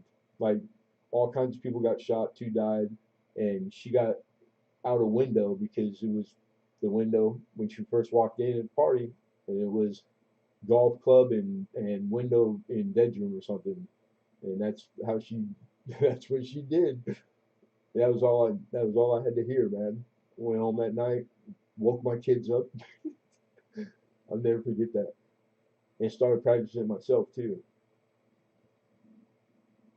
But yeah, it's real stuff, man. It works. And then I already have a lot of those habits. Put your back to the wall. Always keep everybody in front of you. I've always been like that. I've been sucker punched enough times in the bar. Bottles broke on my friggin' head. Like I'm a big guy, so that everybody always takes the sucker punch. Been shit, been stabbed 7 times in the bar, fighting 4 guys, which was never a problem for about 20 years until it was last last fight I ever got in a bar. Never started a fight a day in my life, and that was the day I realized just ain't got it in me no more. Never worried about 4 guys. Never lost a fight either. Never fought a fair fight. Sucks being big. But yeah, that one took it out of me too. Just my bar life ran its course. And just pushed it a little too long. But shoot, I'm a journalist. AG47 News with Rock Burgundy. Now we can get some full autos and suppressors. What you need a suppressor for? It ain't like the movies.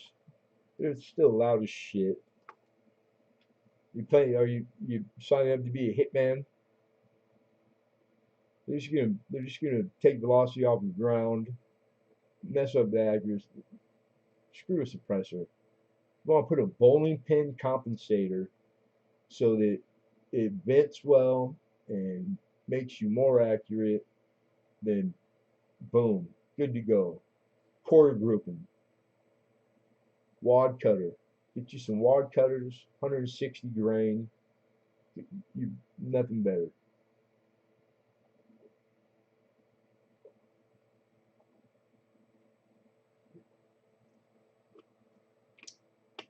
Yeah, see that sucks, man. I've had guys pull gun. I've had guys pull guns on me, shove them in my gut. It's like that's when I was a kid, man.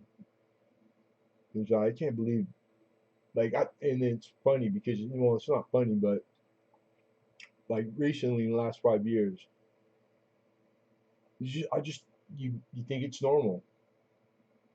All the kids and men and women and all the people that have to put up with just neighborhoods that the neighborhood I grew up in was middle class, wonderful for about 100 years, and then they get growing pains, they run their course, and then they go south. My age, just my luck, like it was what it was. So the worst of the time, and that's when I was adolescent, those years, teenager, young man, piss and vinegar, not a good mix. All the bad that is to be had is going to come find you whether you want it or not. And if you're looking for it, it's there to be found. So the, these things, I hadn't been out of 10 blocks square until I was a man. I thought the rest of the world was basically plus or minus the same as where I lived, like it's just normal. It's nothing to complain about. The first couple of times violent crime or something happens or you get jumped or like it's like okay, it's traumatic, but you see it happen, you hear about it happening, it happens again, then you just go, oh, okay, that's the way it is. Then you shake it off. Then you get a thick skin to it, and then it's not a big deal. That's not normal. It's not normal. So it's like then I find out later down the road what anxiety is. And then next thing you know, you're talking to a professional, and then you're taking tests, and then you have all 18 markers for PTSD, like horrible. And I'm like, it all just clicked, just boom, boom, boom, boom. I'm like, I never really, I never thought about it. I never slowed down to think about it. I just went hauling ass forward, married, family, like kid divorce, child support, married again, kids, work. I just kept on running away from all that shit, trying to do right. And then, man, grew up in a mortuary. My mom, well, it was her third job. I'm 8 years old, doing my homework next to in the embalming room with all the dead people. That three tables, there was always three. My mom did hair for the viewings, and that for extra, it was like good money, we were poor, so it was like we did that. We'd go there at midnight. She drugged me everywhere, and I see more dead people before I was 10 years old than you guys will watching TV for the rest of your life. Real dead people, every way you can die, get killed, commit suicide. I see some crazy shit. That's not normal. It wasn't a big deal, you know. My mom, we made jokes, we laughed a lot, humor. We dealt with the humor. Got shot at a few times. I could hear the bullets zip by. Those are the ones you wanted. The ones you hear means you're still alive. Firefighter. Yeah, firefighter, huh? That's right. And then bullet rounds going off and burning buildings. God, that's got to be, that's crazy. Like, like all you can, you just have. I would assume then they make you just back off, right, for safety. Then you have to watch it burn. Like I don't even know what you guys would do, but I would assume that you have to. Safety's number one. Your guys' safety over property. And then how many houses have rounds? I bet friggin' every other one minimum. That is crazy. And then here in LA, I remember hearing that on the news often, Lincoln, like talk about like just what the hell's wrong with people. They take pop shots at the firefighters, like in LA, like often, back off and hit the floor. Yeah, and it's like that. There's still like blocks and parts of the LA with like they don't like any kind of nothing, anything like service. You know, like firefighter, paramedic. They're all police officers to bad, real bad guys. And that shit ain't cool.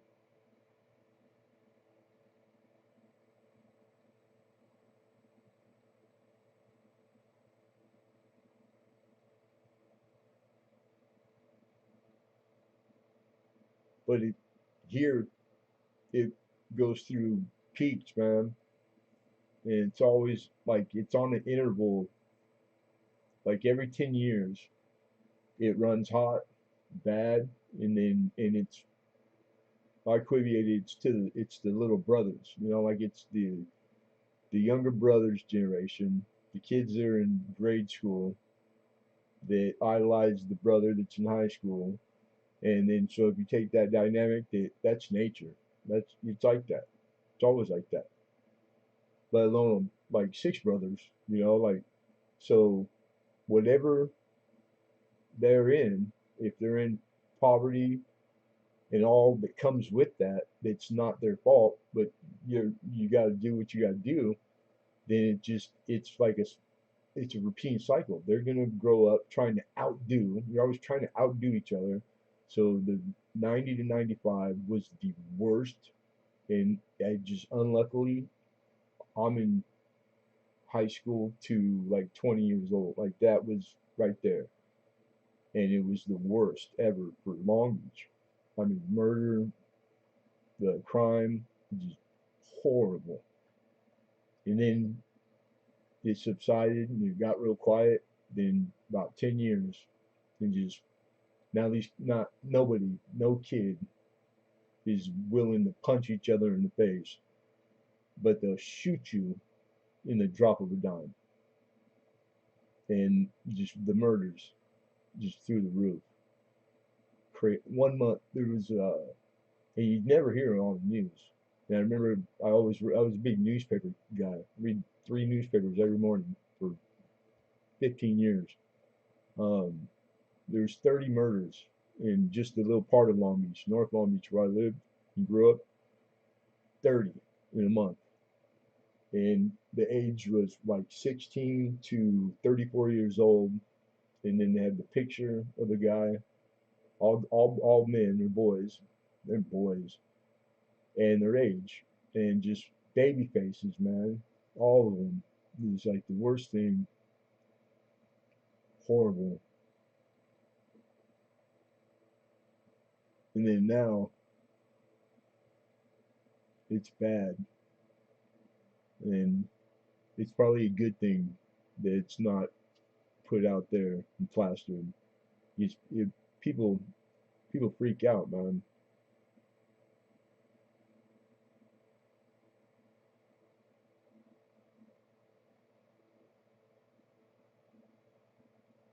People set house on fire for the insurance and don't want anyone putting it out.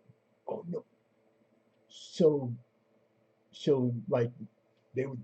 Are you saying like it's just they set it up? They put the like rounds purposely in there when they set it on fire for insurance money? That's freaking nuts. And then like my partner I grew up with that I told you was the cop. Part of his gig too is doing the investigating for fire. He's the fire guy for that department too. It's just the extra part of his job. And it's like how it's hard to set fire on purpose in your home without it showing like that. Like it's cellar, it's like they got all these like tool things to use. Like it's almost impossible to do it and make it look like it was natural. Like I don't even know how you would do that. But I would think the put having the ammo in there, that would be like a sign, like it's on purpose. What's up, DA Buzz? Good Buzz. Yeah, Long Beach, California. Yes, sir. Born and raised.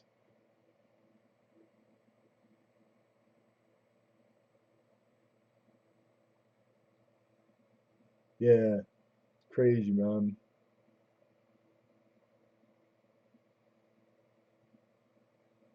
Well, I got a good one for you, Legan. My mom used to tell us when she was younger. My mom went to beauty college. She was a beautician first, you know. And what was it? Was she worked in a beauty shop? The first beauty shop she worked in years ago. They could get by with. Yeah, true. And this was probably in that era too. Anaheim. Yeah, dude. My uncle, my mom's brother, the only one that's left alive. He's in Anaheim, lives in Anaheim, Broadway.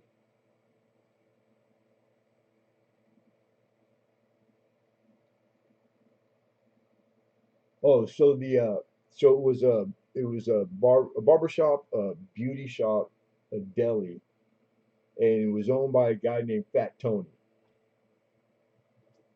Right on, man. Small world. And so this is, you know, like my mom, she's passed now, but so it was her first gig out of beauty college. It was local here in Long Beach, right? And she said that she's naive. She didn't know nothing. She always wondered why the stock room on the beauty shop had like seven telephones on the wall, and the girls that worked there, the beauticians, they answered them and they would take messages for Tony, who was owned the little strip, the three businesses, but she never got it. She just did what she was told. Well, it was come to find she was they're running numbers. They're doing like gambling or whatever, and it's all in code. And all every time a phone ring, you know, it's like and they go take the message to Tony next door. I tell you, well, he owned a house in Bixby Knolls, which is like a uppity, you know, like real estate, like really big money, old money too. It's I ended up working the golf course, the private club there. Like this private club is one of the like richest in the world, and it's in the middle. You don't even know it's there. It's crazy. So anyhow, long story.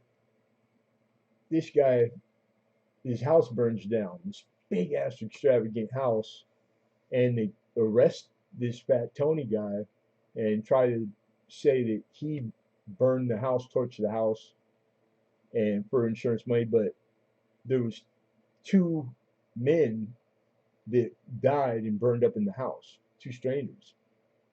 And so now it's not just burning the house down for insurance money. It's there's two dead guys. Who are these dead guys? And so the only my mom said he got off because the car that these two guys he hired to burn the pad, they were in this. It was a Mustang, and they had parked it in the driveway of the house, and then went in and for whatever I don't know what the hell they don't know what happened, but I think it was the gas, turning gas on or something. But these dumbasses that blew themselves up in the house and died.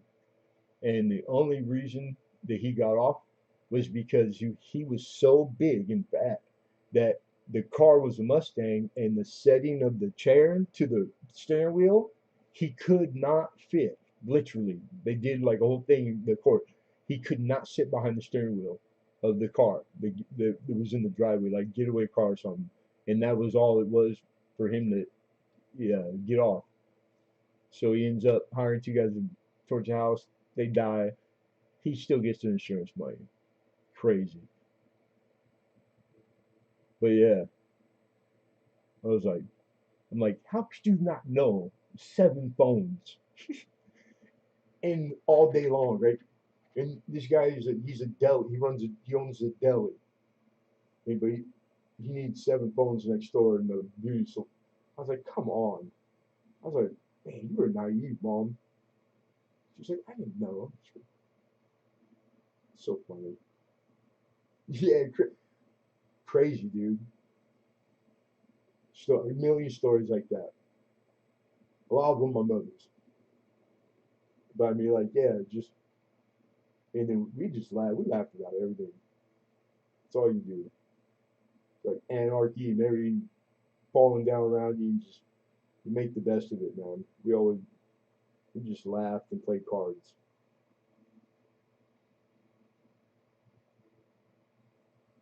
Lincoln and Brookhurst, yep, right there, man. That's right there.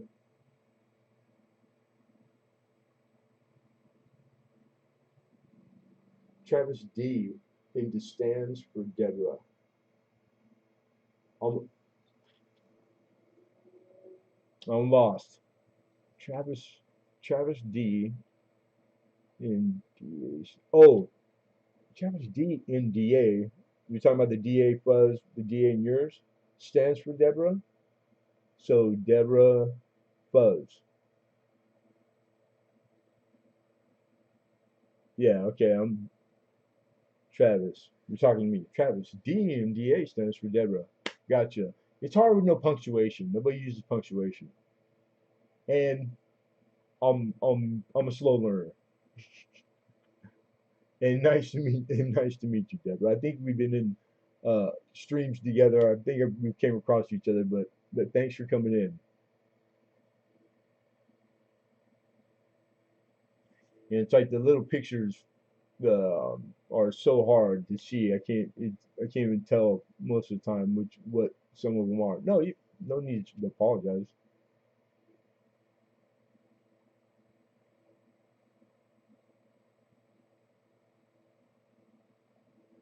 Yeah, crazy times. We had a lot of good times too, though. Okay, cool. Right on. Oh, we got 7 people in here. I think we were showing it. We showed a lot. I got a lot of stuff to process for Thursday. We're gonna do auction Thursday. Just didn't get it in time. Just one of those weeks where just only could do what I could do. You have to figure something out.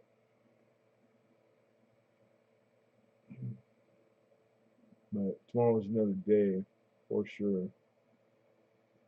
But we got some good stuff. I can't wait to go through all these and get them flipped and but these little Canadian nickels, man, these are great. 1886 and 85, the old school. You gotta love it. You know, the old dealer. And you got the rusty staples and all the different color. Like this is, you'll see this over and over.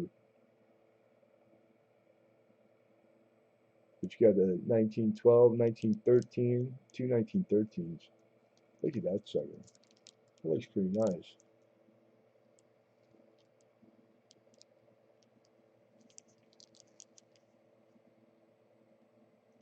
Really good condition too. 1891, 93. Hey, likewise. Good night, Lincoln. We'll see you later.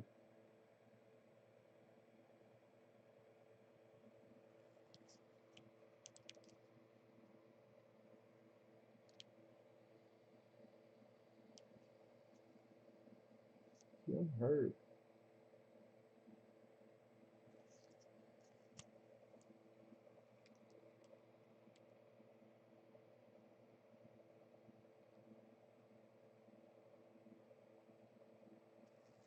Sweet. A nice pile of these.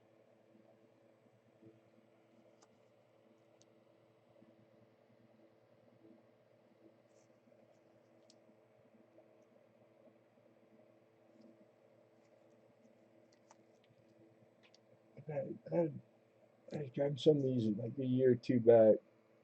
He hit the Bass Tech again. Sophie Warren. Bass Dot Tech. Sophie's a troll. I think so. I think the mods earlier were giving her a run for her money, but have at it. She's not nothing as long as it's not nothing inappropriate. She's not poking you guys with a stick. Hey, what's going on, Carlisle?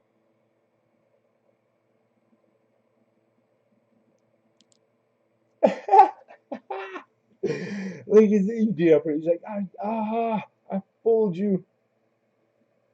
They did wait till you left too, huh? Hey, you better be scared, Lincoln. Not a better modded on the all of YouTube.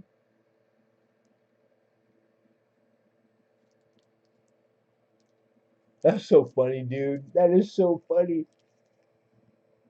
I want it. I'm trying. I don't want to be too loud. I'm cranking up. That is funny as hell. He's like, I gotcha. Got him.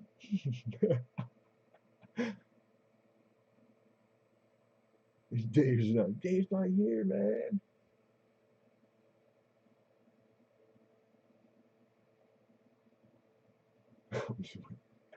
You knew, you got that sick, that spidey sense.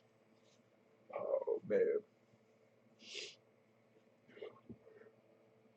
Oh, excuse me. Oh, dang it.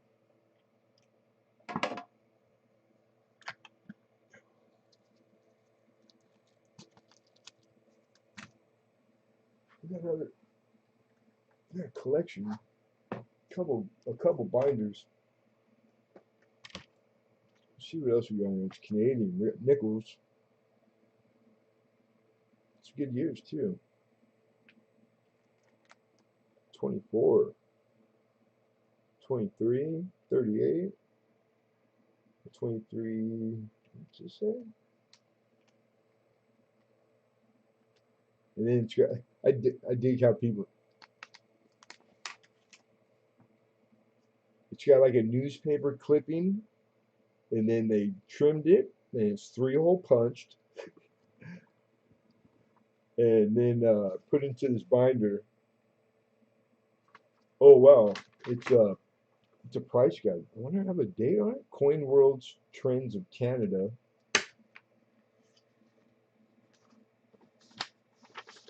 Yeah, look at that. Check that out. Okay, it's got a date. Coin World, Monday, April 24th, 1995.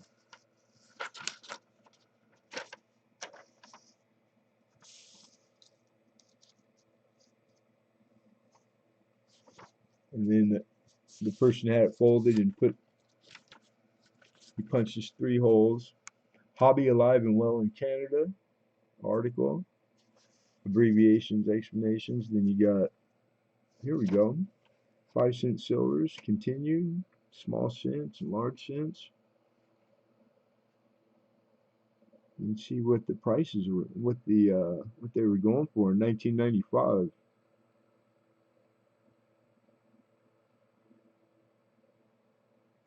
At 21 in choice would be 15 grand.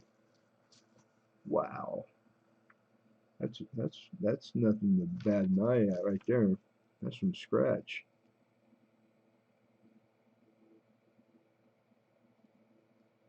Pretty cool. That's pretty cool. Let's see if the $15,000 one's in here. I doubt it.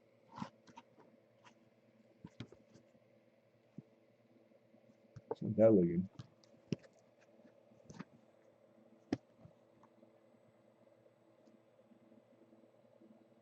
I know 1925 also is the key date for the Canadian nickel. And then the years surrounding 25, like 23 and 24, those aren't bad. I'll have to look those up. I got book in, but I like the Coins on Canada website. It's a good website. Okay, good night, maybe. That's right.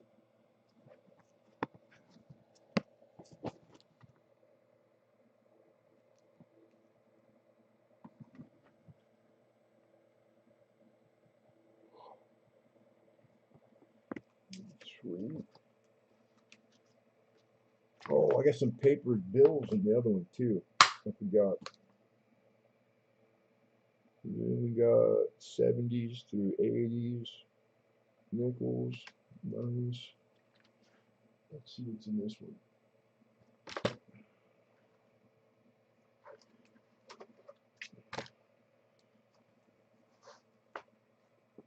There we go. There's some paper. This is $1 million. What? Get out of here. I think that's Gandhi.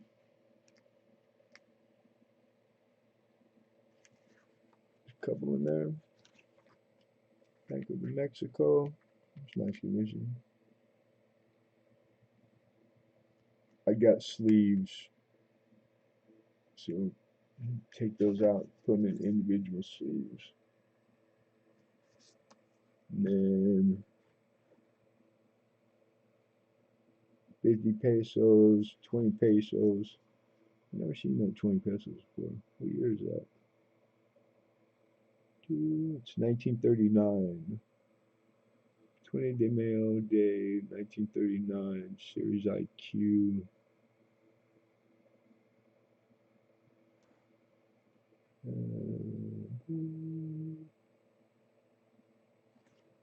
Sweet. I just started stacking March this year. We started collecting like last few weeks. Sweet.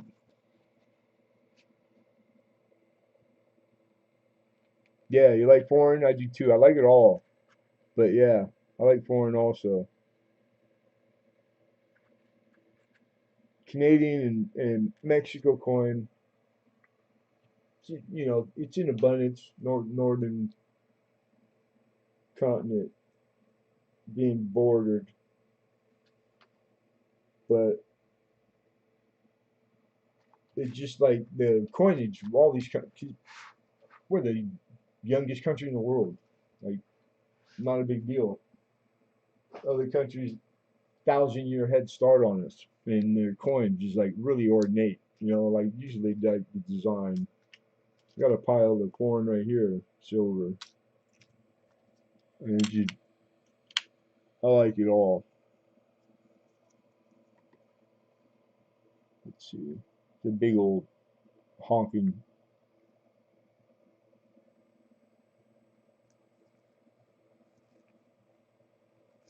It's a crown.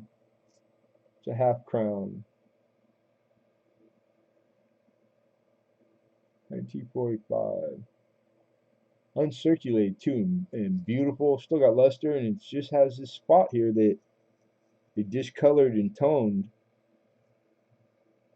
Then it's odd looking. So I don't know what would have done that, but aesthetically, not very pretty. Probably it would probably clean like dip off, but they don't do that. No, you gotta like the dealers do it.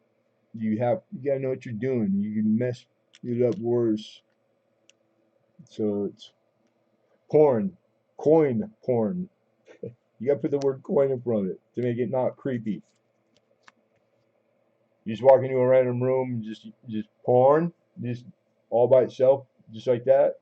Awkward, awkward. Yeah, who am I fooling? I wouldn't even know. It's been that long. Could be like, is that the thing to do now? Should I just start every room I walk into, Taco Bell, McDonald's, yell it, top of my Filipino bill? Yeah, Filipino money, coin is popular. I do a lot of paper, but I haven't done a lot of Filipino paper. Right, America? It might get a couple looks, you might get some dirty looks, you might, but in the whole room, when you see the look that's the one I was hoping for. You never know.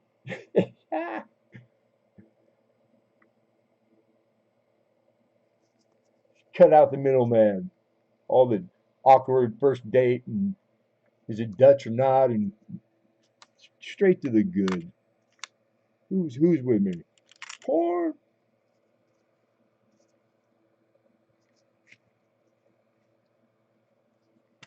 Canadian. There's another Canadian half. What is that? 59? Come on, camera.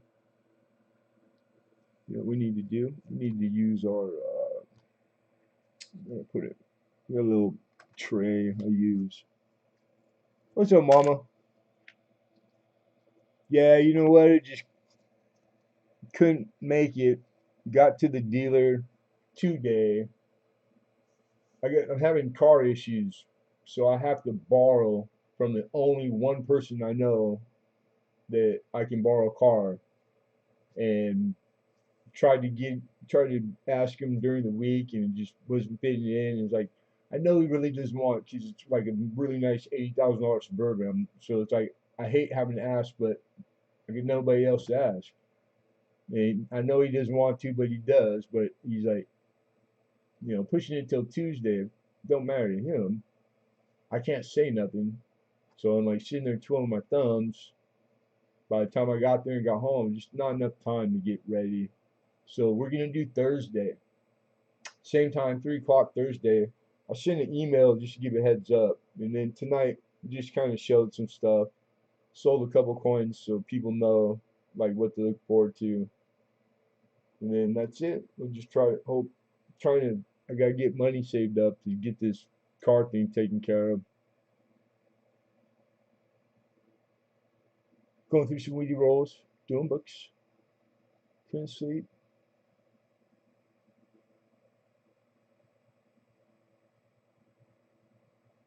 Uh,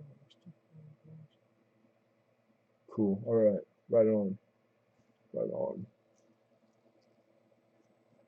Oh, this one looks uncirculated. It's a handsome coin. I know it is. It's so light. I'm not giving it enough light.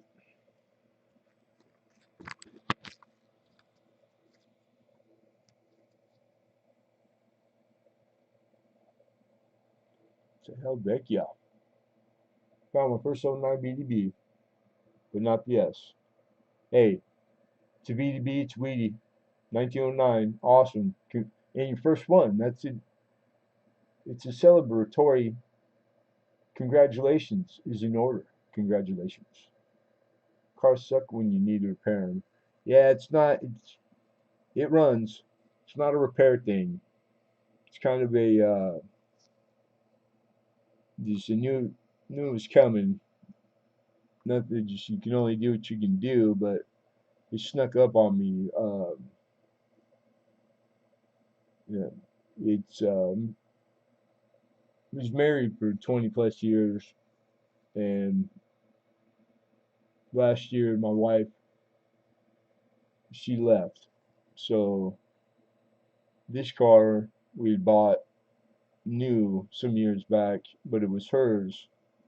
And the last few years, just make a long story short, it's still in her name. She didn't leave a forwarding address. The tags are due, and it's time to do it. And I got pulled over leaving my whole wholesaler 2 weeks ago, and I didn't know it was that far past. So it's if I get caught driving, they're going to impound it. So I'll lose it completely, and I need it. It's the only car I have. But to get the tags, pay it all up, current and all that, I don't know. Because you're gonna get mailed to her. Is she gonna send them to me? Like, so I'm gonna have to try to contact her, which I'm not ready. I don't know if I'm ready to do. It's just a nightmare. But I gotta do something. So anyhow, but yeah, it runs. It ain't that. And it's just I got it. It's more money than I thought.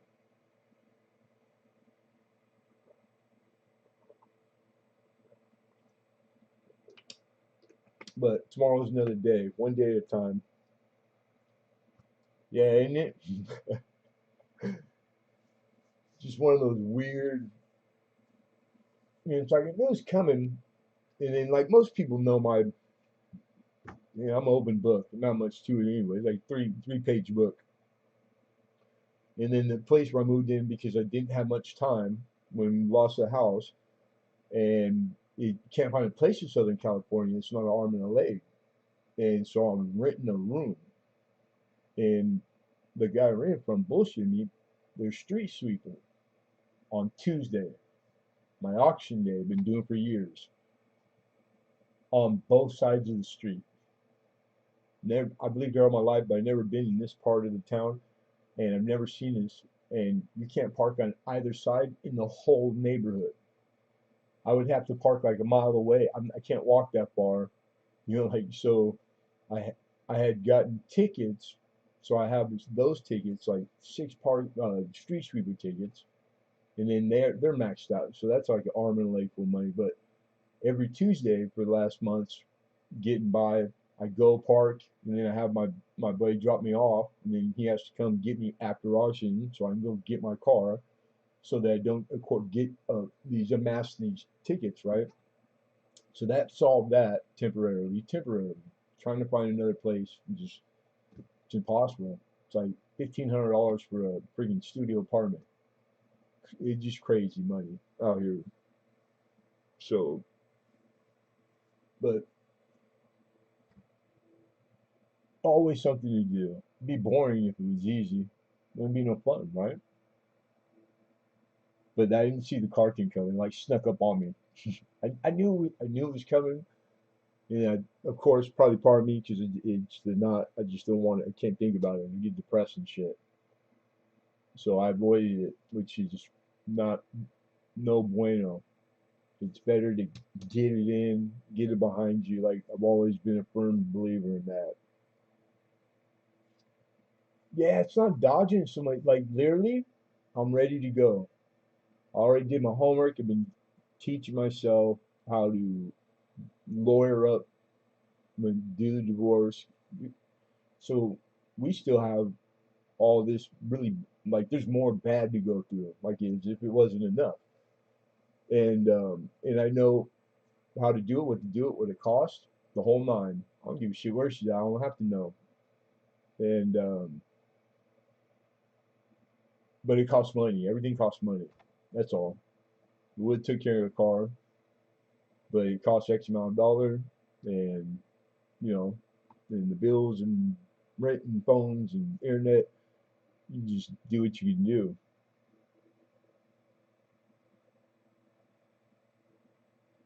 So probably looking for a bank. I'd rob a bank, but they don't keep money in them no more. I'm joking. I'm joking. Kind of. And but to own up to it, yeah. Of course, I'm dodging. I'm like, you know, who wouldn't? I like to think I'm not in a hurry to go run to just have to go through it all again. I didn't deal with it well because I didn't it wasn't something I wanted. So that's where I'm at. Married 24 years and just wake up to an empty house. Crazy. It is what it is.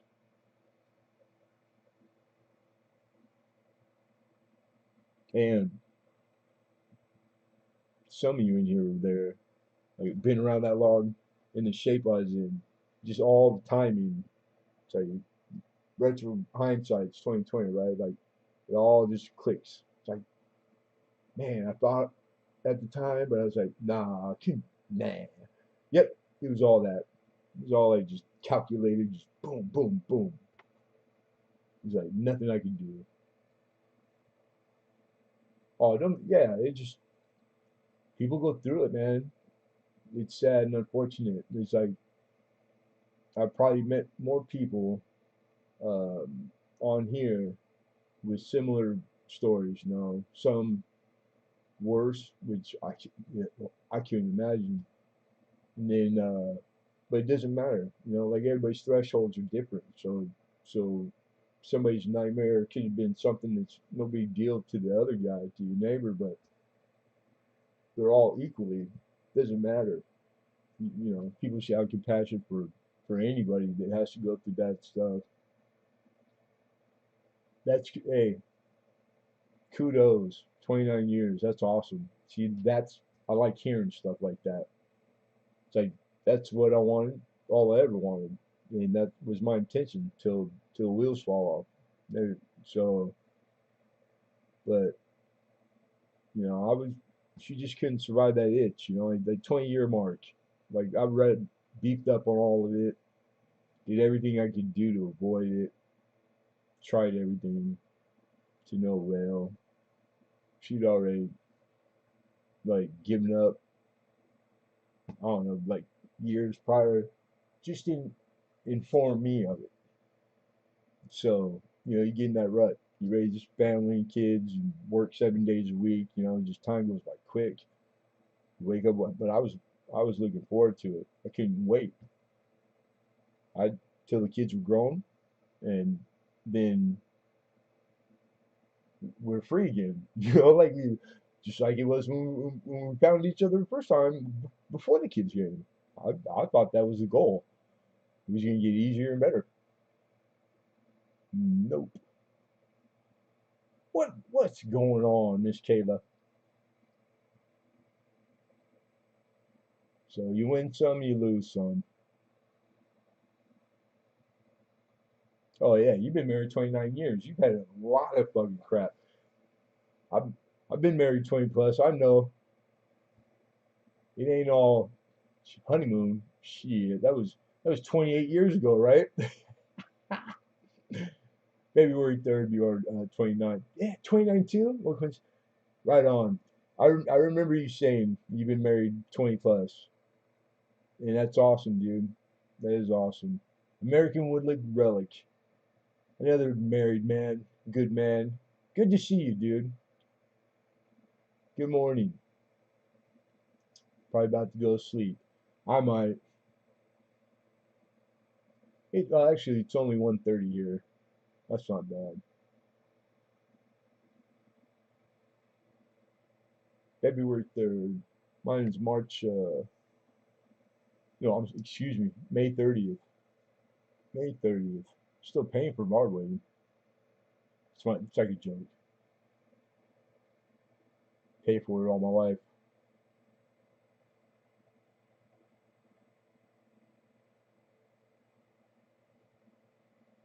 Yeah, it's funny because my mom was married twice. My dad, my brother's dad, we get different dads. Both horrible marriages. So raised by a single mom. 35. Nice. Monday. Right on. Congrats. And then my old man, my dad's he's been married 7 or 8 times. I think he's on his eighth. 8 times. It's like, man, I ain't even trying to go there. I can't see how anybody, but you'd have to meet him. You'd understand. So the only, the only solid role model to use was my grandparents, my mother's mom and dad. That's who I grew up with. They were always like the local. We were never too far blocks away. I mean? Like that was it. They were married 60 years. Eloped like straight TV movie like the bomb, and that was it. It was only good ever. That's what I was looking for when I finally got my stuff together. And I went out, found it, did it, had everything I thought I wanted. And well, I did. Just I didn't find somebody that had the same wants. But why? But they waited 20 years to tell me. It's like you could have told me way back.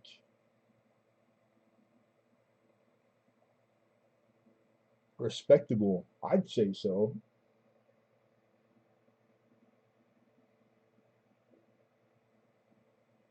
Huh? They are too.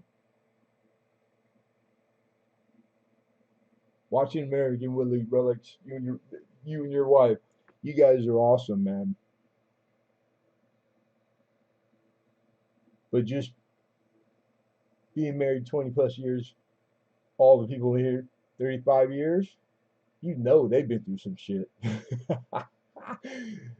But you never know, man. I was construction contractor, worked in people's homes before I got into coin. 25 years, right? The most intimate. I've seen every family dynamic, that there is under the sun, and they're out there. They are out there. There's these families. They know what they're doing. They got it down. You can't even put you. And when I was younger, like early, just got married, newlyweds. Maybe the kids were just born little, and I would come across these people remodeling their kitchen, whatever it was. And after a few days there, if it was one of those dynamics where there was something they were doing that it was coming, I knew it was coming, or it was already happening and it wasn't, I would just like, I'd be embarrassed, but I wouldn't hesitate. I'd ask. I'd pull them aside and ask them, "Do you mind if I ask you a question, a personal question?" "Yeah, sure." And I was like, "Yeah, just got married, just had our first." I would just ask people like these questions. Sometimes they might have been like the most mundane, like easy, like duh, and sometimes it'd be like some serious stuff. And every time, people they're genuine, nice, and they would just tell you. They give you your opinion. Like, so everything that I thought was I'm seeing right, that's good, and that's something that I want to do. If I didn't know how to do it, I'd go find out and I'd bring it home. And I did that, you know, and some of the best advice I got that I would have never found on my own pertained to my kids' education, working for two professors that were from Long Beach State that were married, and they just the wife laid it down, man, and put it in action for my daughter, my kids, and was like, it was good stuff, and it worked. It worked. So don't be stubborn and afraid to ask for advice. It's two heads are always better than one, always. Doesn't matter what head. What 43rd really? So you got married when you were a year old. Ooh, David Carlisle? David Carlisle's like 82 years old. That boy looks good. 65. You don't look a day over 64. Get out of here. Yeah, it's all give and take, man.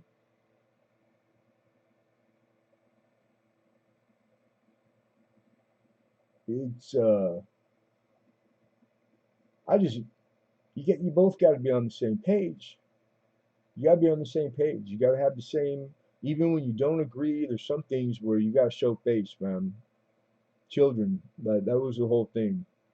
And what a horrible, out of everything to always bump heads on, and that it was, my kids, it was never nothing else. Everything else, just not a problem.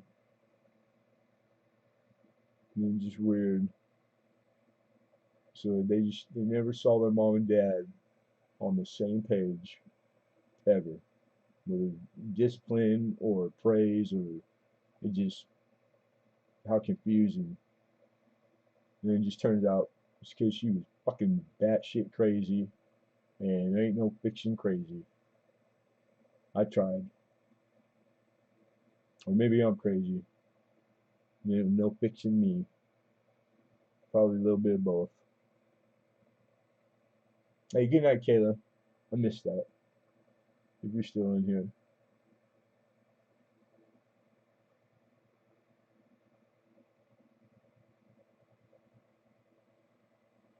great advice. Try. I don't know if it's great advice. Again, these are just my opinions, my travels. Take it with a grain of salt. And what my advice would be: don't listen to this dude. I won't listen to anything I said. Not anything serious, anyhow. Yeah, it's not for the weak. No, but it. It was for me. I love it. I loved it. I wasn't made to be by myself. Now I just no choice. Everything, everything. Everybody's dead. Everybody's gone, and the days have just gone by. It's been years, a few years now. It's it. One woke, just went to bed one night and living the dream. Woke up the next day and I don't even know what the hell happened. I still don't believe it. My best friend's mom, rather than my friends. Yeah, right on. Letting you know, how are you? Good morning. There's been some days I just wanted to throw my hands up, but we would sit down and work it out. Right on. That's the other thing. Like it's not corny, like 'cause you hear all that stuff all your life. Like they just the common sense. No filler. It's like communication, and like all these basic things, and it's because it's that basic. So it's like it's not hard, but you both people got to be participating. In the days that you're not bringing all your A game, like it's okay. You pick up the slack for the other. That's what you do. Because love that person, do anything, pick up the slack. Shit, walk through hell with gasoline underwear on, and did it a few times. I think. I just did thought, look, tried my best. Just can't be good at everything. It's hard to swallow. Hard to swallow. That's why I eat chocolate. Lots and lots of chocolate. Just when I'm diabetic, but I'm only diabetic if I give into it. You know what I'm saying? I ain't trying to do into that shit. Not today. I'll give it into it tomorrow. And chocolate's not really that bad. It's not the like the sugar, the granule sugar. It's the carbohydrates. You diabetics, if you're type 2, that you got, that's the enemy. It's the bread, the sourdough bread. I love bread. Take or what else I read? Anything that you love that tastes really good. If you're diabetic, it's off the list. Anything tastes good, yeah, can't have it. Can't have it. And in sickness and health, you gotta. Yeah, see, we signed the whole thing to, for better or worse, the whole nine, to get through his part. Um, nah, I like dark, but it's just a Hershey, man, just milk chocolate Hershey. But occasionally, when I can afford it, like get like the like the fancy ones, like the $5, the rock salt, I like rock salt, or the one with like cranberry. Love cranberry. And dark chocolate. Oh, they got some good ones out there.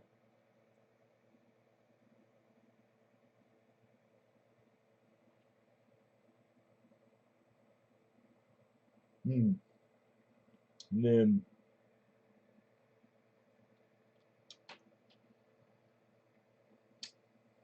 I had a friend that I'm assuming like your mother's. You were talking about your best friend's mom. This is a like one of my friends I grew up with, and then ended up being close with his cousin and uncle, local. Like so every weekend we play cards, stuff like that. So years go by, really tight. They're like family. They're the only people I know, have now. And occasionally when it was bad, I was just scared. I was literally like not knowing what to do. And I'd stop by, and everybody called him the old man. He's a lot older than me. And Bill, and he would know. He'd be out. He had his man cave, and I would go out there, and I'd lay it on him. And I swear this man saved my marriage probably 4 times, in that course of 10 years. where like it was doomed. And he and just some simple advice. He would just say the most clear cut, and that would be it. That's all. I don't know why I couldn't come up with it on my own, but maybe it's because you just had to hear it from somebody else. I don't know. I don't know other people go if you had anything similar, and you don't have him no more. My God, I miss him. I could have used his advice a lot in the last 3 years.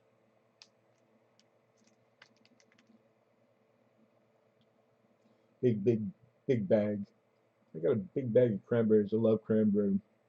Don't care much for them. Really? Cranberry's good, dude. It's good for you too. It's just a month ago wanting to give up, but didn't, and I'm glad. Yeah. Oh, you're 29 years in. You're a lifer, girl. Just think of the effort of. Trust me, you don't want to go through having to like. It's not an easy thing. I haven't finished it yet, and it's already been some years, and I don't know. You women are way, way tougher and stronger than us men, by far, by far. I mean, just we're. I don't care what guy thinks he's got. You're a fool. You know, you're talking to a guy that like I never ran from nothing in my life except the police. That's a song, but it's true. But like, yeah, shot, stab, run over by a car, whatever. Hey, I fear nothing except women. It's just the truth. And it's because you guys know you got. It's like magic. You know you got us. My wife could just look at me a certain way and send me out to conquer the world. I mean, literally, just my back could be broke, and I would feel better with a look. And in the same token, she a look and totally destroyed. Not one word, just a look. That's crazy, huh? That's power. Mm, power. Black magic. Voodoo, whatever you want to call it.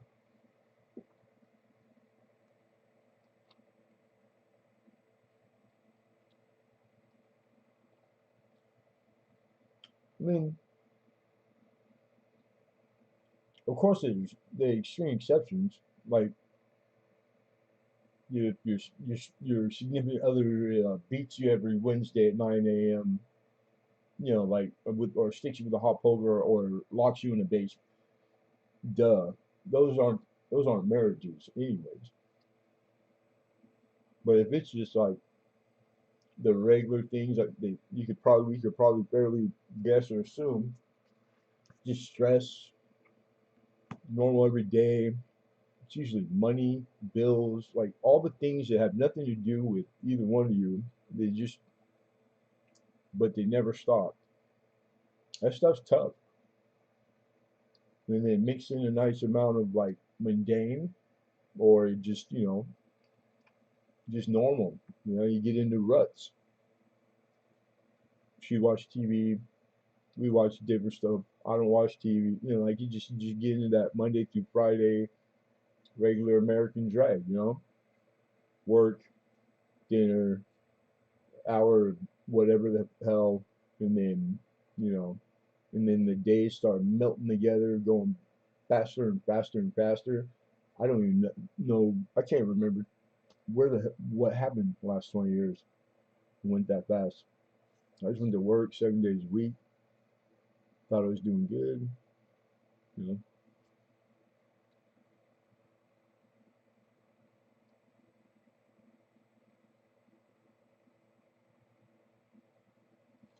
Yeah, and you must be. If you guys don't think that you're good at working, like you guys are obviously good at it. 29 years. You can be in your 20. You can be there 20 years. You two are fit. I don't even know you. Who makes the lemonade? Who makes it? You show me. Tell me where they are. What's up, Phil? I apologize for eating in front of you guys. Deal with it. Ooh, people get married for all the wrong reasons. You know, that person married. Yeah, yeah, we played house.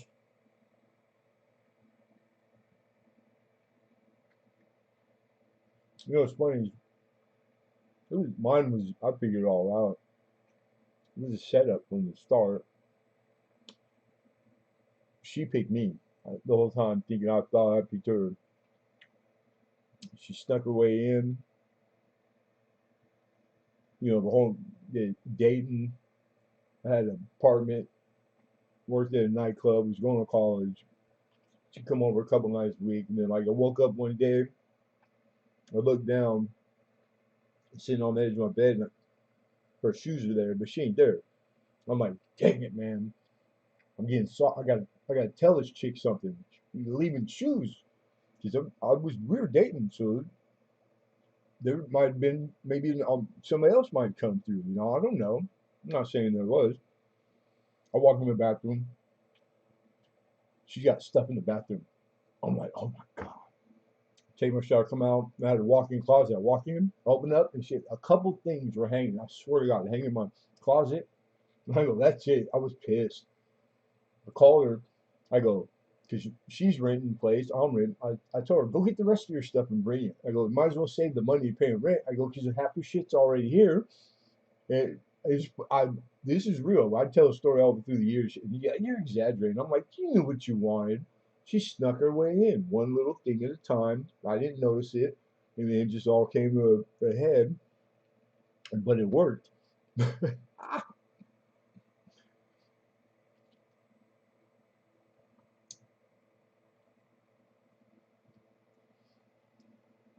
They've been married a long time, so they were young. I think everybody. Physical is like its nature. It's like your first attraction. Although there are people who have met without seeing, fell in love. There's there's there's stories. People I've met a couple that were gamers on like the PlayStation, in one in New York and a girl here in California, without seeing each other, and ended up married.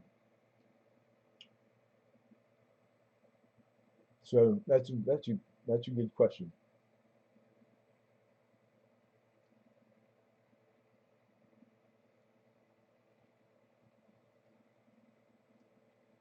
I fell in love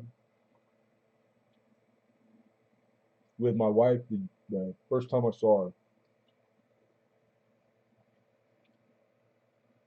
My very first girlfriend in high school that I was dating, and she was her best friend. And she walked in the door. It was over at my girlfriend's house. First time meeting her, and she walked in. That was it. And then I never acted on it. Never did nothing. A couple of years go by, lost contact, nothing, the whole mind, and bumped into each other somehow down the road, and we just saw her again, and same exact. That was it. I was in love with her. Never even heard her talk.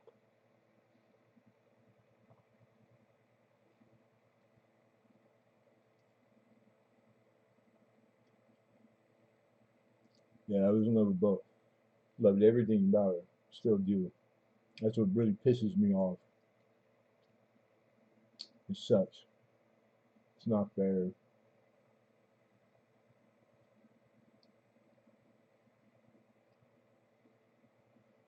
You can't. I don't think you'll ever not be that way. So this is what I have to look forward to the rest of my days till I am no more. Isn't that worth something? I shouldn't I be getting like extra social security or some shit for this? There has to be, or because I couldn't think of a more cynical, psychologically punishing. Like I couldn't think of a more horrible movie, horror movie, or punishment Nothing.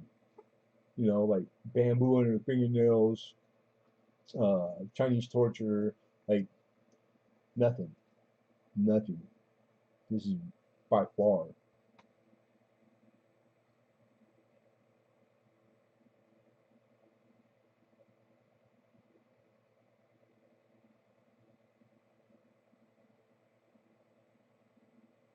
Yeah, that's not cool. If you already know, then saying you can't see yourself with her your whole life,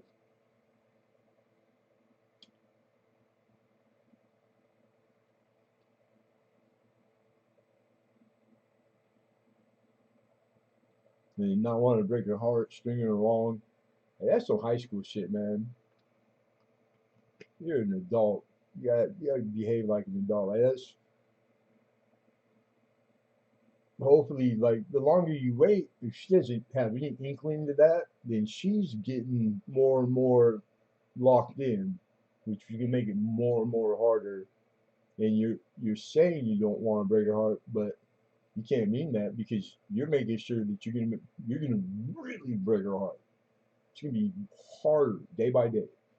Like the sooner you get it in, you just need you know what you do. You gotta set it up so that when she comes in next time through the door, you're having sex with her sister, and then fixed, done.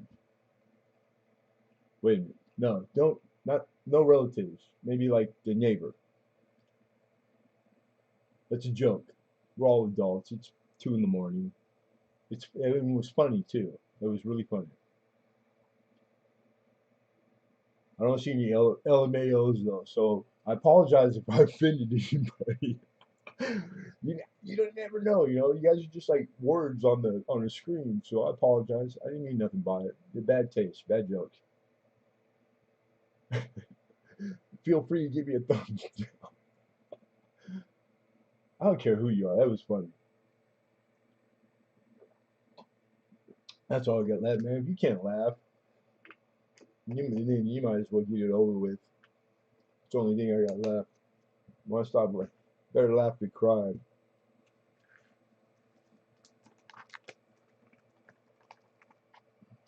Imagine the tattoo much.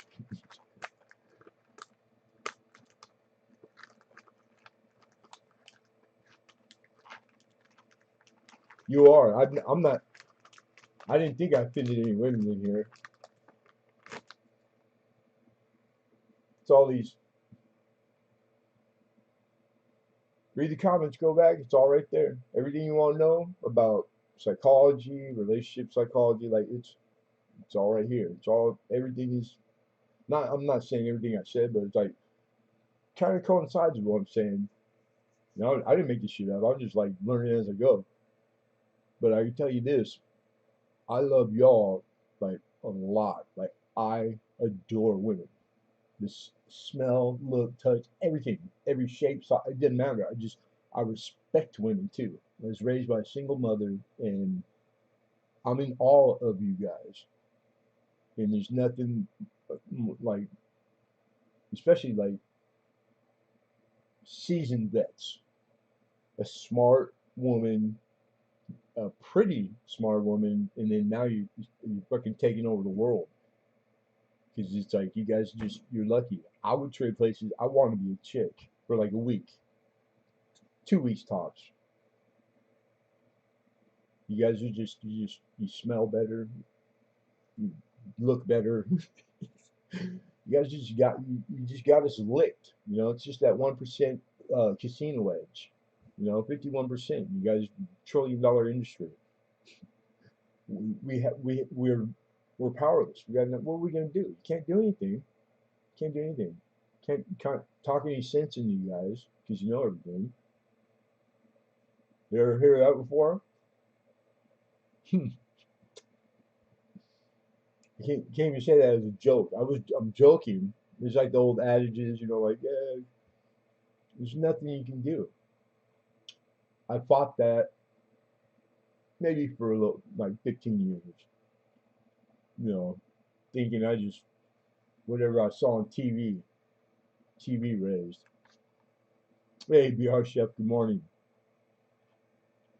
I mean, you start to learn stuff, and it's like You just gotta give in, man. Whatever she wants, give it to her. Whatever she wants to do it. If you're doing anything besides that, you're an idiot. If you're trying to impose your will and be, even if you are smarter, no, what does it matter? Because that doesn't equal happy. You just do everything you can, even if it makes you miserable to make her happy, and then you're doing it right. Why? I found out too freaking late. No takebacks, but it is what it is. If I could save another man's life, then it's all worth it. Yeah. Hmm. Man, yeah, there's something else. Doggone Travis, now I want chocolate. Huh? Chocolate's good, man. I was on an ice cream kick after all this happened, and can't do the ice cream no more. I miss it. And I love chocolate ice cream the whole nine, but my gallbladder exploded, and the chocolate, or I mean the dairy, it just like it hurts me. I can't even have ice cream anymore. It's just like, man, my one coping, it was barely not even working well, and they took that from me. Yeah, from your lips to God's ears. I'm trying my best. I always do, but it depends on who you ask. If I had a fuzzy, it would be worth at least $1 million. Oh, dude, I would be. It would be free. It would be on the boulevard. I'd be streetwalker, giving it away. I'd cheap. I'd be cheap. She's a good woman. If I actually met a girl I was really attracted to and interested in, she'd cheat on me. I know. So do I have a choice? Ouch.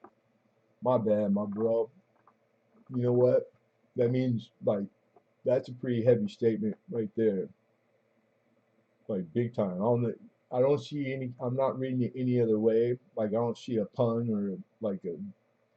There's no context. It's a joke. So I'm reading it literally. So I'm believing your statement, and that's hard. It's hard. That's a big. That's a big one. So it's like, man, there's a whole lot going on there. I don't even know. I'm scared what to say. I don't want to give you bad advice, but I want to help. But I don't even know what to say right now. And you can't say that like that don't help. You can't generalize the whole female species, dude, because you know that's not true. You know what I mean? And the whole that's a cop out. The whole well these days, you know how it is. No, I don't, and it's not. I don't know what you're talking about.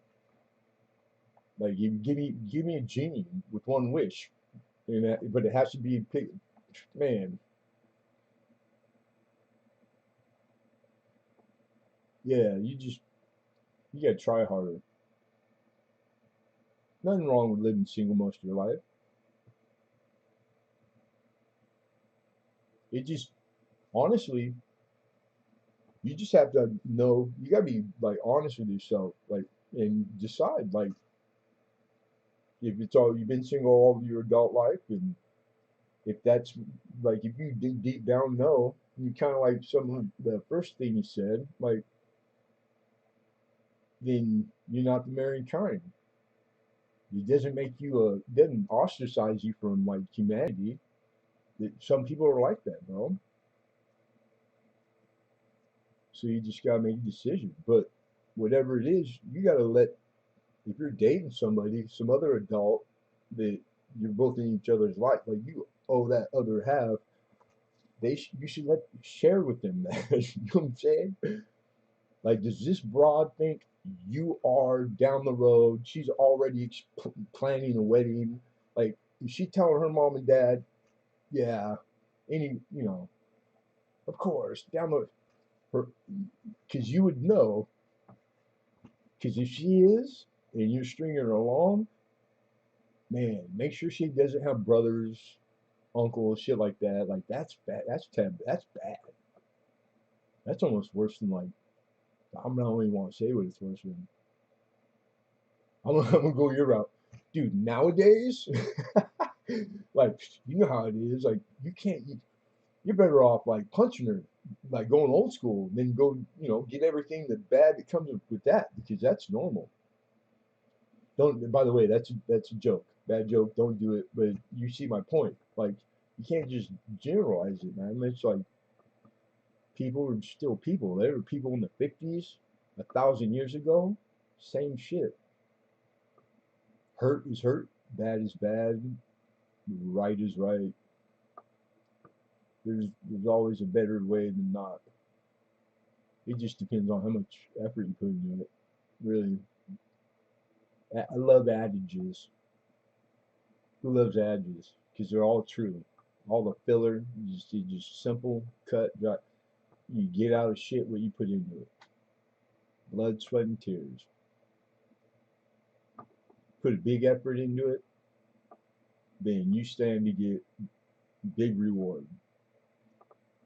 Give it a lackluster, lackadaisical, half-ass effort, then you're getting the same back reward, which doesn't sound like probably wouldn't be much reward.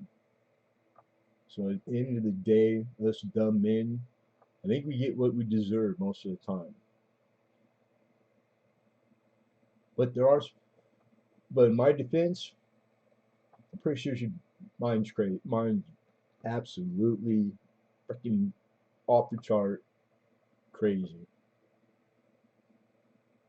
And I don't mean that in a like spiteful way. I mean in like unlucky for us, and because it means it's nobody's fault, and it's not hers either because there's no control. Like it's not she don't have the tool, the attributes, and she didn't pick that. So it's like it's hard to be mad at somebody that the things that you're mad about that they couldn't do. That's what mine came around full circle. So it's like there's another adage: you can't live with them, and you can't bury them in the backyard. Damn it!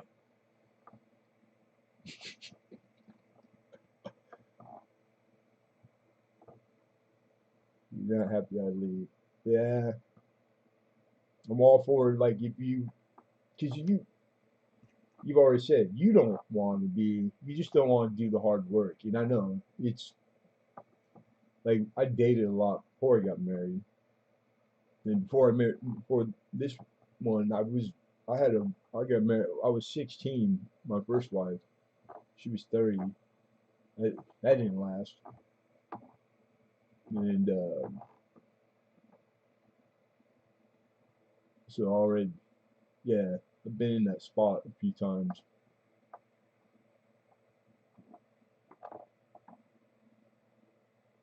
and I like to think that like I would, because I know I would. No, yeah, but it's different. It's not the same. Like I was gonna say, I would deal with it better as an adult me than the teenage, like the young man me, which of course, but I don't think it did this time. But it's not the same. Be married 20 plus years and dating a couple chicks in high school, not really a fair comparison. But I hope the best for you, dude. I really do, because there's nothing easy about it. It's just hard work, period. So it's just like bite down and get it in. Whatever it's gonna be worse the longer you let it go. My type so far and few between. Well then, unless you're like Fabio and Rich, and you're the bee's knees alpha male. Maybe your type is unrealistic. You know, is it your ideal type? Which like you got to handicap things. I'm not saying settle, but I'm just saying be realistic. You know what I mean? It's usually like, we know, you see in the mirror, you know what you're capable of. And then it's like, all right, what you see in the mirrors, you're scoring here, but then like, like, oh, you got some conversation, you're a smart cat, add a couple points, like balance it out. You can match, you dress well, you know how to do decorate. I don't know, you're a good cook. All that shit matters, man. Add it up, keep a list, and then that'll tell you, all right, we're looking for her. Or is it like, you have halitosis, you got the kind of breath that you can't brush away. You got that one eye, lazy eye that looks off at the side. So it's, like you never really can make eye contact unless you're going like this. I'm sorry, man. I'm trying to lighten it up. Jack Gallman, how are you? All the way from North Carolina. Good morning, man. Except for the Frog Prince and the Rabbit.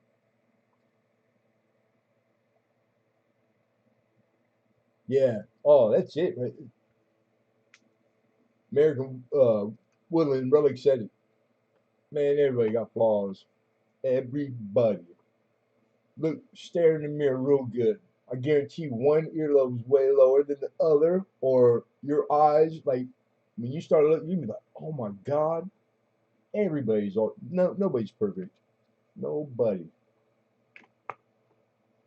And if you've been dating this chick already for a while, if if you've been in the restroom brushing your teeth while she was using the restroom, and you guys still the next day, you're the merrier. You need to marry her right now.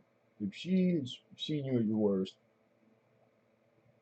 and vice versa, not even worse, just like, you know, just 8 o'clock Saturday morning or 6 o'clock Monday morning, like all there is to be seen, then you're good, man. And you haven't killed each other or freaked out and left yet.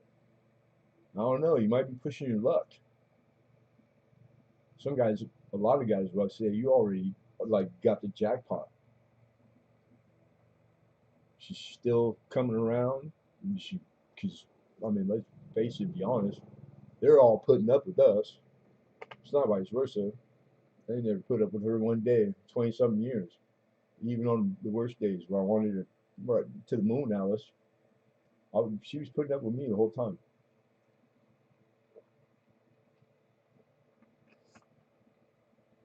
The whole time, me telling her, you know, you won the lottery. I was lying. I knew I was lying.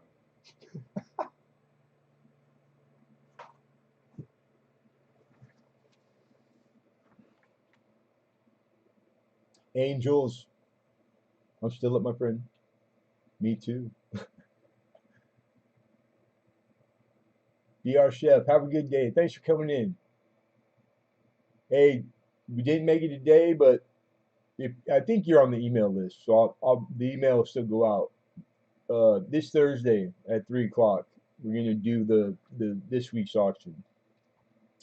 So if you can make it, if you can't, always happy to have you. Always my pleasure.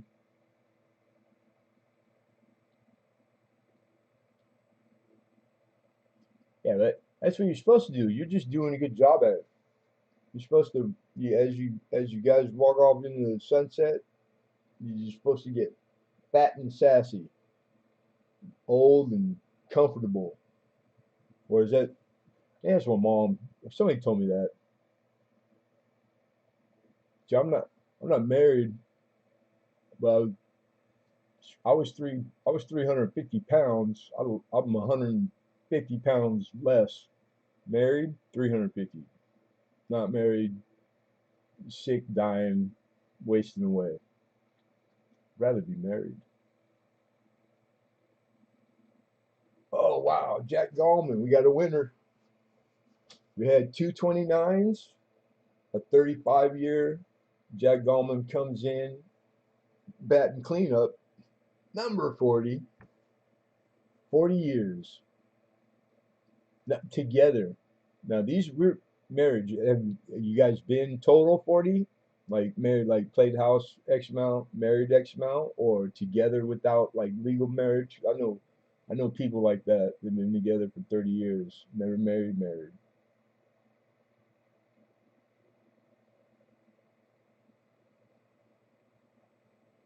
Hey, good night, Rhonda. Good night, Mama. Yeah, this Thursday. It's always for years. It's always Tuesday. I just this Tuesday we didn't get in, so but we need to pull one off a week, or we go homeless. So Thursday.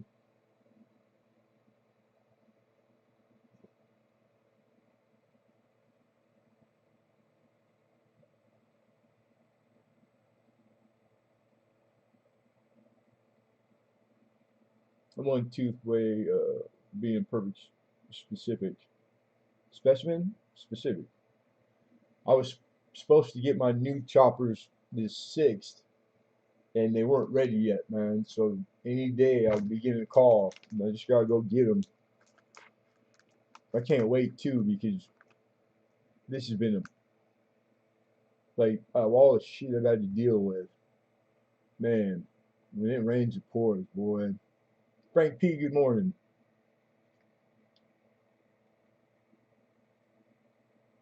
But it's funny. It's like if ever a time for it to happen, now is probably ideal as far as that goes because I don't give a shit anymore.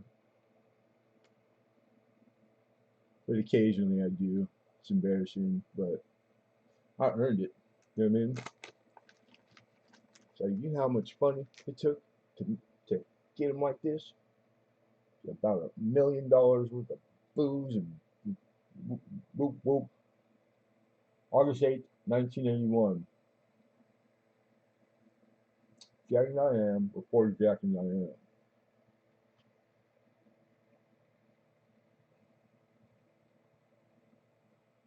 August 8th, 1981.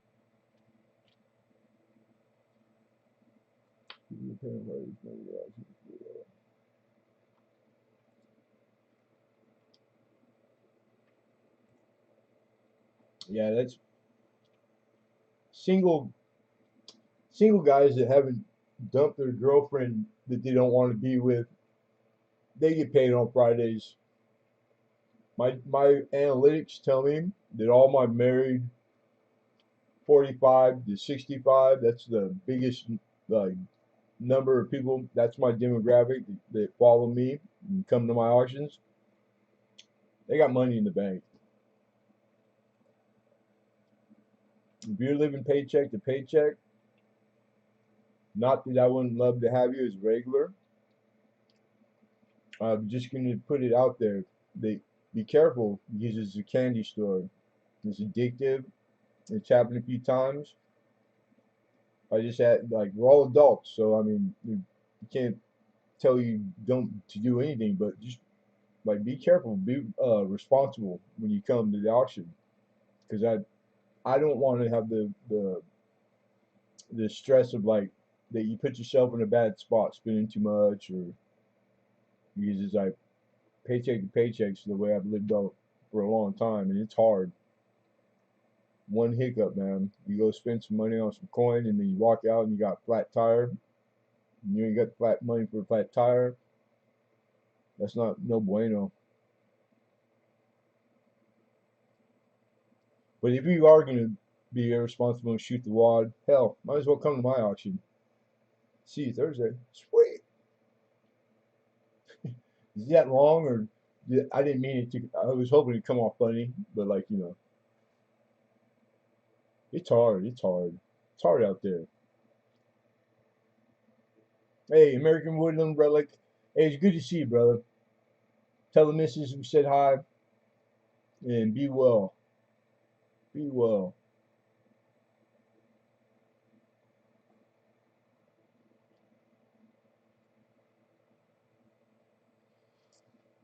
And then I've been doing it here long enough that I beta tested days, like to be honest, different days, tried different days, kept track of days. Then as other settlers started coming, and I helped most of the first ones, probably first 10, set their auctions up and their stuff. And it's not just black and white. It's not like that. And then like if you're around and you check, Saturdays, Sundays are very quiet opposed to Monday through Friday here. It is crazy. All night long. I can't believe it's still on. There's other channels streaming, but like all the way from the morning till the night on the weekdays, business hours, it's busy. It's cracking. Saturday, Sunday, by the number, super quiet.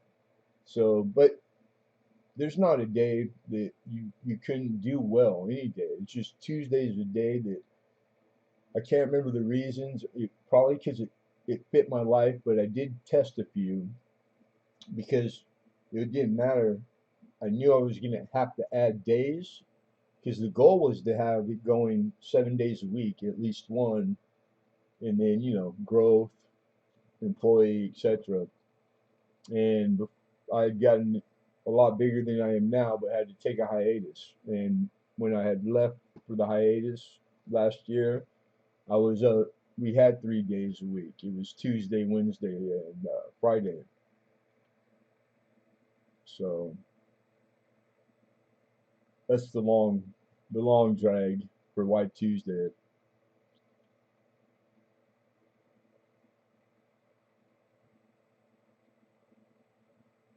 I don't know how to talk about this mushy stuff. Archie Timberwolf. Ah, Jack Gomez says, I think most people live paycheck to paycheck. Most of those non-existent middle class, blue collar, and down, huh? I don't know. It's coin collecting. You'd be surprised, man. There's like just across the board. You guys are a smarter bunch. I don't mean it in a disrespectful way to people who aren't coin collectors. It's a common factor. It's just one of those things. There's a lot of smart folks you got in this community, like big time. And typically, it's a lot of people, the people like they've been with me the longest and spend every week, like they're not spending the money out of their paycheck, the only money they have every week. They're using like a budget that they allot themselves. Like I can spend $1,000 a month on coin, and like you'd be surprised, man. I just passed 500 friends on the channel and keep losing them.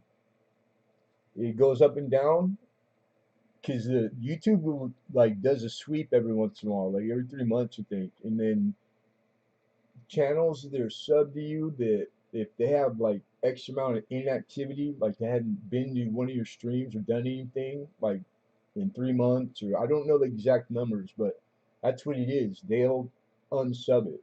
Or if it's stuff that we don't know, like a channel that they don't exist no more, or they get to, for whatever reason, then it's like it's like making room, like memory or whatever.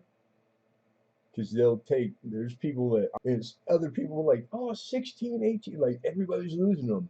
I didn't lose one. I hadn't lost one. I don't even know how that's possible. I have no idea. But that one was a big sweep. And come to find out, it was a lot of them where they had participated in that, like sub for sub, like they got caught, but they didn't get in trouble.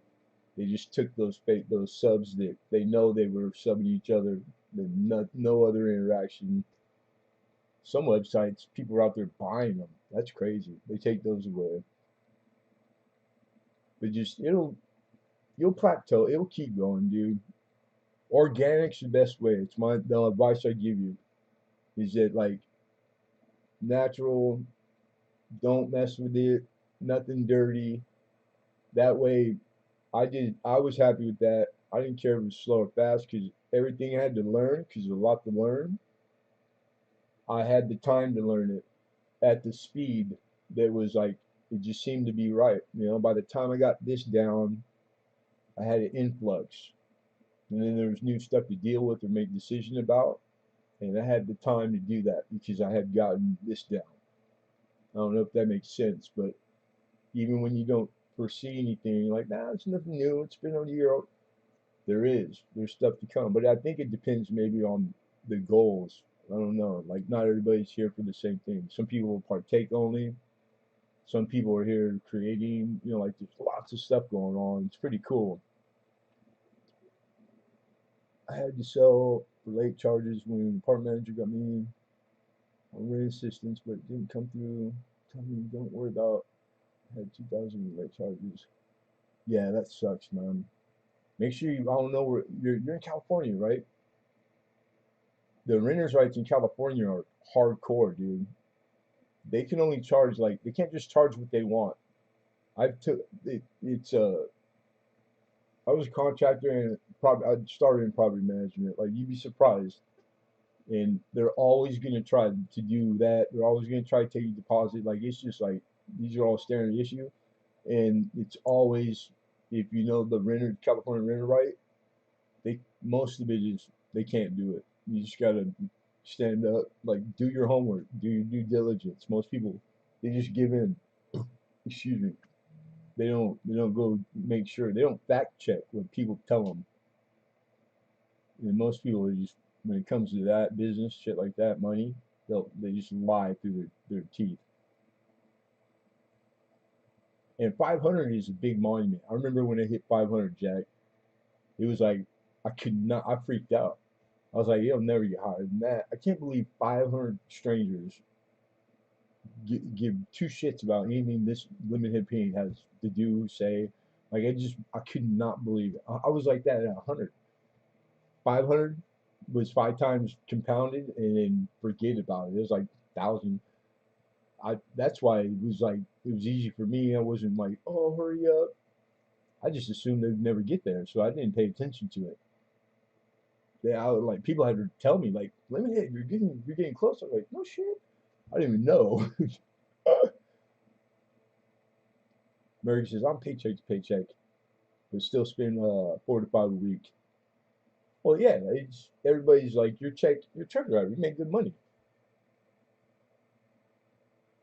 and it's all the same, man. It's all situational. It's like the guy that spends 15 grand on coins a month and is not putting himself in dire straits is it's no different than the guy that spends $75 a month.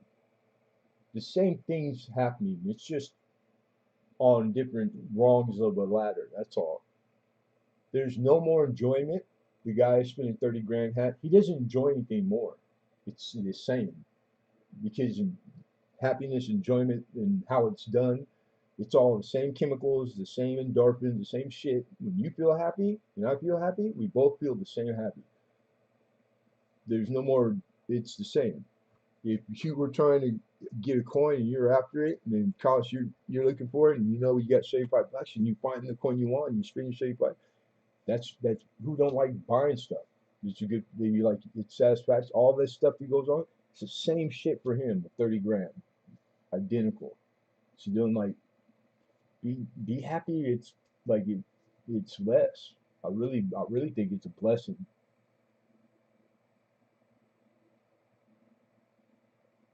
Bet you lost 15 to 20 in the past 2 weeks. No, I'm not debating that. Mine's been going up and down, stuck at like the 1,500 or 1,600 mark for quite a while. And it's like I get and your analytics tell you everything. I know when I'm getting a couple. I know I'm losing a few. Greg Lee, what's going on? How are you, Greg? Good to see you, man.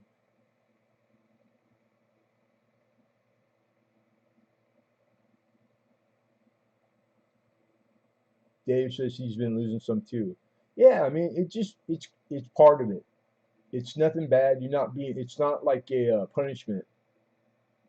It's just it's those things that I had said. It's like I know I'm subbed personally to like 1,500 or 2,000 people. Like the subbing, and out of those people, you typically stick with your crew and the coin thing and like. But I like a lot of stuff, and there's channels that I subbed to a long time ago that I know I haven't been there since I subbed them. So how much longer before me not being there, putting a comment or watching, giving me watch. It's I'm going to be unsub, not even knowing. I'm not even gonna know that it happened. So out of sight, out of mind. Like who can remember 1,500 by memory channels? Like you're being unsubbed and you don't even know it. And they're going, damn, I lost 3 subs today. Should we feel bad because we were that sub? Should those 20 people feel bad right now? I don't know. It's like full circle, you know what I'm saying? Something to think about, some deep thoughts right there. DJ D Vibes in the house. What up, Tim? What do you do? You got 1.62. Yeah. See, like 1,600, man. I'm like, just I've been there for a while.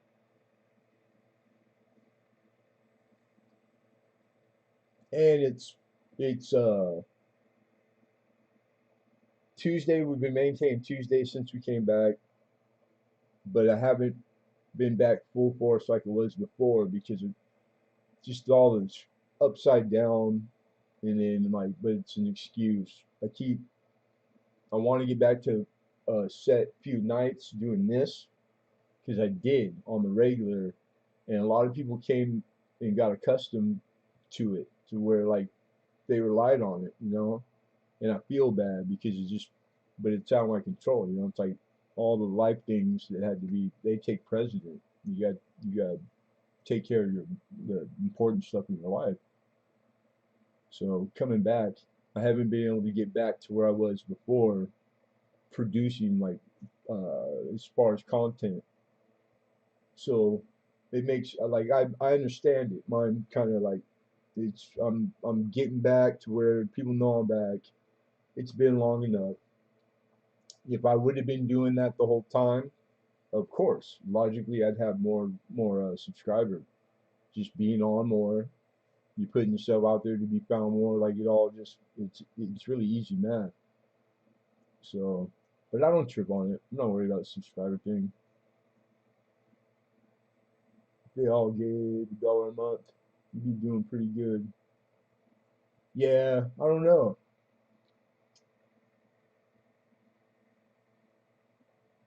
cause I could tell you plus or minus a pretty.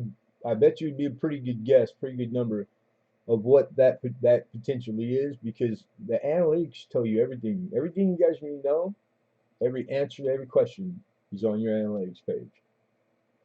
And just like at first I didn't really mess with it. Then it was like, all right, I heard enough advice that saying what I just said, and I was like, I'm gonna give it a shot.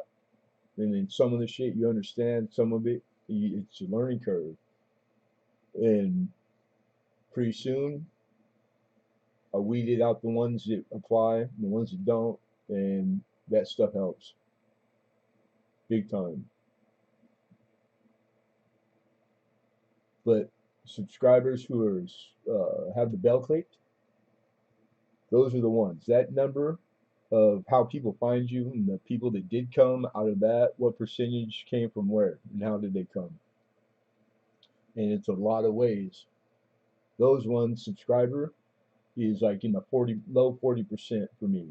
So if 100 people showed up, 40 of them got the notification, and that's where they came from.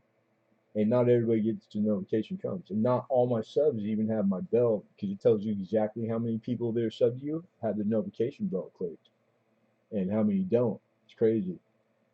America, be well, be safe, brother. If you're on the road, man, even if you're not, appreciate you coming in and tell your mom and say hi. That man's got his mother's an angel. I think all moms are though. Sorry I didn't tell you see above. Um, like the stacking crowd, some gold and silver stuff. I gotta go higher than that. Hold on. Other things, guess what I have done tomorrow. Turn all this rubber hose up my nose and down my vocal cords. Ouch. I think don't they won't numb you or give you something to numb. I don't know. if they all gave $1 a month, and then it was what are your thoughts on the different auctions going on at other platforms? Like the face, I'm in all those groups of Facebook. I just don't do Facebook.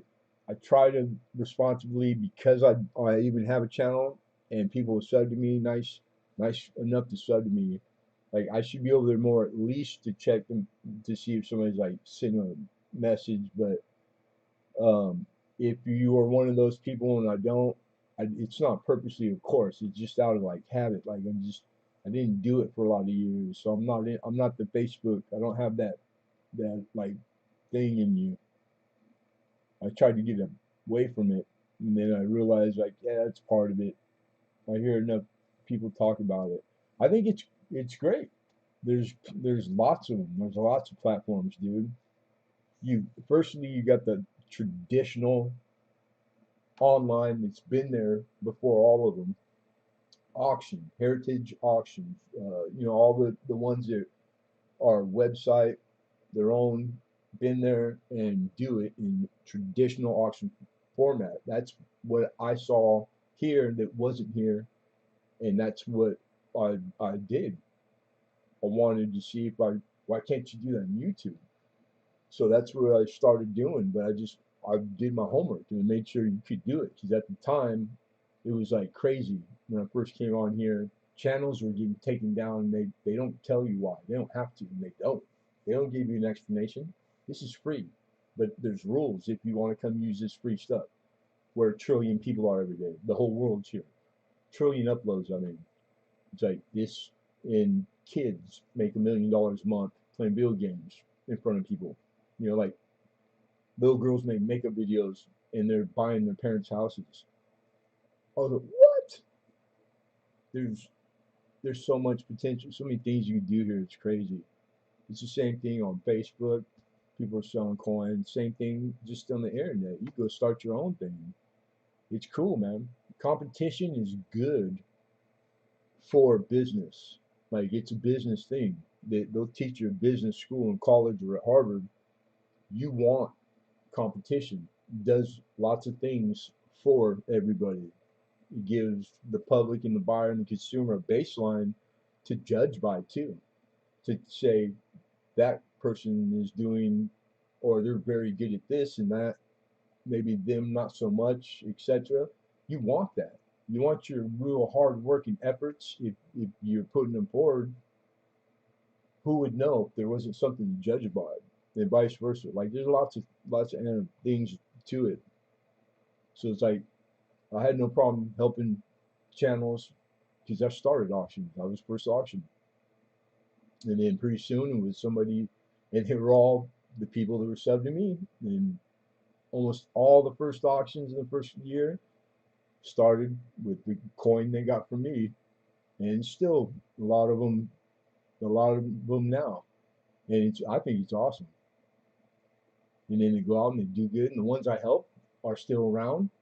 So I'm like, that's cool because I want them to do well. I want this to be something that the more bigger, better, and everybody's doing it well. That means we're all good, responsible representatives of coin. That's what, well, I mean, that should be a part of it too. Not just I want to make the living or I want to make money and here's something I could do. This is like a royal thing, man. This is coin collecting. This is a big deal to me. I want to be a good representative of it, trying to do it well. I work my ass off, but it's not always guaranteed it's going to turn out right. But yeah, if it gets that kind of reputation, it's going to attract more people. People are going to go, wow, there's this big ass venue, and it's like a coin smorgasbord. There's like stacking silver channels and like, like, and coin channels and hard to find coin and whoop whoop and because everybody don't like everybody. So there's gonna be something for everybody. There's gonna be you naturally gravitate to people you have stuff in common with. Like, wow, I found this guy that lives where I grew up. So cool. Because I know I can't make everybody happy, so I hope that there's another channel that does. Guess what? There is. And then at the end of it, there's a brick and mortar in their town, and a lot of people there's not. And this is their brick and mortar. Like it's bitching, man. Dang, hearing all that, that's true too.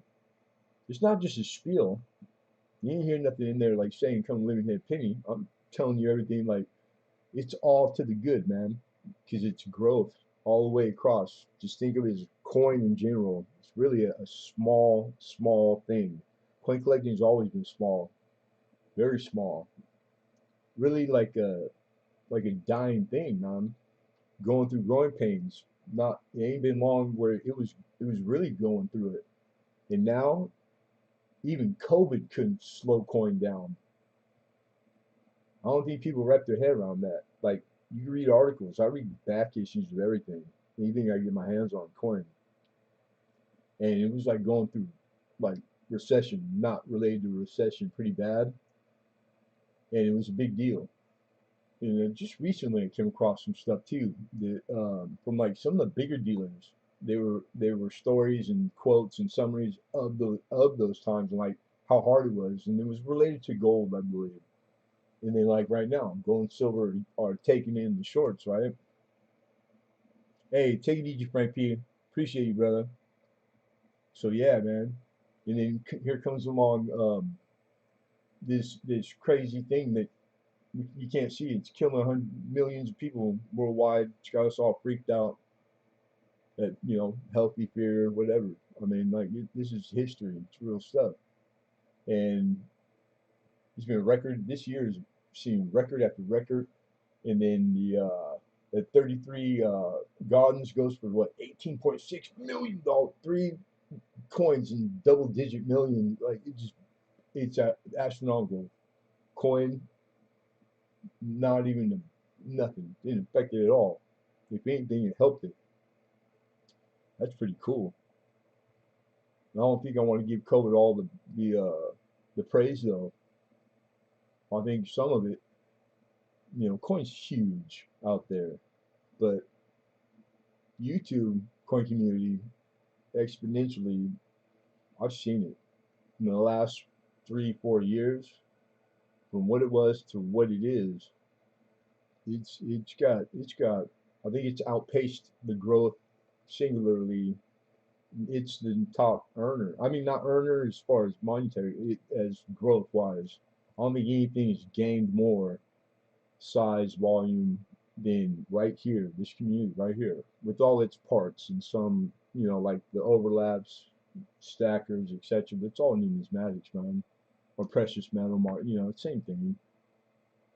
And then the metal detectors, who get should get credit because they were here first on YouTube, and Coin was a spin-off of metal detectors because they find coin. Well, a lot of them are coin collectors. A lot of them are super knowledgeable, even if they don't collect because of the stuff they find, and coin being what they're hunting a lot of the time. So that's pretty cool. So yeah, and then all the other things, their coin sell, etc., whatever, that aren't on this platform, but on a platform, all to the good. They're all part. It's all part of the root system. It's numismatics. I like these new. The watch yesterday. Me and Santa, Canadian Santa. Um, I saw him there. The Coin Blog, the radio show. That's badass. They're about to hit their 200th episode on here, and they do it once a month or a week. That's pretty good. They've been here a long time, and then when nobody listened, they still have a really small following on YouTube, but they do it on Facebook, and they got a big following on Facebook. I'd like to start shouting them out, but I gotta remember. I think people enjoy it, but it's really they're hardcore. These are two shop owners, independent shop owners that they've been around. They're coin guys, like they know coin real well. It's more of a, it's not the like novice. It's like the hardcore coin collector, and they're really thorough, really versed. Pretty cool. And they gave away a bunch of silver, 20 a 10th ounce gold. They're pretty nice. Hmm. There's one more. The me get less. I seen someone have more than me get less. Rip. If I need fast emergency money, what else you know? Count my losses. Buy and sell with Facebook. Yeah, I'm on Facebook. I'm on all the sellers. I'm in all the sellers groups. I just don't. I don't know. My Tuesday, it does. It carries the load, and then there's a few other at like a. I use the only other one I use mainly is where it's a website where dealers, coin dealers, hang out. We sell, trade, etc., and do a lot of selling there. So it's like I haven't needed to do extra, but it wouldn't hurt. I just don't want to start anything that I can't maintain because people real quick they'll get accustomed to it. Like you put it out there, you gotta back it up, like that type of deal. Because even if it's harmless, you would think there's no fallout. There will be. That I learned. Be no explanation. It just takes one person, man, to just say, the simplest little thing that gets misconstrued. A lot of it's the chat and text. It's like text on a phone. I hate text. All with shorthand and no punctuation. Things are so easy to take out of context and get misconstrued, and it just you gotta be careful. So if I do Facebook sales, it'll be because I made a plan, put it to pay like an outline to follow, and did it because that's how I do try to do stuff. I don't want to do it badly. We're just by the seat of my pants.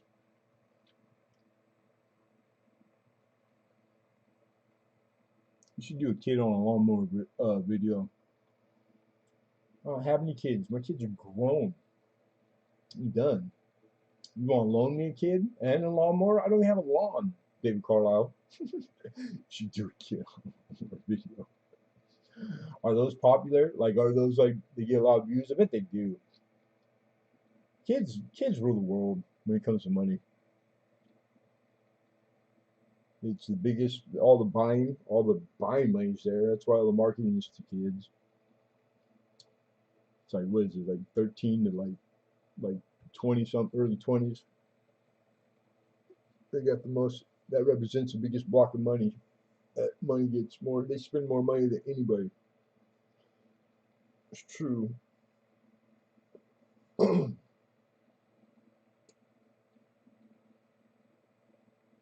Kid on that just out of left field. That's some funny shit. Email picture cover collection. Okay, I buy and sell. Oh, you buy? I sell. What do you want to buy? You like pennies? Rolls and that's how we started. I'm a copper guy. Penny. You should live in a penny. Corn roll hunting, air variety. What do you need? What do you want? OBS rolls, wheat rolls. You got it. In time all accumulated back. Yeah, it's like the same thing as a pawn shop, right? Except not as cutthroat. 10 cents on the dollar. It's so not a low bottom feeder pawn scum, but it's the same undertaking. It's just done in better taste. So you buy Eagle for 20, you gotta sell it back. There's always the day you buy it, they'll give you a buyback price. You can take a dollar or two hit. Okay, cool. 18, 20. I might keep it for 20 years. I might have to sell back to you in a month. Cool. That's a pretty good damn deal. And then they're always there. You buy ASCs anytime you want. It is a nice thing like that, isn't it?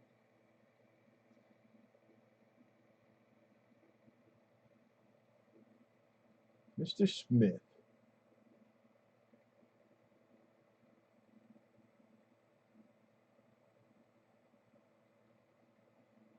hypothetical context, because we're not doing that here.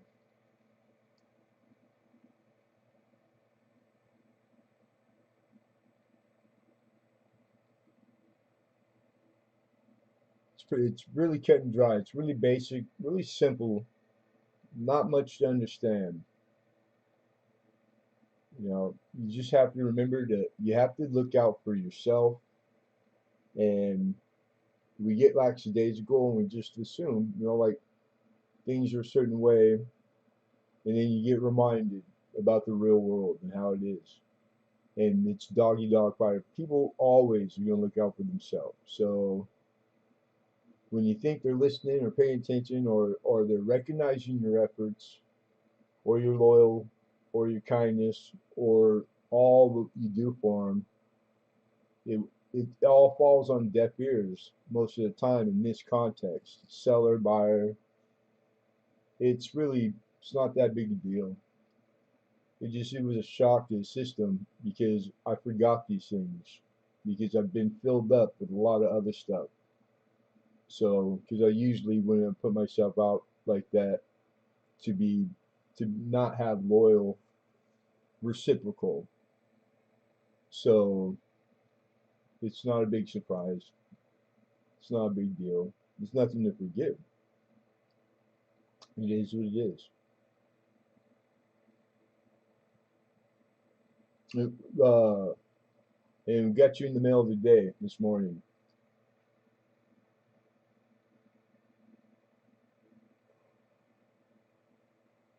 It's 2:57 already. Sure is. Too caught. We got all day tomorrow. All day.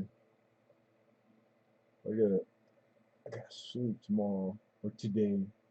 Somewhat. So we'll call it half a day because it's really not a full day. So we got a time management. You think a guy that's nothing going on, I got all the time in the world, it's true. Just which means I just be honest with myself. Not great with time management. Something I got to work on. Yeah, right on. I'll probably be getting off pretty soon right now. But it was great meeting you. And make sure you click the bell when you sub. That way you won't miss nothing. But and just don't even think about this week. Just know Tuesdays at 3 p.m. Pacific time, always there. This is just a rare, you know, caught us off guard. And then, but I do this sporadically. It's not no set time or day. So the only way you'll know is if you get the click that bell. And but thank you. Appreciate you coming. Appreciate all you guys. Had a good time. Didn't get too much work done, but that's okay. We got plenty of time to do it. No, I got some done.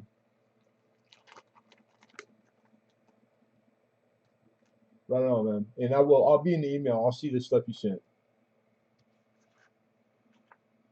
That I do right after I get off, for sure. BR Williams.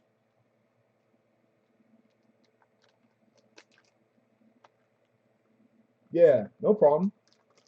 I don't recall you being one of the like you got the late nighters. It's like the same group, you know, like the night owls. That's what I was trying to say. The night owls. I know who the night owls are. It's tough, but it's not bad when I honker down and I can put it to a day. You know, auctions Tuesdays, cool. Saturday night, maybe a weekday. We used to get in like 2 or 3 nights a week. Did it pretty solid too. But it's true, man. There was a whole it was the same crowd. And it was like a solid 20 people that the second I would go on, you know, and it would always be a few hour plus or minus window. I'd go on 1 a.m. and before I could even finish clicking welcome into the chat, they're there. And it's because they were waiting, and so they grown like they depended on it because it was very only a few, and none of them streamed as long. You know, it didn't through to the morning, and then you get the that morning crowd with the time zones. You know, so 3 a.m. it's 6 a.m. A lot of alarm clocks go off at 6 a.m. And every time I try to squeak out and say goodbye and get out, man, if I didn't do it 10 minutes before 6 or 3 a.m. here, Pacific, there's no way I could get out. There's just too many people. Then you start getting the man, you hadn't seen him in a while and you really enjoyed that guy and you hadn't seen him. So like you just I could never say no. I could never and I I enjoy the hell out of it. And there's no harm in it. It's just too many days takes its toll. You get tired. But you need it. You need sleep. I went on 4 hours all my life, so I was already ready for it. I get shit. I get 4 a day. I'm on swell. The shiny 1 in 7 didn't show up as good on camera. Yeah, I know that. I'm always telling people like everything you see is gonna look way better in person. These USB cameras, they're great for streaming. They're made for it, but they're not made for the showing such fine new detail. Like they're not made for showing coin raw, but they got them. They're very expensive. That's one of those we're saving for it. And don't feel bad. Coin photography, even some of the most professional numismatists have been in business for 40 years, 4 decades, and they'll be the first to admit, I can't take a picture of a coin. It's hard. Lighting it's very hard.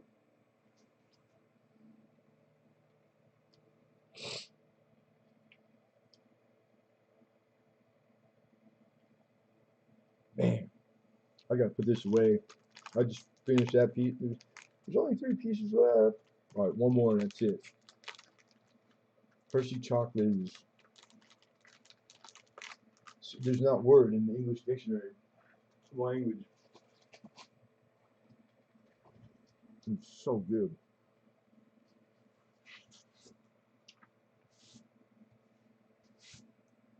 Just chocolate. Miracle. Good night, man.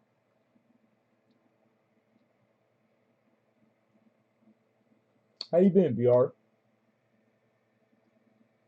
I got that bag, but you don't like them though. They're good. Cranberries are good for you, man. Good for your prostate. Good for the just antioxidant. Really good for you. Hey, likewise. God bless, man. May He keep you always. Be blessed. And thank you.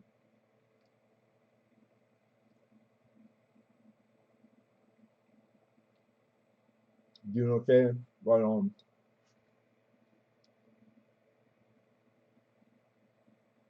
Mm,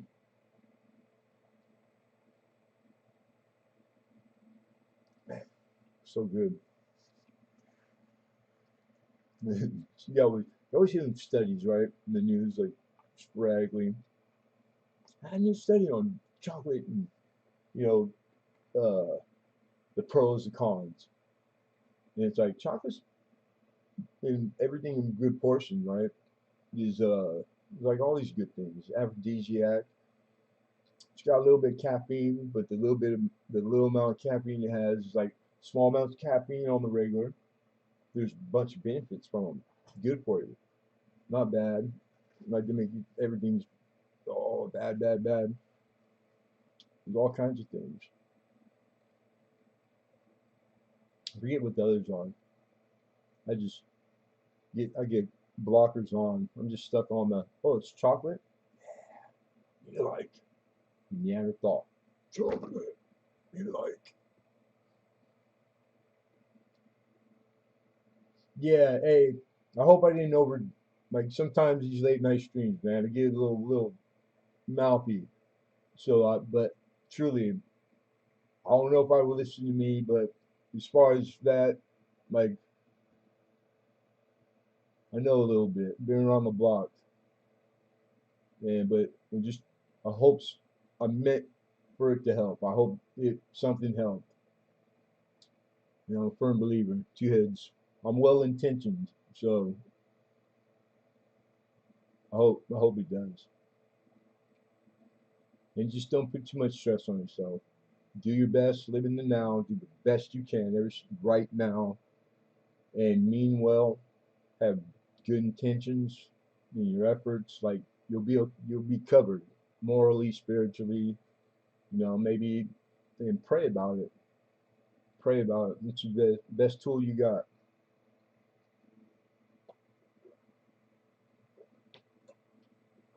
Pray and ponder,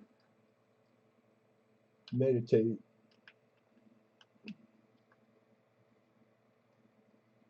Try to be when it comes to real serious things too. I think it matters. Like be hydrated, be rested, be full bellied, like all the same things that they tell our kids to do before they take the most important tests that dictate their future. Why would you not do the same thing before you made decisions on the most important things in your life? Pretty cut and dry when you hear it, right? So don't drink any cold drinks because it'll zap your energy and make you not test better because your body got to convert it to 98.6. It'll exhaust you. That's why they give kids room temperature bottled water now. This shit works crazy. And sleep, whatever that is. Huh. Day walkers. I'll sleep when I die. Can't make me. Can't make me. I don't like sleeping. I don't sleep. Never slept. Never slept well. All right. Well, I'm gonna clean this mess up. Do some work. Probably probably hit the shack. Set the alarm. And do this work tomorrow. Might take my own advice for once. I wouldn't bet on it. Excuse me. So you ever hear that like better coach than player? I think that's me. Coached the team to the Super Bowl, but you couldn't play yourself. Those people, lots of them exist. All right, well, I'm gonna bid adieu and say goodnight, and everybody be well and be kind if you can, because it didn't take any effort really.